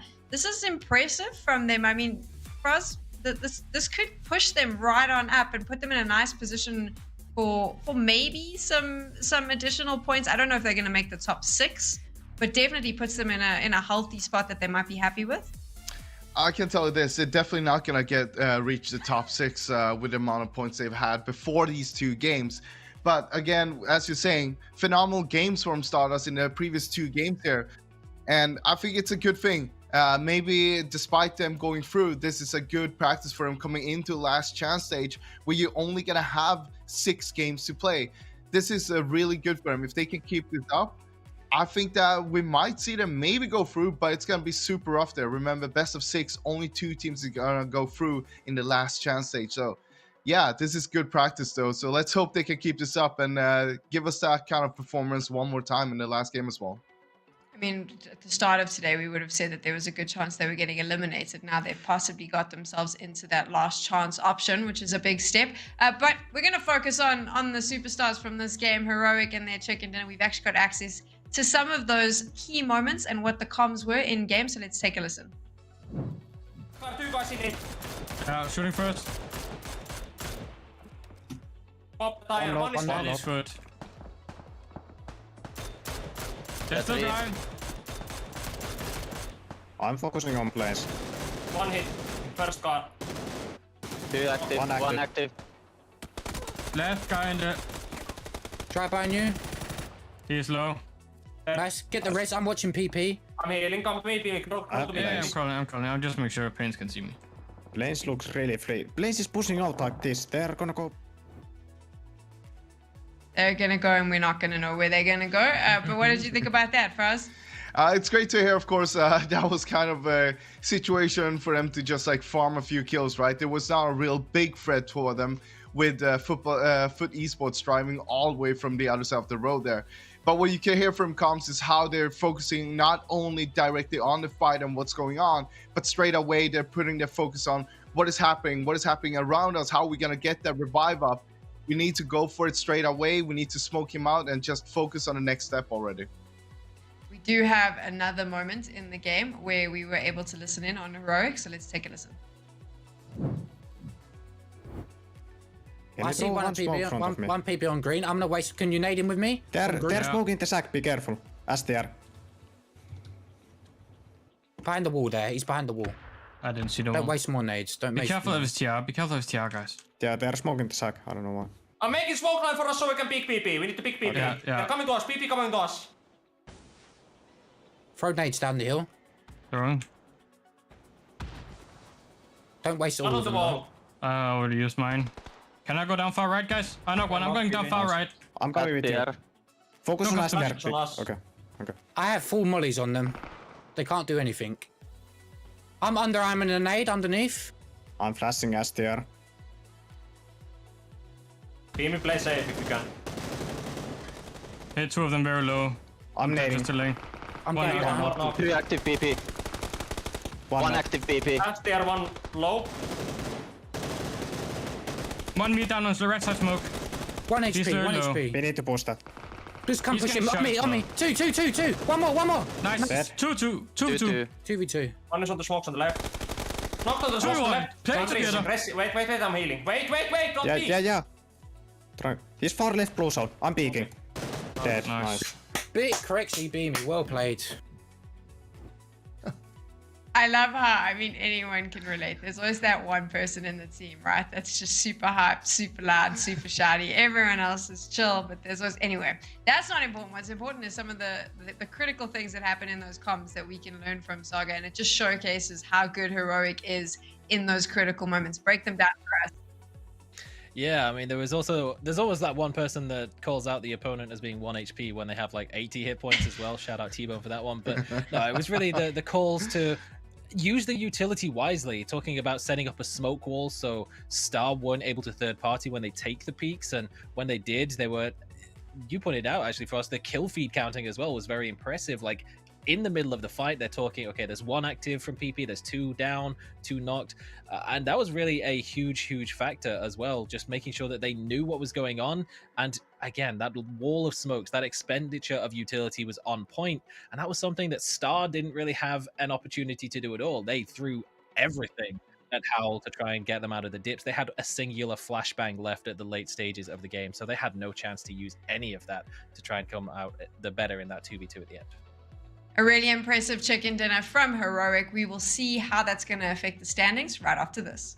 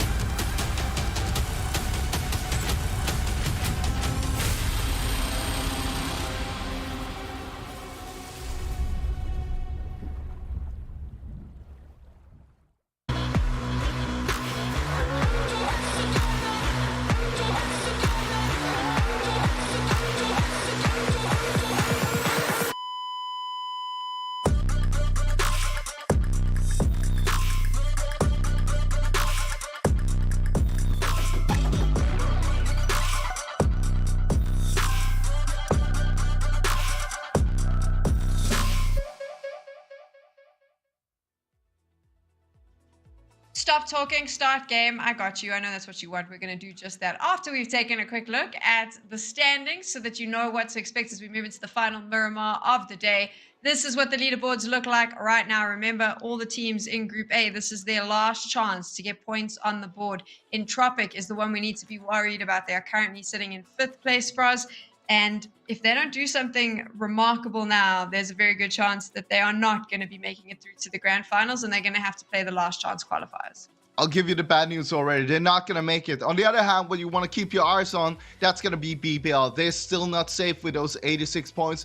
I believe they're going to need around 90 to 95 points. Somewhere between there is going to be the fine line, the cusp of making it to the top 6. They have one more game to go here, and they need to get a few more points on the board. If not, they're going to be sweating tomorrow watching the games. So that is the big one to look out for in the last game. Of course, we want to see a little bit more from Howl as well. They got himself a top 4 here in the previous game, but also a little bit of a struggle from Foot Esports and Pink Pony here on Miramar. Maybe they can bring him back a little bit and grab himself a few more points. That would be really nice to see, because they've set him up pretty nicely, and the same goes with Polish Power, of course, as well. Just a little bit more, and we can see them tomorrow, maybe shining a little bit more than what we've seen today. So Group C has 7 games still to play. Group B has 6. Group A has 1. This is it. It's do or die. I said that earlier, so I'll say it again. We are about to go into our final Miramar of day 2 of the elimination stages, and you already know it, but I'll introduce them again. Chunks and Koa are going to keep you company in game. We'll try our best. We'll try and make this a fun one for our final game of the evening, and more importantly, the final game for Group A. After this one, there is no chance of upward trajectory. It's all downhill from here, literally, so they've got to make this count, Kovo. Yep, and well, we've talked some of these storylines to death, right? We've talked so much about BBL just needing a few more points. Well, they only got 2 more points in that last game. Not a whole lot to get away from, and we've talked plenty about Entropic. It's gonna be refreshing to see what the other teams that we speculate so much about today actually can do tomorrow. Today's been a lot of speculation. Today's been a lot of uncertainty for these teams as well. The only team that's really nearing certainty is BBL, and maybe everyone, well, that wanted to qualify and doesn't have a chance anymore in Group A. But lots of stories still to unfold tomorrow. We head into one last Miramar. We'll see if Howl can do it again. I think we've been expecting big things from them after their start today. It's not really been as dominant. And the main reason I was expecting it, Chunks, as well, is they didn't really get fed. They didn't really get a whole lot of good zones. They just played nice games on Erangel and got good rotations, good team fights, but haven't been popping off to the same extent on Miramar. It's going to be a tricky circle again. We've seen a lot of zones so far this evening that just half of it, not even this evening, looking back to yesterday, where half of it is cut off, and we basically got a third of the zone is unplayable here due to that cliff up to the north, and then obviously the water down to the south. Looking at the kill leaders, though, it's Code Marco who's really put in work for his squad, but equally so Smash on the other side of things. You can tell that we mentioned earlier, didn't we, Kovo, that Code Marco, he got a lot of kills but didn't do a lot of damage. Well, that's because Smash is the one stealing that ADR. Or Code Marco is stealing the kills. Hard to say at that point. It's interesting, though. We see a few teams pushing some of their players into that top 5 after playing half of the games. So if you're looking at a team like a Pink Pony, for example, getting a player into that top 5 is not easy when you're playing 5 games. The other teams, or 6 games, excuse me. Some of the other teams are playing 11. That is not easy to be up there on the standings. Polish Power, a team we've talked plenty about, especially in that last game. Solid performances through these last 2 games. Will it be enough? We'll have to wait and see. This is a circle where they've got fairly far to move, and that's really the downside of San Martin is even if you're not far away from the circle, you'll have so many teams between you and the circle at all times. There's going to be teams west, south, east, and north. It can be quite awkward to rotate. And their solution to that, Chunks, is usually just send it real early with full manpower. But when the circle's this far away, they can't really do that, and then it gets mighty tricky. Should probably point out here, I think, Kovo, we mentioned the teams going through and the opportunity to qualify, and we've touched a couple of times on the fact that the bottom 2 teams at the end of tomorrow will be going out. There is a pack of 4 Group A teams at the moment that are all about the same amount of points, that are all in a very precarious position. So for teams like Expendables, Digital Athletics, Room for Improvement, and Project Underdog, this is their last chance to perform, really. The chances of them jumping all the way up into a safe position to qualify, very, very slim. But the important thing for them is that they just need to outperform two teams that are in that pack with them, and then they're locked into safety. So that is the thing to keep an eye on in this match. And then going into tomorrow, well, it's just going to be a waiting game for the teams that get past. T pulling up early, getting a decent position. Personally, though, I'm going to say it, Kovo, I'm not too fussed on this compound. I am not a fan of it. I don't believe it gets you the lines of sight you need, even though it is very well built and defendable. It's a hit and miss. It's a compound that gets a lot of zones around it, but playing out of it is a big problem, and it's not easy. You usually have got teams in the ridges around you. It's very hard to move out of. It's hard to conserve your cars. So I'm with you on that one. And there is the quick and power numbers move out of Polish Power that I was talking about. They're trying to send it down the roads, close together. Got a gunner in the seat as well to scare away anyone that wants to get in their path. DA instantly veering off a little bit to the north, playing things safe. And yeah, I think you make a really good point there. It's the leaderboard is mighty complex right now if you want to make predictions and everything, but as soon as you're third last of Group A, you're already safe. That is a very simple thing, and I love dumbing down things so my brain can understand them too. So every one of these teams just want to be safe for tomorrow. They don't want to threat the chances of not even playing last chance. Well, getting yourself third last is a way to do that. Expendable is one of these teams, and that's not a nice pull-up. That is not an easy pull-up, but Bad Boy saves the day for Russia. Phase 1 starts making a move. Teams already in relatively strong positions. Polish Power and Digital Athletics both opting to avoid the fight. I think if Polish Power realized that it was DA, a team that are on a pretty precarious position right now, who have performed extremely well historically, they probably would have tried to deny those points and shut down a couple of those players early on, but that's not going to be the case. Instead, in fact, DA are going to get themselves a crate gun, which will hopefully give them a bit of a boost going forward, help them out in this final match of theirs.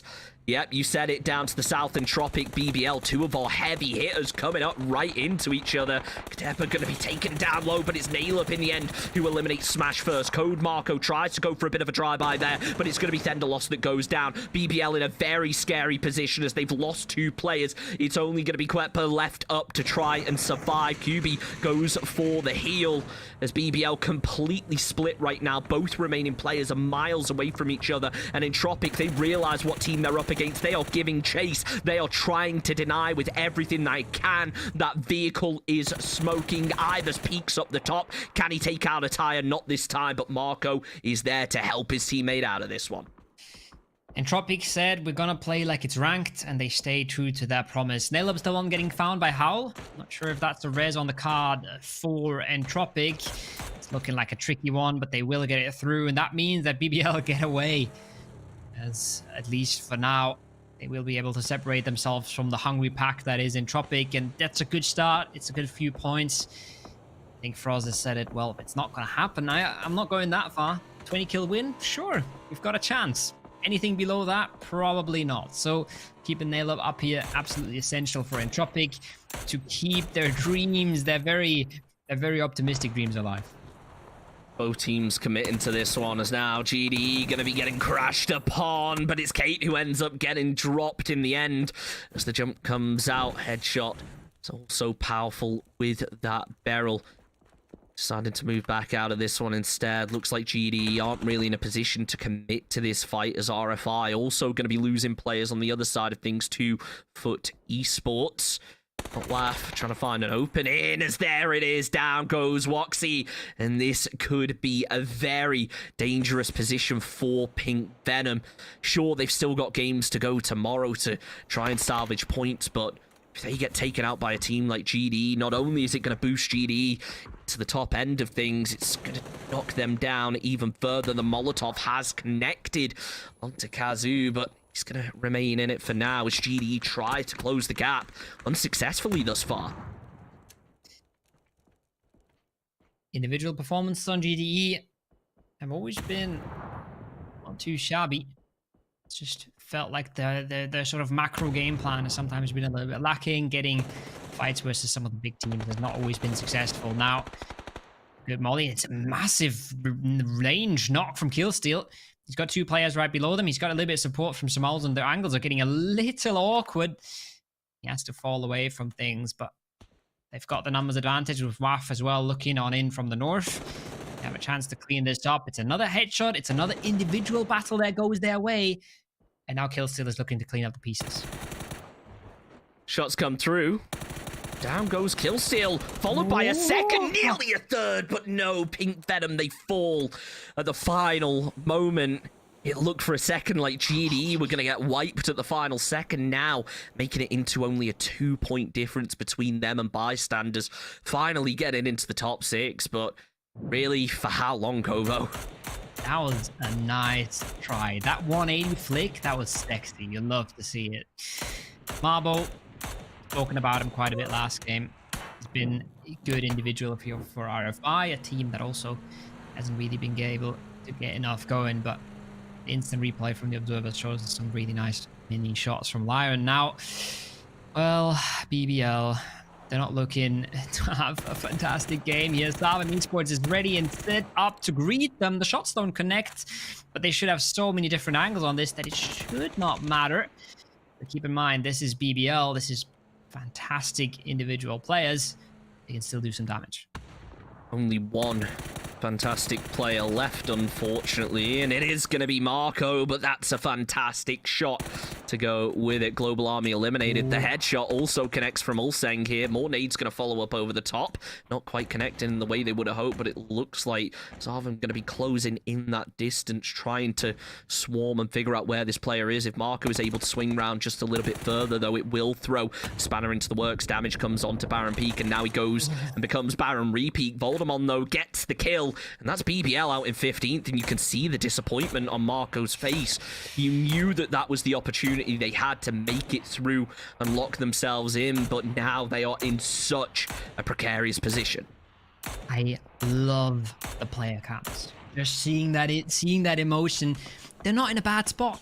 They're second right now. They've done a good job, but they know that they're not safe right now. They know that they're not locked into the finals, and not making finals could be where their dream of PGC gets stolen away from them. Still, even if they don't make finals, they have a fantastic shot at it, but they would have liked to be locked in. They would have liked to get away with more points. They have also just dropped off towards the end, and that emotionally, mentally, that is the roughest thing to handle, because you've had the position to benefit, you've had the cards in your hands, and then you weren't able to play them out to the best extent, which is a whole lot rougher than making a comeback towards the end, which ends up not being enough.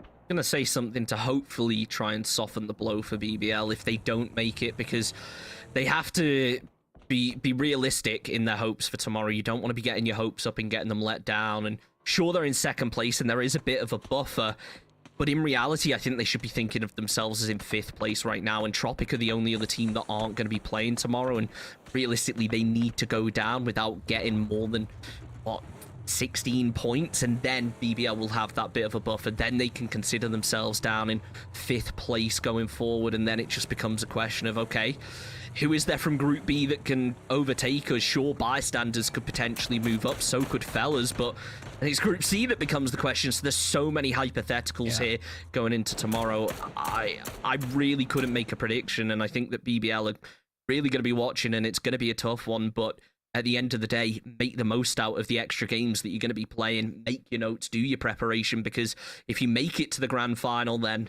it'll all pay off in the long term. I'll make a prediction. I think BBL make it. I think they have a solid chance. I think we need Fellas, we need Footballists, we need Bystanders, FaZe, and Howl to perform, and a lot of them will. Does every single one of them perform? I'm not so sure. I think they have a solid chance. It's still terrible. It's just mentally the worst thing in the world to sit there on the last day, and then maybe you come into the last day, you're watching the games, and the first game, Footballists get a 15-kill win, and you're just sitting there, and your hopes are in shambles. It's really not. It's the worst part about these group formats is being the team that doesn't play on the last day, but these guys have fantastic mental, and I've been surprised by it many times what teams like this can come back from. A team like BBL with tons of experience and performances will be able to get away with it.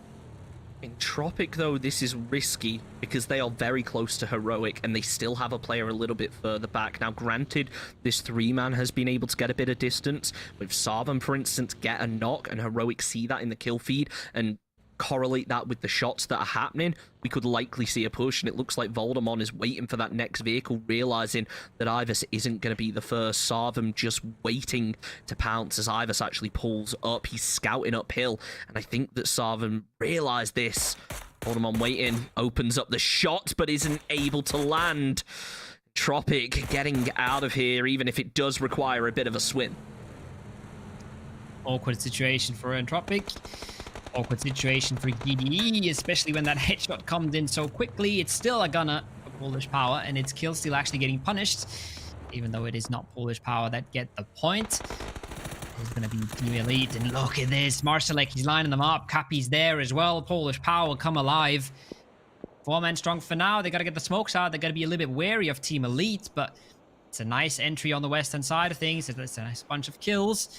These ridges are very playable. If they can make a convincing fight towards Team Elite, they can easily play into late game from there. Oh, not when you've got shooters like that, though. Ruin with the AWM lands a beautiful headshot onto Marsalek, and that helmet is going to be decimated at this point. And I think Polish Power have just realized what a tricky position they actually find themselves in. There could be a little bit of respite, though, as DA look to try and make a push onto Team Elite. This could be enough of a distraction for Polish Power to actually get up the hill and get to a relative form of safety rather than just sitting at the bottom of a valley, as we have about a minute left till phase 3 has consolidated. DA don't necessarily have to push this, but with the position that they're currently in, I think they realize kills are probably their best bet of survival. They also just want to put more on the board. The molly's good. Bad Boy got to get the hell out of that building. He's got to run for his life. Neutralities has the Groza. Bad Boy has a few crates to play with. The position isn't well known, so he might have a chance to get away from this, but oh no, it's Mert from a different angle that catches him. And that means the A is about to sweep this. They're not going to slow down now that they've started this fight. And Polish Power, I said they could maybe take a fight to Team Elite. They've used this opportunity to shift somewhere else on the map and ignore this completely. Stardust also going to be taking an engagement. We spoke about this, a team that really popped off previously. They're looking to try and do the same. So many important engagements happening as DA do manage to find an opening knock on that other fight. We'll stick on board with Stardust for a second as it looks like they try and find an off angle onto Fragger, who is going to be a little bit lower down, caught out with the AK. It's the headshot that ultimately is the deciding factor. 23 health remaining on that player. Foot Esports eliminated out in 13th position. Entropic taking casualties as well. Team Elite, you can see Dead trying to drop down onto the players below, but the smoke's causing a bit of confusion, and it's Expendables who are just spamming shots through the smoke. One more would have been enough to confirm the point, but in the end, it's DA who get it and get themselves just an extra little buffer. It's still not safety, but if RFI go down, that's one less team they have to worry about. Oh, and it's heating up on the north. It's good. Esports going down on the east is actually good news for BBL once again. Remember, that's one of the teams that they will be competing with tomorrow. Daz finds a good 2x spray onto Riz, and that a little bit of a breather once again for Stardust. We're even able to steal away the kill. Now they turn things around. Metabe from range as well. Look where he is, hundreds of meters away, but he does the damage, opens things up. Just like that, RFI have to run for the hillsides, and we spoke a little bit about being at the bottom of that Group A pack. RFI have a solid chance of actually ending up there now, Chunks. Ibin now as the final player. Zabila is just ready to spot this one out. Circle is going to continue to close in a little bit further. I am concerned about Stardust, why they have Metabe all the way up to the north. I really hope that isn't a crash. That is not the way you want things to go, but thankfully we see the movement. He is back in the game, and on him preps the nade. It goes up the hill, but it's Apocalypse to finish things off. That's Project Underdog down, which may not seem too important, but they're currently sat in 13th. If DA is somehow able to eclipse this squad, and the same kind of applies for any, it's an extra point of safety. If RFI go down, then it is just a case of, okay, we need to get past Project Underdog, and we're confirmed, at least going into our final day in the last chance qualifiers. Ruin takes down Crunio, though, as Polish Power looking very precarious. Only ridges, smokes, vehicles for cover, and a lot of high ground from the northern side. Tough times for Polish Power. That molly is looking on the money as well. It spreads around the car. Norcus has to run away from it. Stays clear of the fire for now, but he's got to step into the open. He's got to run it at Laza to try and have any chance of survival. That flashbang is peak. Over the top. Norcus can't even avoid the shots from DA anymore. And well, we spoke about how much every single point matters for DA. Polish Power not putting up a massive stand in this last game. There's Bibin under a lot of pressure. Subila knows exactly where to put that nade. And oh, it's so close. It does so much damage. The molly's there to follow as well. If he follows up a second molly to the right, it doesn't even matter. RFI go down in 16th. And if Expendable get 3 more points, things are looking mighty tough. RFI, this is horrible. All it takes now is Expendables to move up and a couple of strong performances going into tomorrow, and you are out of it. They are going to be gritting their teeth watching that one, but isn't too promising. Marcelik also going to fall as Polish Power now, I believe, down to just a 2-man. Really not what they wanted, but remember, they still have a set of games ahead of them, unlike all of those Group A teams. It's Entropic who are the only Group A team standing in the top 6 right now, so they are looking to grow a buffer as much as they can. Just hope that they can remain in, because as we mentioned so many times, it's the last chance for them to make it count. It's the last chance before the last chance qualifier, as Stardust have really turned things around today. From a team that we thought could easily be one of the teams that get eliminated in the elimination stage, they are now suddenly a team that might put themselves in the top 6 for today. 2 more points would do it. Crazy stuff from them. Crazy stuff from Pink Pony as well. One of the teams that we really haven't talked about all too much because they fell off in the later games. They started off massively today, and they have had some individual performances that have been pretty crazy. Once again, it's that consistency you need. Mert finds a good bolt onto Metabay, makes things hard for Stardust. And DA are putting all the points on the board that they need right now. Celtic Olu probably going to be running for the hillsides very soon, but I'm not sure how far he's going to get with Expendables having a watchful eye over him. Stardust looking out with only 1 player left up, doing everything they can to get points on the board, and they are certainly needed right now. Expendables getting spotted. Remember, they're currently the bottom of Group A, so they need to try and get some form of safety here. Just overlap a couple of teams. DA, though, this is tricky, down to just a solo as Expendables start to get involved from behind. Edom going to come up over the top, confirms 1.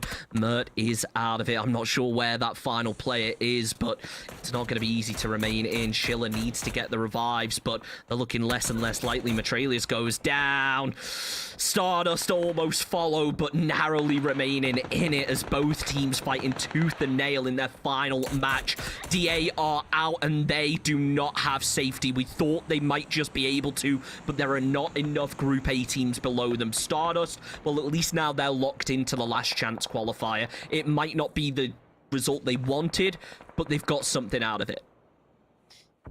As Expendables take matters into their own hands, secure themselves a spot as well. It's Entropic struggling once again. Evas lands some crisp mini shots, but there's a whole lot more to come from him if they want to have any chance. And there's the angle from Rhinolock. There's Kuba about to run through the open, about to try and run up a hillside with 3 Pink Pony players staring him down. No chance for him at all. It's 2 points for the Ponies. It's Entropic going out after really just disappointing performance, but heroic there, sneaking into 6 kills, cleaning up Savim Esports in a position now where they could easily win another game here, Chunks, to back for them to close out the day, which suddenly make this a really solid day for Heroic.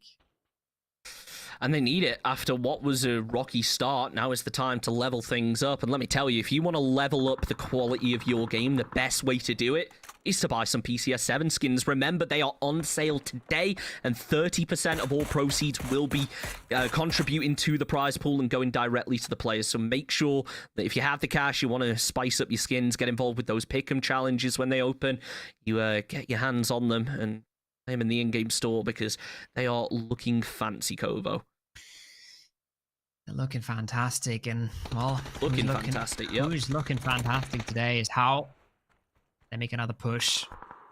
Another convincing one as well. This game's been crazy, Chunks. It's phase 6. We've got 4 teams alive. We're about to go down to 3 if Howl keeps pushing like this, and they certainly could. And it's not going to be too shabby either. Just slightly bounces past Gargi. Any point they get right now is just going to make things easier for them tomorrow. Any point they get right now is pain in the eyes of BBL. With Gargi going down to 1 HP.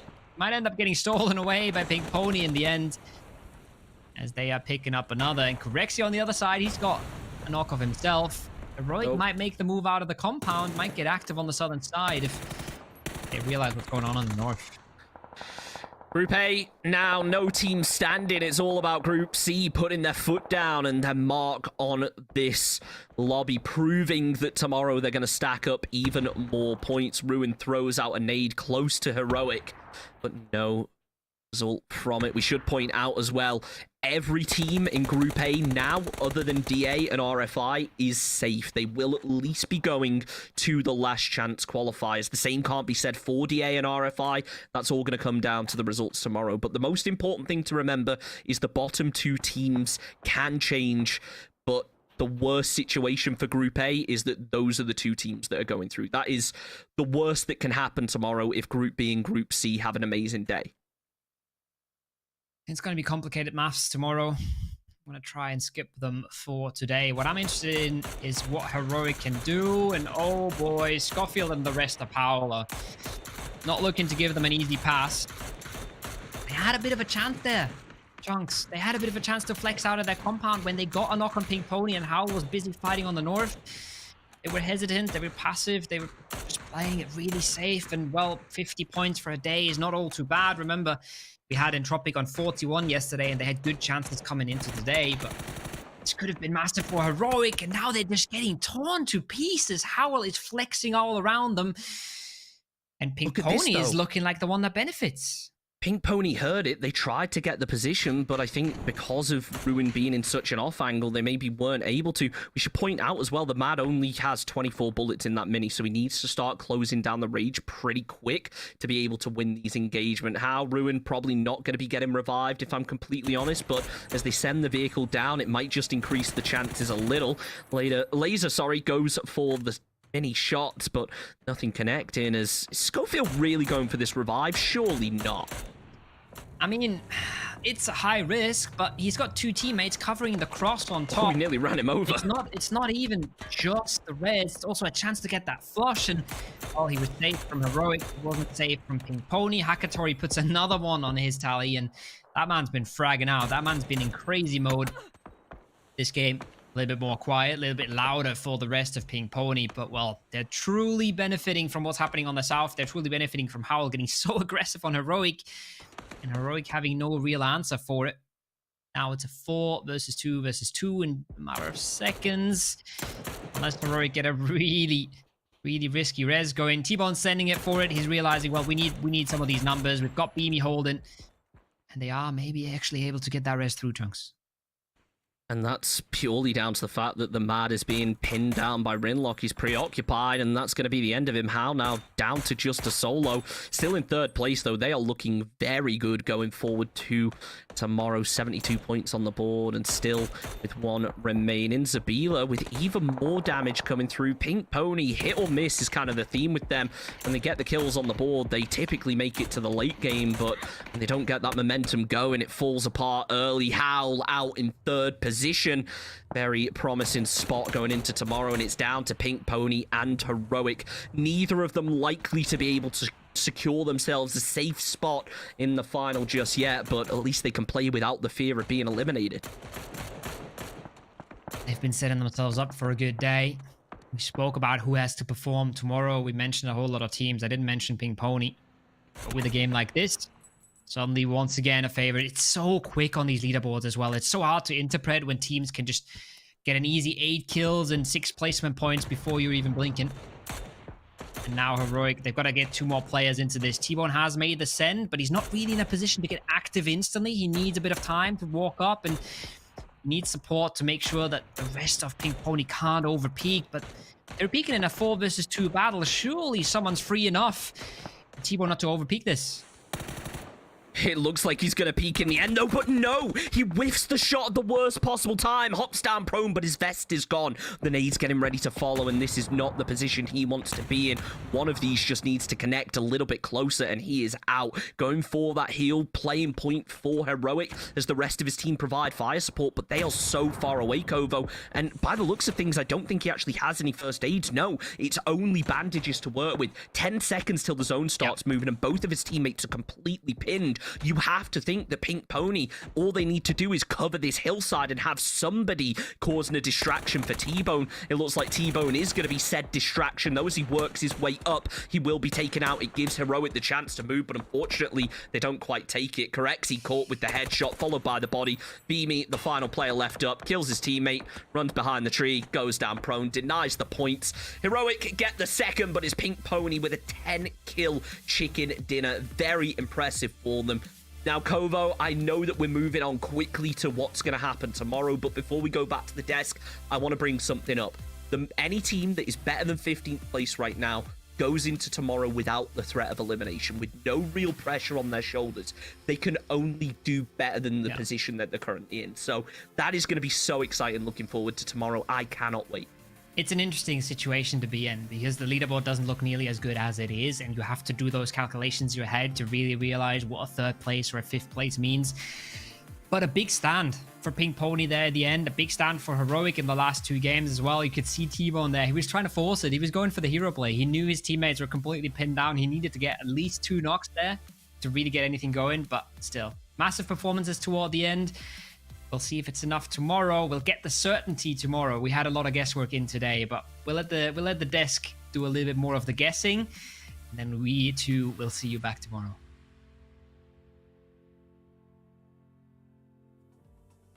I mean, I'm basing this purely on guesswork because I don't do maths, but I think that the big story coming out of that game is Entropic is not in the grand finals for PCS7 just yet. They are going to have to go and battle it out in the last chance qualifiers. But let's talk about what we just saw, though.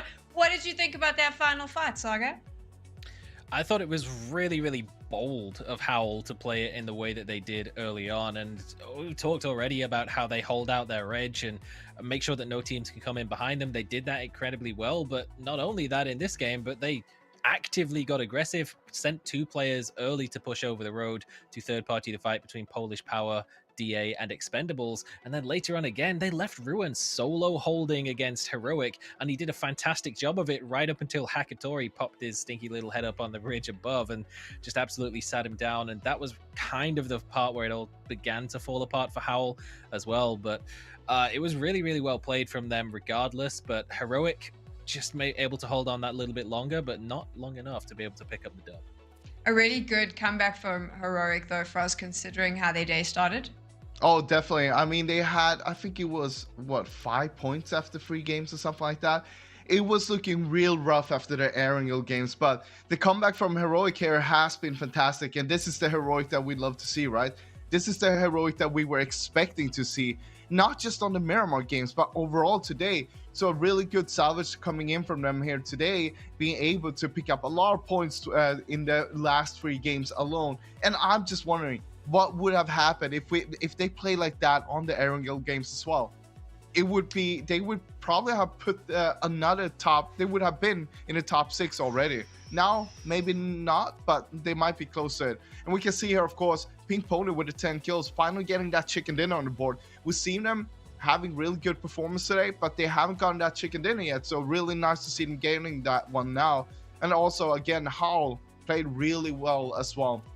And I really like how we saw Ruin being alone down there, holding out Heroic. That kind of tells you the story of how much a team trusts Ruin, how good of a player is to be able to basically hold back full team of Heroic all by himself, while the rest of the team can focus on a fight on the top there, making sure that they could try to establish that kind of high ground position. But it didn't really work out in the end, of course, but it was still a really great effort from Howl, considering how they've been playing out the whole day as well.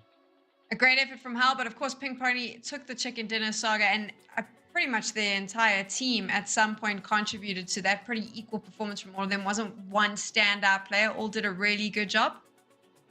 Yeah, we have been scrambling to try and figure out who's going to be our focus player this time around, because it could literally be anyone. It looks like Zubila might have come away with the trophy. Just look at the damage that he was able to farm up from that hilltop. The kills very evenly spread across the board from Pink Pony, but it was a very defensive position that they were able to take earlier on. They weren't under much pressure for much of that game, but when they were really on point with the shots. There it is, your player focus, Zubila, from Pink Ponies. I'm going to give you a little bit of insight as to how this works behind the scenes. I actually had access to who the player focus was, and I got to listen to Saga and Fraz debate it for a good 10 minutes when I knew the answer, and it was really fun. They went through every player in Pink Ponies. It's all Toby's fault. So, but I mean, I did have a good chuckle, because you couldn't decide amongst the Pink Pony players, Fraz, who it was going to be.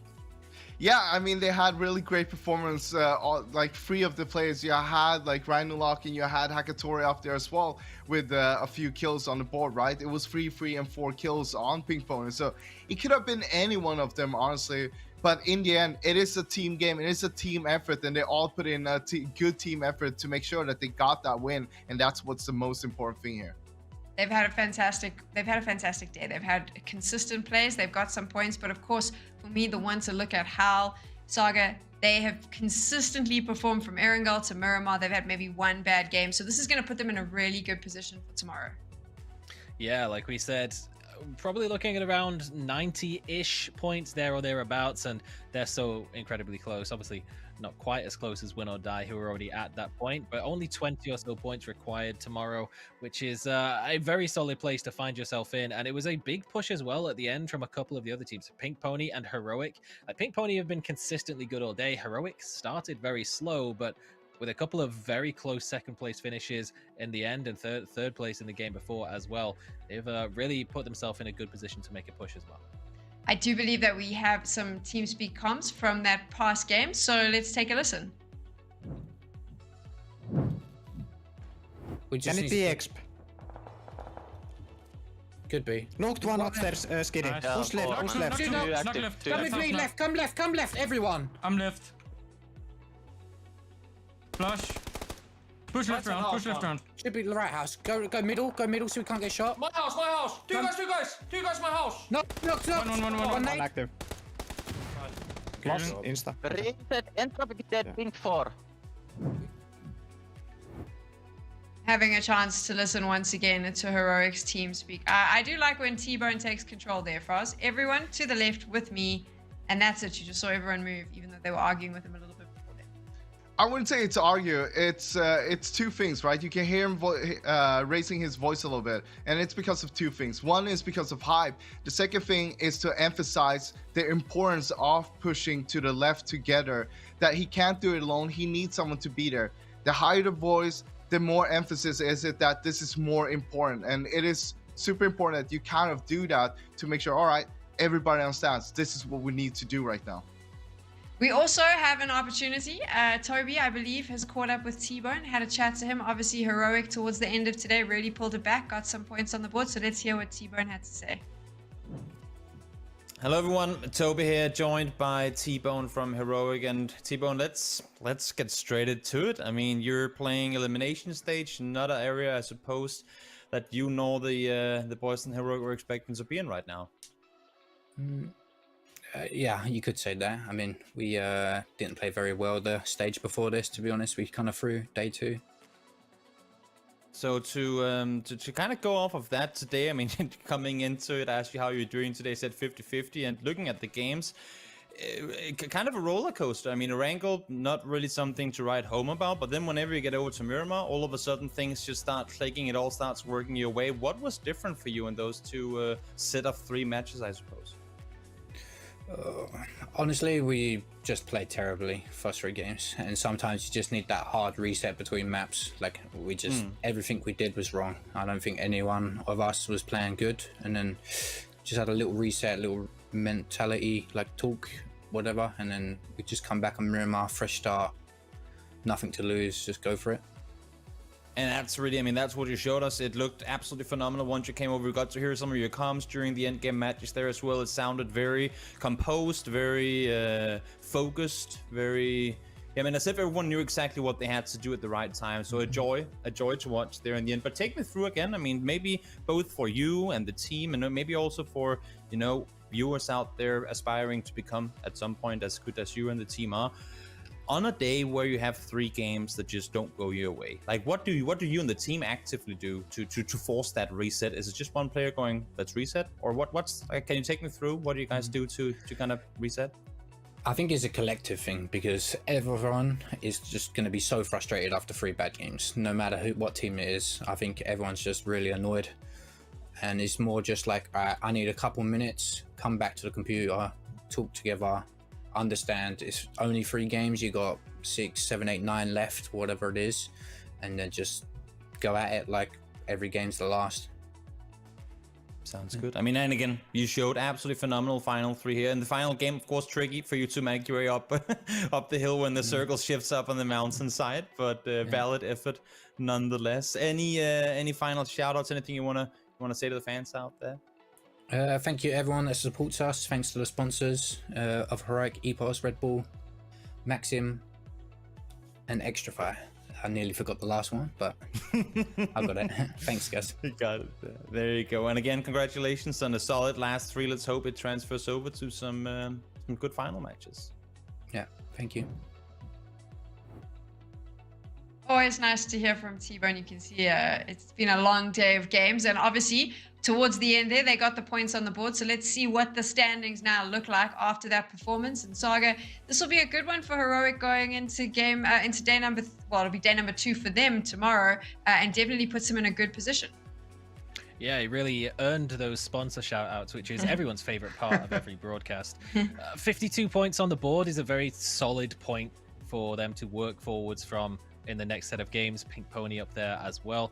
GDE, it was a very valiant effort from them. They, you know, it was not at all a terrible performance, but they are out of the equation, as are Stardust as well. And today was a massive turnaround. They had 5 points at the end of day number 1. So 48 points on the board in day 2. If they could have done that both days, we could have been talking about seeing them in the finals, but it's not going to be enough for them. They are going to be out, as is crucially Entropic as well on 65, and they are way too close for way too many teams to have any chance of holding on to that 5th place spot. And even BBL up at the top, we even said, you know, at the start of this game they might need a 8-9 point game to solidify their hold on that spot, and you saw the reaction when they ran into Entropic early and then ran into another team. I believe it was Savum who actually wiped them out later on in that final game, and they know that it's not a safe position, and to see them finish probably expected around 6th, maybe even 7th place tomorrow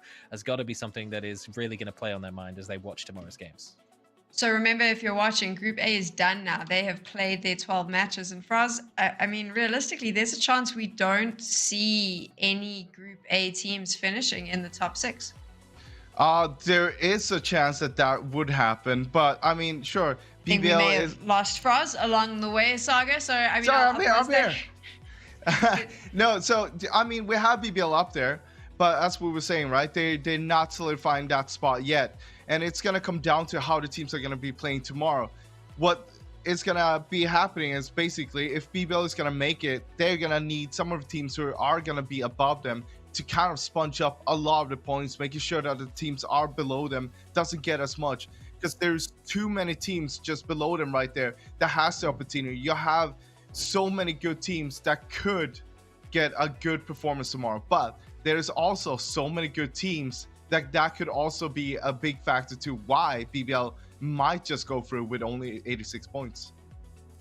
I mean, you say that. I'm just going to say that I don't think any teams from Group A are going to make the final 6. That's where I'm at. I disagree with you, Fraz, for the first time. Saga, you the decider here. Do you think BBL can do it? You know, I'm going to play the politician role and say, if Win or Die have the same level of dominance again, that they soak up so many points, BBL's chances exponentially increase of staying in. But I don't think we can expect that from Win or Die again, because their performance was definitely an outlier. They're still at the top of the standings, having played half the amount of games as most of the teams that we've just seen play today. So it was definitely a performance that's going to be very, very hard to replicate. And if they fall short of that, that opens the door for so many of the strong teams that we know Group B has to come in and get those points that will carry them over the top of BBL. So it's a very, very tough question, but I think it's a very realistic possibility that BBL might end up just missing out by a point or two. And that has got to be heartbreaking if that turns out to be the case. You will make a great politician. Good job on sitting on the fence. We enjoyed that. Right. That's why I'm in the middle. Yeah, there we go. Day 2 is complete. Tomorrow will be the decider. The big takeaway from today is Entropic is now having to move into the last chance qualifiers. That is the big surprise, I would say, for PCS7 right now. But make sure you tune in tomorrow so you can watch Group B and C. That is it from me. I'm not coming back for PCS7, but you'll see these two gents tomorrow. So get some rest, play some games, and enjoy the show tomorrow. Good night.